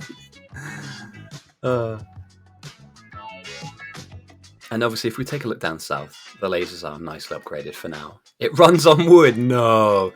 Dude, get some coal. Please get some coal, mate. Wood is not the right fuel. Go to, see down here by you've got grenade production down here. Just to your southwest, there are boxes of coal. This is the basic fuel you want. You'll go a lot quicker if you grab and then put coal into each of these engines. So all of the red locomotion engines, put coal into them. Yeah, wood is not the way to go. I mean, it will work, but it burns down very quickly. And you want to go fast. You want to go really fast. Yeah, I know.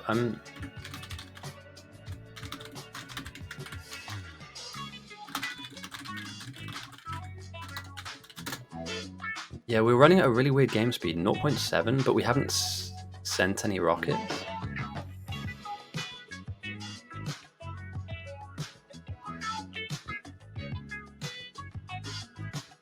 Should I take a vote?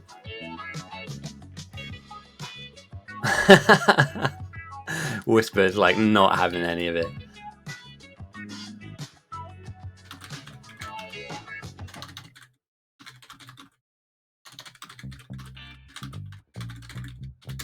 Because sometimes the game speeds drop because people are having problems, but we're not really into that late game yet. And the only reason I can imagine it being lowered is because Neuro's having issues. Or one of the other admins is having... Oh wow, all the admins are here.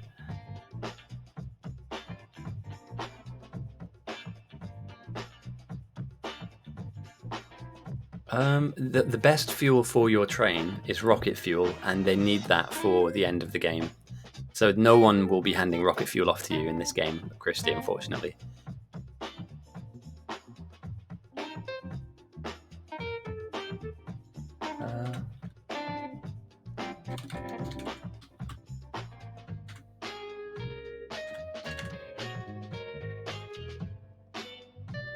Oh yeah, it's .c, isn't it?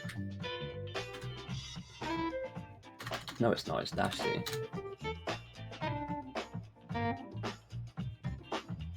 Rocket fuel, you need light oil, and you'll need chemical plants.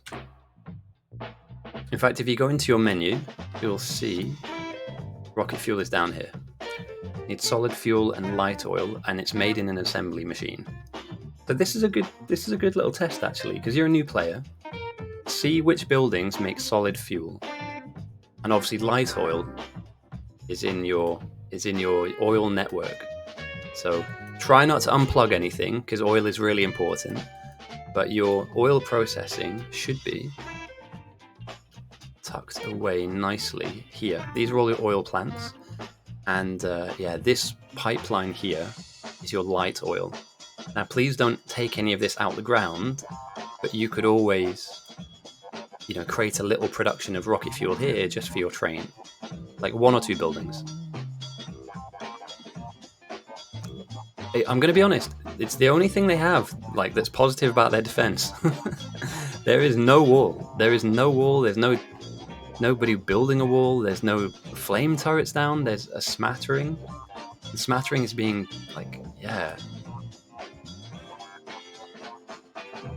it's being generous. If I'm being honest. Of laser turrets, sorry.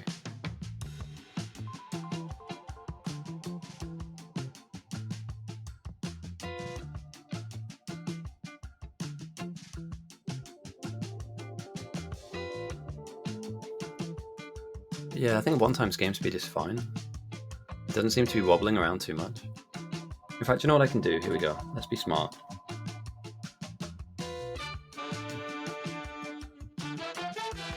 There we go. Take a little bit, take 5% off. The reason sometimes the server lags is mass blueprinting, and this is mass blueprints.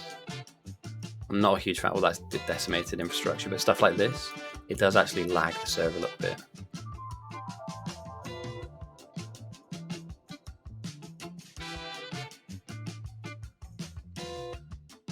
So yeah, we're nearing the end of the game. I would like to see who gets to rockets first. I believe it's South.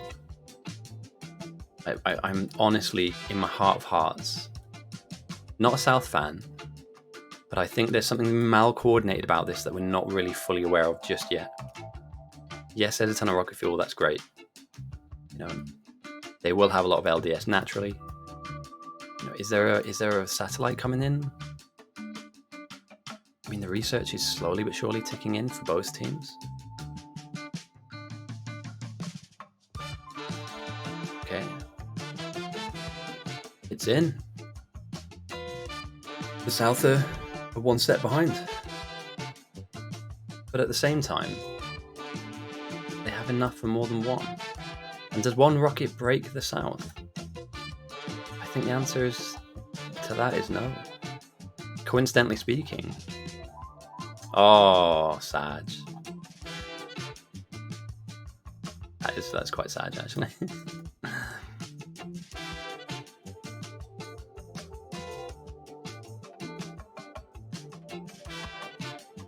Oh man, okay, so it's now down to defenses, right?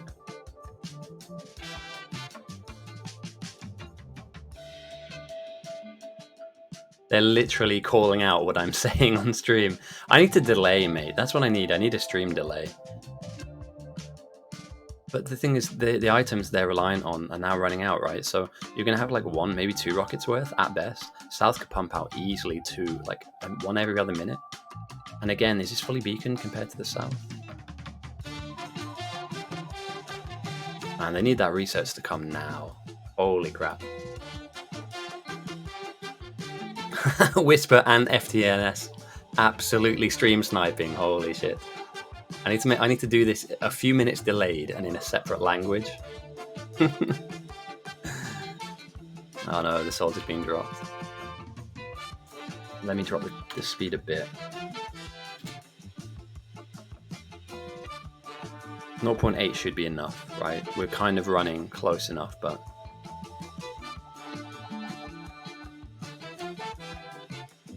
I mean, you don't have amazing defenses here either. Drop the speed just to trigger Whisper. I mean, I like what I see. You're not going to absorb... In areas, you will absorb pressure, obviously, but there are areas of this defense I would be genuinely worried about. It's thin at best, anemic in areas, non-existent in some, and, you know, if multiple rockets get sent down, I'd be worried a little bit. Now, again, 25% a single rocket goes on ITU ITD, you're not going to go above 100, 120% on 2 to 3 rockets. But, and this is a really big but, can anybody answer the question, simple question, where is North's defense? Like, where are the walls? Even if you put the wall blueprint down now, where, like, it's going to take years. Like, the bots will take an age to wall this off. So this is all you have, is your defensive setup. You have minus 75k, and you're banking on reaching a rocket first, nullifying your need for defenses. And as we see the silo close, I did miss the first rocket launch, and I do apologise. But 1k goes up to North. North have, you know, effectively launched the first. And are we missing anything here? Other than the silo? They can't still be researching it, right? Going for exoskeleton? You're doing all of that over energy weapons? Oh, I'd be kind of upset, boys. I'd be kind of upset.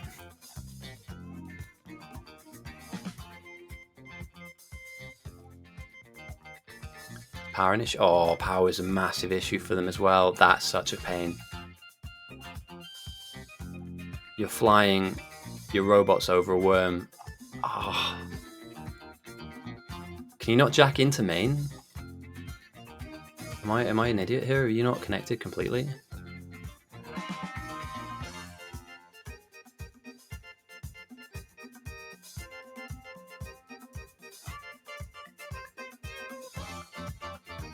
Oh, they are? No, they're not. They should be. Now, okay, right, they've righted it. There must have been a poll that went up, but yeah, I thought I was worried there for a second. I was like, you've got all of this stuff, and then you're just disconnecting.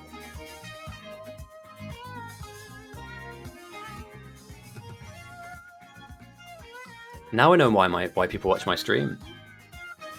It's because you're stream sniping, you cheap fucks.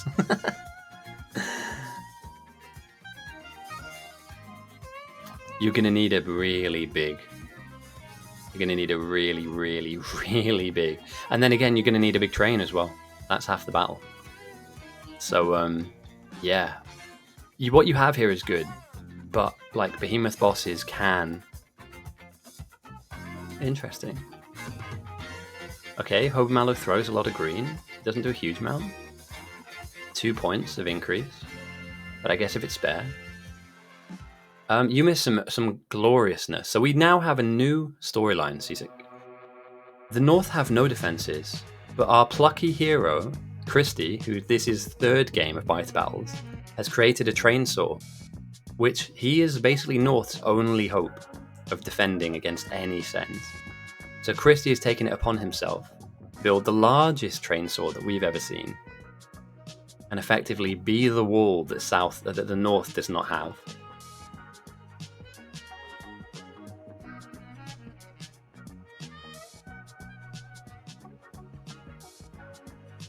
And yeah, we're waiting. Like, North have sent one rocket up. There is 1k, and they are now 65 out of 100 towards rocket number 2.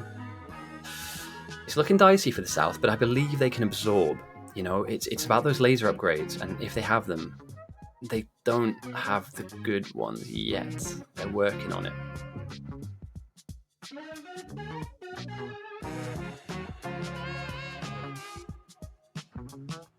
Yeah, I'm worried about this.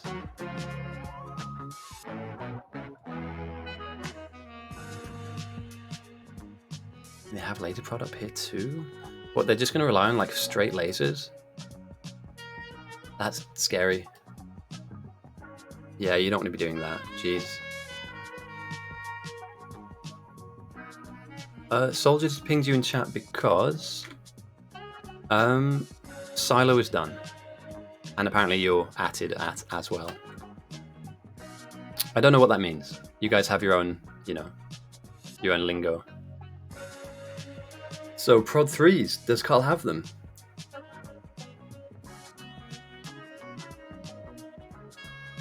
The mixer in North's main is... I mean... yeah, but... the rails are all the same height. The rails are all the same height.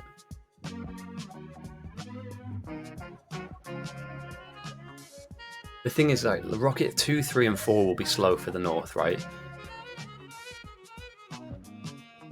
Oh no, they're not the same height. It's fine though. A bend in the rail is not a bad thing.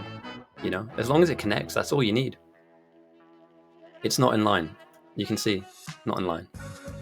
But you can curve it up to meet. It's not aligned at all.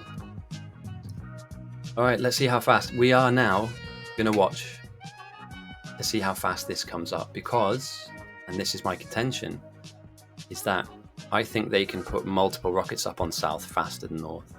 And all you've got to do is get the threat number positive. That's all you have to do. They've threat farmed to minus 75k. They've stopped. They've built no defenses. We're in a game where a team has built no defenses. Not some, not partial, not basic. I mean, not even gun turrets. Nothing. And lasers alone will not save your skin.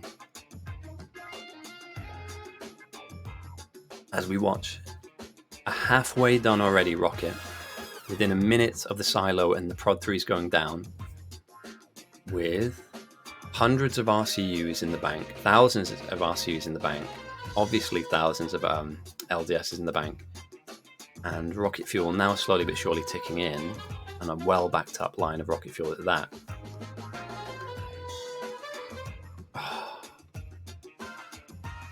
I might swap the music out a little bit. Let's get some drum and bass on. We're coming into a final kind of run here. We're not miles away from watching what happens near the end. So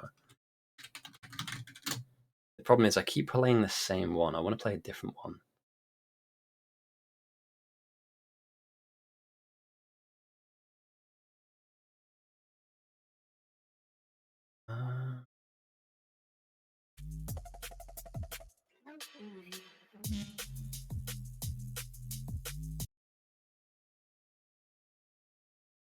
So one's gone up. Here it is. Right, okay, now we need to time this. This is the most important part of this. We need to time to see how long it takes between Rocket 1 going up and Rocket 2. That's the most important part, the reason why we're focusing on this right now. Because we need to see how long it takes. I don't think it's going to be much time in between. Yeah, I don't think it's going to be much time at all. And again, you need one of these bad boys in there too.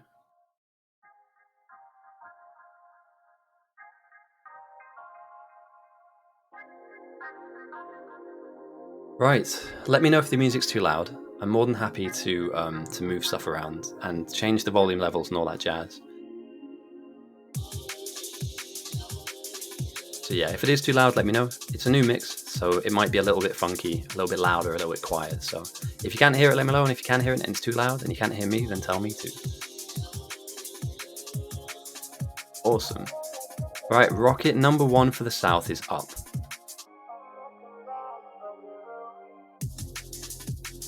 As it climbs into the sky.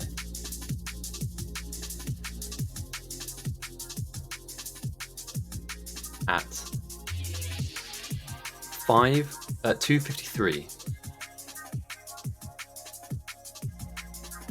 That's what I'm talking about. That's what I mean. The North will get one every now and again. But I believe the South will have one every 2 minutes, I believe, a fully beaconed rocket silo. A fully fed and fully beaconed rocket silo. And this is a slight problem, because you're now not feeding it as fast. But that's not a big deal. Well, no, actually, that is kind of a big deal. You don't need these here. And that's another picker that isn't grabbing. We're almost already at the halfway mark now. So it's been less than a minute since the rocket went up, and we're back at 50 out of 100 rocket parts. So we're really seeing like a race now. This is an arms race. And again, North have no defenses. The red belter mindset. Yeah, that's very true. All right, 73, 75.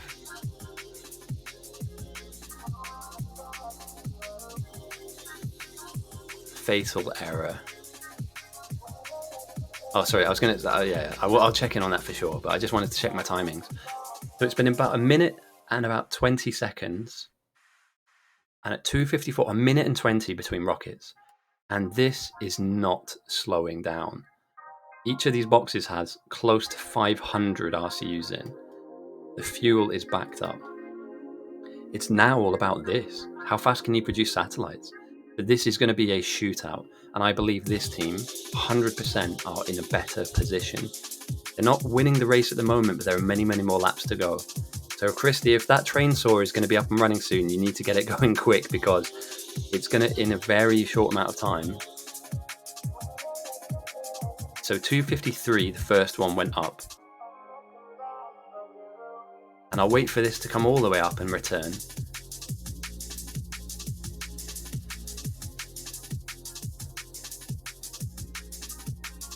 That's a minute between rockets. A minute. So just to be clear to anybody watching, in 6 more minutes time, if it goes this way, and I believe they have enough to continue building, in 6 minutes time, they will have 8K white signs at the 3-hour mark. And that's nuts. The timing for that is incredible. Now again, the North can produce a lot, but the South have already built more rockets. And are now overtaken. So 31 out of 100. Where are we at? Let's make sure I can zoom in on this.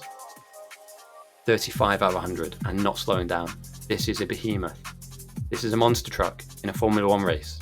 It's just running everyone over. It's squashing all of its competition. There is no let up here. There is no flaw in the build. Everything is well buffered. Everything is well supported. Nothing is slow. Christy, mate, you've got a job on your hands. You have a job on your hands. Miko, thank you for the follow. I really appreciate it. I hope you're enjoying the stream. I hope you're having a good weekend. It's a Killdozer in a kids go-kart tournament. Not wrong. And Christy is the only defensive hope of this entire game. A player with 3 games under their belt and arguably 3 wins. Sorry, 2 wins, and this is his 3rd game.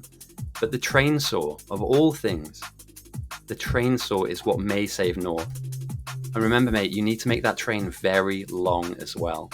So you need to add some extra carriages to it. But yeah, they can definitely down. They can definitely down really, really big bugs. As we can see, rocket number 3 at the 2:55 mark. So this is taking a little bit longer to build. But that could just be because of in-game timing. But that's 3 rockets in less than 5 minutes. That's frightening. Absolutely frightening. Now we're on the easiest. We're on the absolute easiest game mode. So sending 1,000 white signs in a harder game mode will do more, but again, and I say this for the billionth time, North have no defense. They have none. They are naked, literally naked. They're building at frightening speed, and they have loads of mixed builds too, but their dingle-danglies are out in front of everyone ready to be kicked. And I believe that a nice amount of signs being sent, I pull out my MS Paint tools for everyone to see. As you can see, across the top of the screen here, the bugs will come from every angle and smash into your base.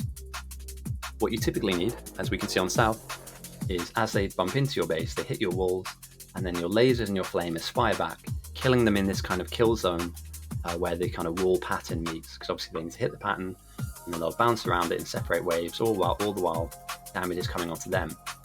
The North have opted for a different strategy, a more au naturel strategy, where defense is not important to us. It's a very. Do we call this the French defense? No, that's actually hating on French people. I love French people. Enchanté, mon chéri. And again, the 3rd rocket isn't coming anytime soon. 59 out of 100 for the North. and for the south. And I will move around as well, to other parts of the map too.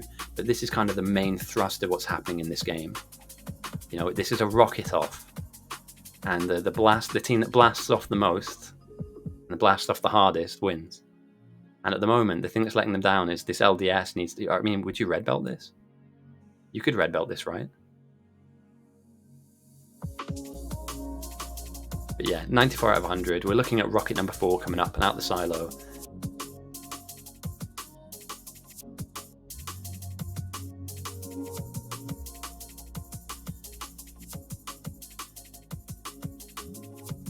And yeah, number 4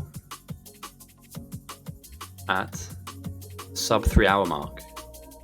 Again, I'd say maybe 1 minute 40 seconds per rocket. And the game is running at a 0.7 speed so that everyone can stay in the game that isn't dropped. So in real terms, in real time, if this is going at full speed, these would actually be coming in a minute's time each time rather than 2 or 3 in our time. But good job, South, man. Holy crap, that's a good job. There are 19 players against 18. The teams have stayed at a really healthy amount of players throughout the entirety of this. And we are not long for a finish to this game. As, another round of Space Science comes in for the South. Now, there are some scary things to contend with. But, like for instance, the edges of your base need to be fully defended, right? You can't have any weak sides.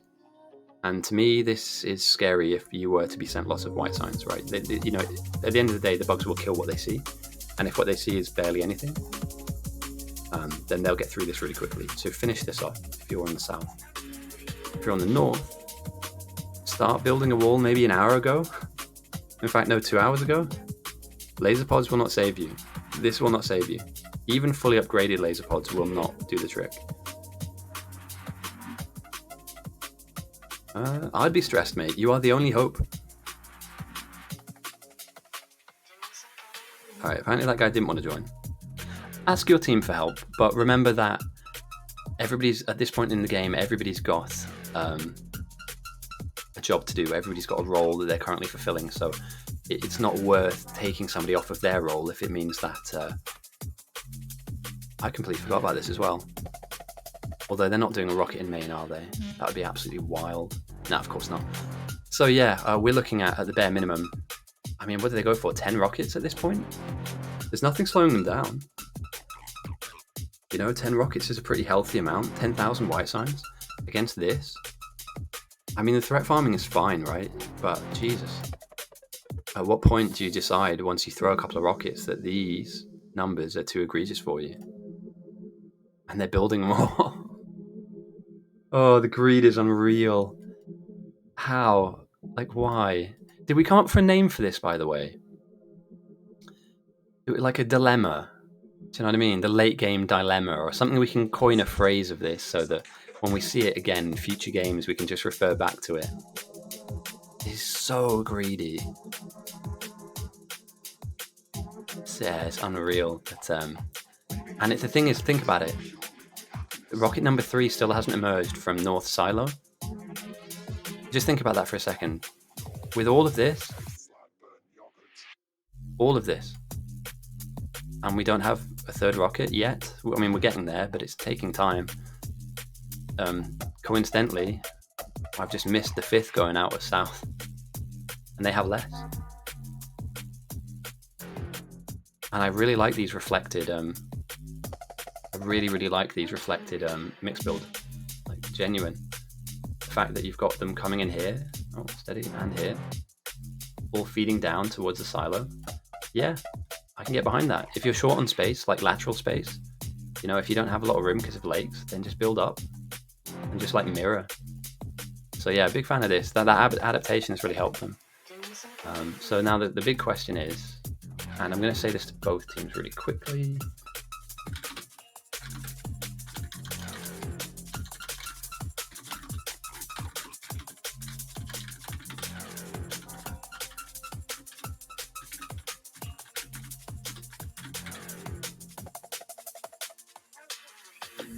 So I like to kind of preload game speed just before like they send 10k or 12k or whatever white side they throw. because it can lag people out of the game, and effectively it can throw people with terrible computers out of the game that could be defending. So, yeah. Did this even start working? Beams. Oh, you need iron. Sorry, steel. You have probably got buffered steel somewhere. No, you don't. Steel's something you really need a lot of, actually, and you're not making a lot of it. And the train claims another life. Dog goes down.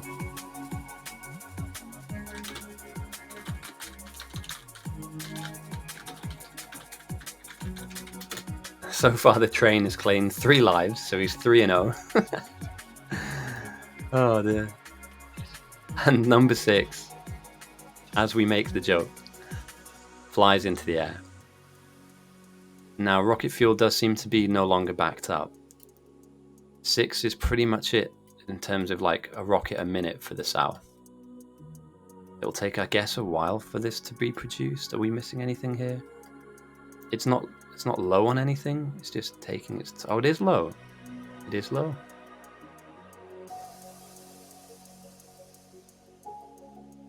Why? Solid fuel is a real letdown for them, it looks like. But no, come on, bro. Look, there's 1,500 in a box here. You can grab that and hand feed this, right? 1,500 here. 300 there. Surely you can just grab this, the stacks of these, and then just hand feed all of these assemblers. Like, you're not making anything here. It's just a suggestion, but you know, like this rocket fuel is slowing you down a lot now. Rune Boggler sent 3k. 3k white side, and they're in the positive. Jesus. We'll go down to 0.7. And let's take a look at what that's done for the north. I think this is game. Oh no, they sent 9k. Got you. Sent 9. 6 from DDFGH, which is Pitta, and 3k from Rune Boggler.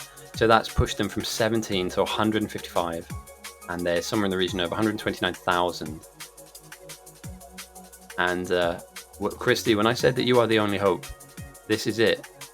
If you can't kill 129,000 bugs with this train, firstly, if you do it, you will go down in history as being an absolute legend. That's number 1. Number 2, this is the end of the game. For anybody that isn't aware, you need to get that train driving, mate, because those bugs are spawning right now and they're coming for you. And we're talking about big, big, big bugs. So that is GG's in my mind. A base with no defense. Some now, finally, but let's be honest. Behemoths walk through this. And all the while as well, the North will continue to build rockets. So yeah, the South have launched 3 so far, closing in on a 4th. But Hobmala taps out. Doesn't want any more. And all we have to do now is wait. These blue shell bugs are big. The green bugs are our behemoth biters. There will be bugs as well with health bars above their head, and they are bosses effectively.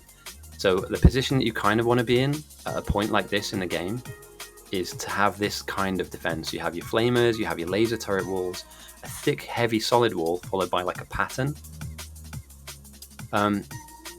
This is acceptable to a point in the late game. You know, this will be serviceable. It works. You know, you need flamers behind that, but it kind of will do stuff. At the moment, we're just waiting for the first pack of red bugs to show. And yeah, boys, that's pretty much GG. There's only one silo. There is a silo in Maine, obviously, but the only rocket silo I can find is this in the north. So they've been launching rockets very slowly, and here we go. Oh, Christy, get away. Get away! Oh, the train doesn't even get turned on. And the bosses just walk right past the train, so that's tragic. And again, they're killing the track as well. Hey, that's absolute wounding. And now we can see the behemoths are just going to start crashing in to an undefended base. There's only one silo on south, I think. No, I'm wrong. I'm an idiot. I've missed this. That's my bad. That's on me. There are 3 silos. One in main, over here, and then Carl's one as well. So yeah, my bad on not picking up on that. I was just kind of really locked into how fast they were producing. But that's a fantastic output though. 2 really strong outposts, both going for mixers. But again, look how many mixers. Not that many, right?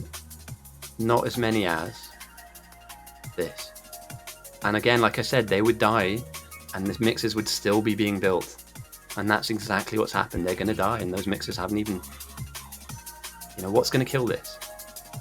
Absolutely nothing. Everybody in tanks. And these bosses untouched literally are just now flooding towards the main objective, which is the silo over here. You can, as much as you like, throw down a load of lasers that are relatively well upgraded, but there's not a huge amount you can do. These need to have been damaged by now, right? They need to have taken some damage. It's game. Sorry, Lionel. In fact, I can send you to a team.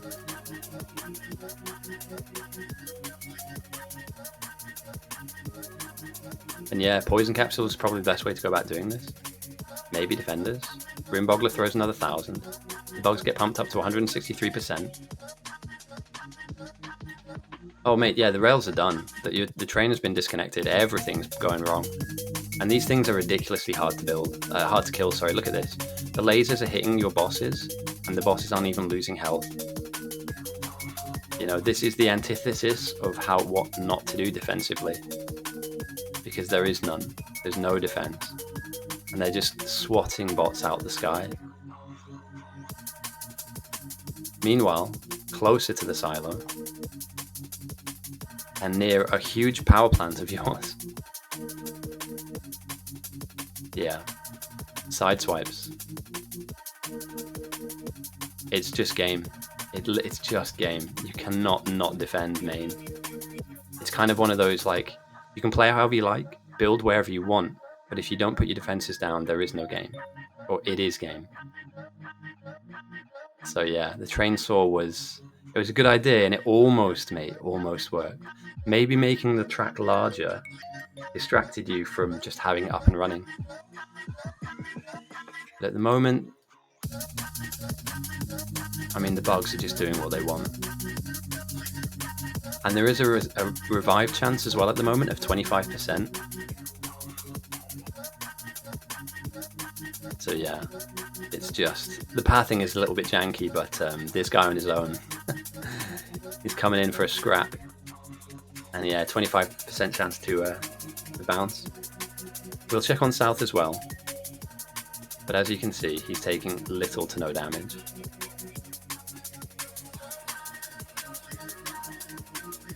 Yeah, I think what we need to do next time, Christy, is when you're in game, we're gonna grab someone like Lower Dark, and we'll get you on his team, and then we'll ask if he can train soul with you. He can show you the way of the train soul, because he's definitely like a bit of an expert at it. But yeah, look at this. He's taking decent damage, but that's a lot. Imagine if there are 5 or 6 of them, or you know, this many of them. It's just horrific. And yeah, it is inevitable.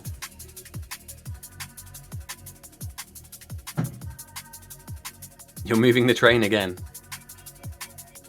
Okay. It's on. It's a bit late though, mate. They are kind of they've kind of passed that point. We needed that train moving about maybe 5 minutes ago. Yeah. You almost need an outpost that is like basically a train saw outpost.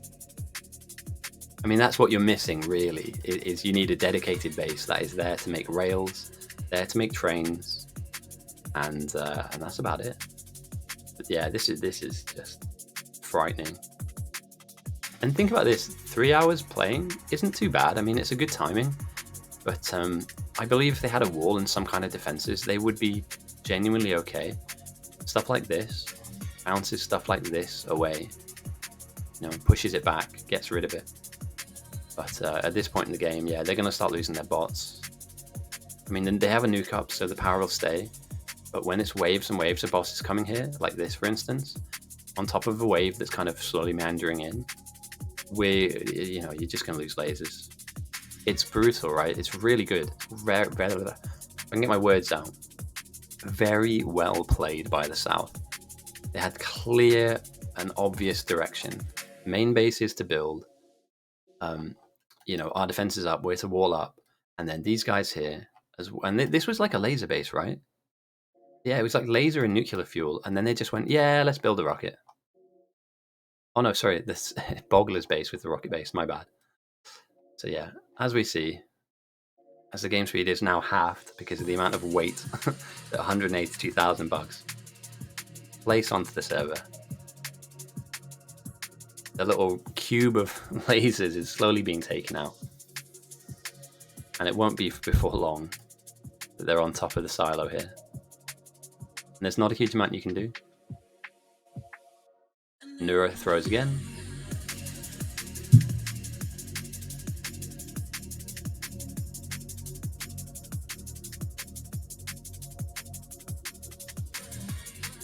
So yeah, thank you for everybody that's been here for either of the two games that we've hosted. What I'll do is I'll put the VOD up, and when I upload the game to YouTube, I will put timestamps to the time where I go away and cook, so that you know to fast forward through that one part of the game if you want to watch this back. And I've learned how to do timestamps recently. They're super easy. Oh, look at the state of that. That is it. Yeah, it's you lose, you don't win every game. You can't win every game, Christy. So you're 2 wins, 1 loss, it looks like. And yeah, next time you get into a game, defenses, man. Not that it's on you, but defenses are so important. You don't want to be in a position where the bugs get to walk straight in. You would never leave the front door of your house. Pitta wasn't in the game, what do you mean? There's no Pitta on the playing list. There's no way you can claim any kind of victory or credit for this. No, absolutely not. Let me see. P. I don't see him. Do you guys see Pitta on South? There'll be an expanded player list at the end. I can check, but I don't know. This guy, DDFGH, has had a really good game, though. He plays almost as if Pitta was in. I think Pitta might be missing the point. Yeah, Carl's kind of a cheat code, isn't he? I hate to give him credit, but he is a cheat code when it comes to these games. You, especially on ITYTD, what you have to remember is that this is what we play the most of.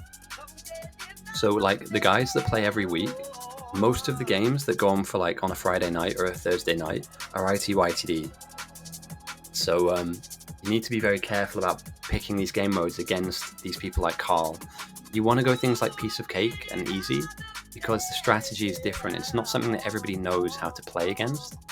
So you don't have time to build rockets so fast. You know, you don't have time to deal with easier bugs.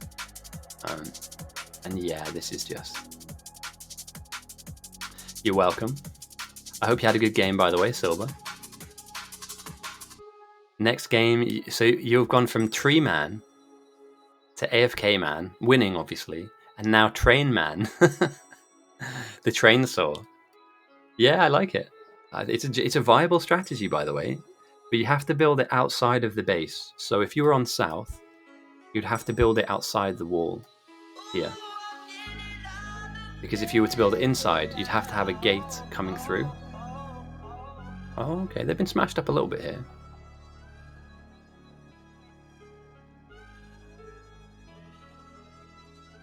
But yeah, these bosses are swarming in.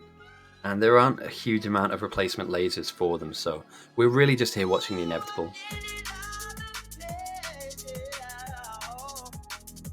At 0.4% speed, because everyone would die. South have managed to rebuff. I did see that they had taken a bit of damage. Where was it? Over here. But this isn't their main defensive effort. This is just like a secondary wall. I believe that if they do get there here, Yeah, I believe when they bump into this, and I'll try and keep tabs on both sides, but I think that these behemoths, or whoever's up here, the mixed pack, dies to this for sure. But the lasers aren't well upgraded though. That's one thing to note. The lasers aren't at that 79% upgrade power, so. And what you have to remember, boys and girls, is that there are more waves backing up behind this. Oh, we've got some nuke nibblers. Alright, Whisper got hit a little bit. Did they go for the nuke? Oh, please go for a generator. Yeah, it's odd that, because you had enough people. You certainly had enough players on your team to have somebody do the wall. That's something that I do. So that's my play style, is I always try and just box off the base to make sure that you've got the chance to get to the late game safely.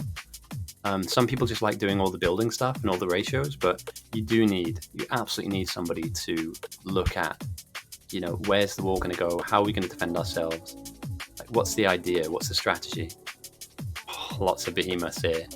I tell you what, it's not going to happen, but if North managed to hold out and the South lose to this, that would be horrible.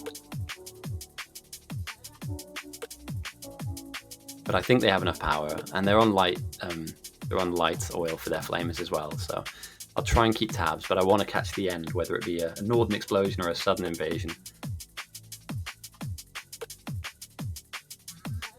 And yeah, we can see like already like a large amount of the lasers here protecting the silo have gone down. So it's not going to take long before they find their way in. And again, yeah, another large wave of behemoths. Like, I think they'll cause problems to the south, but I don't think they're going to get through like this, you know.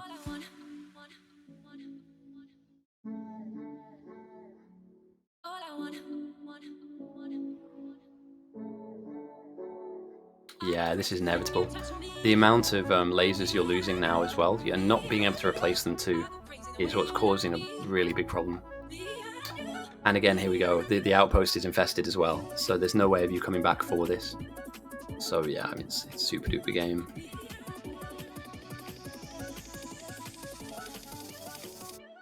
GG's.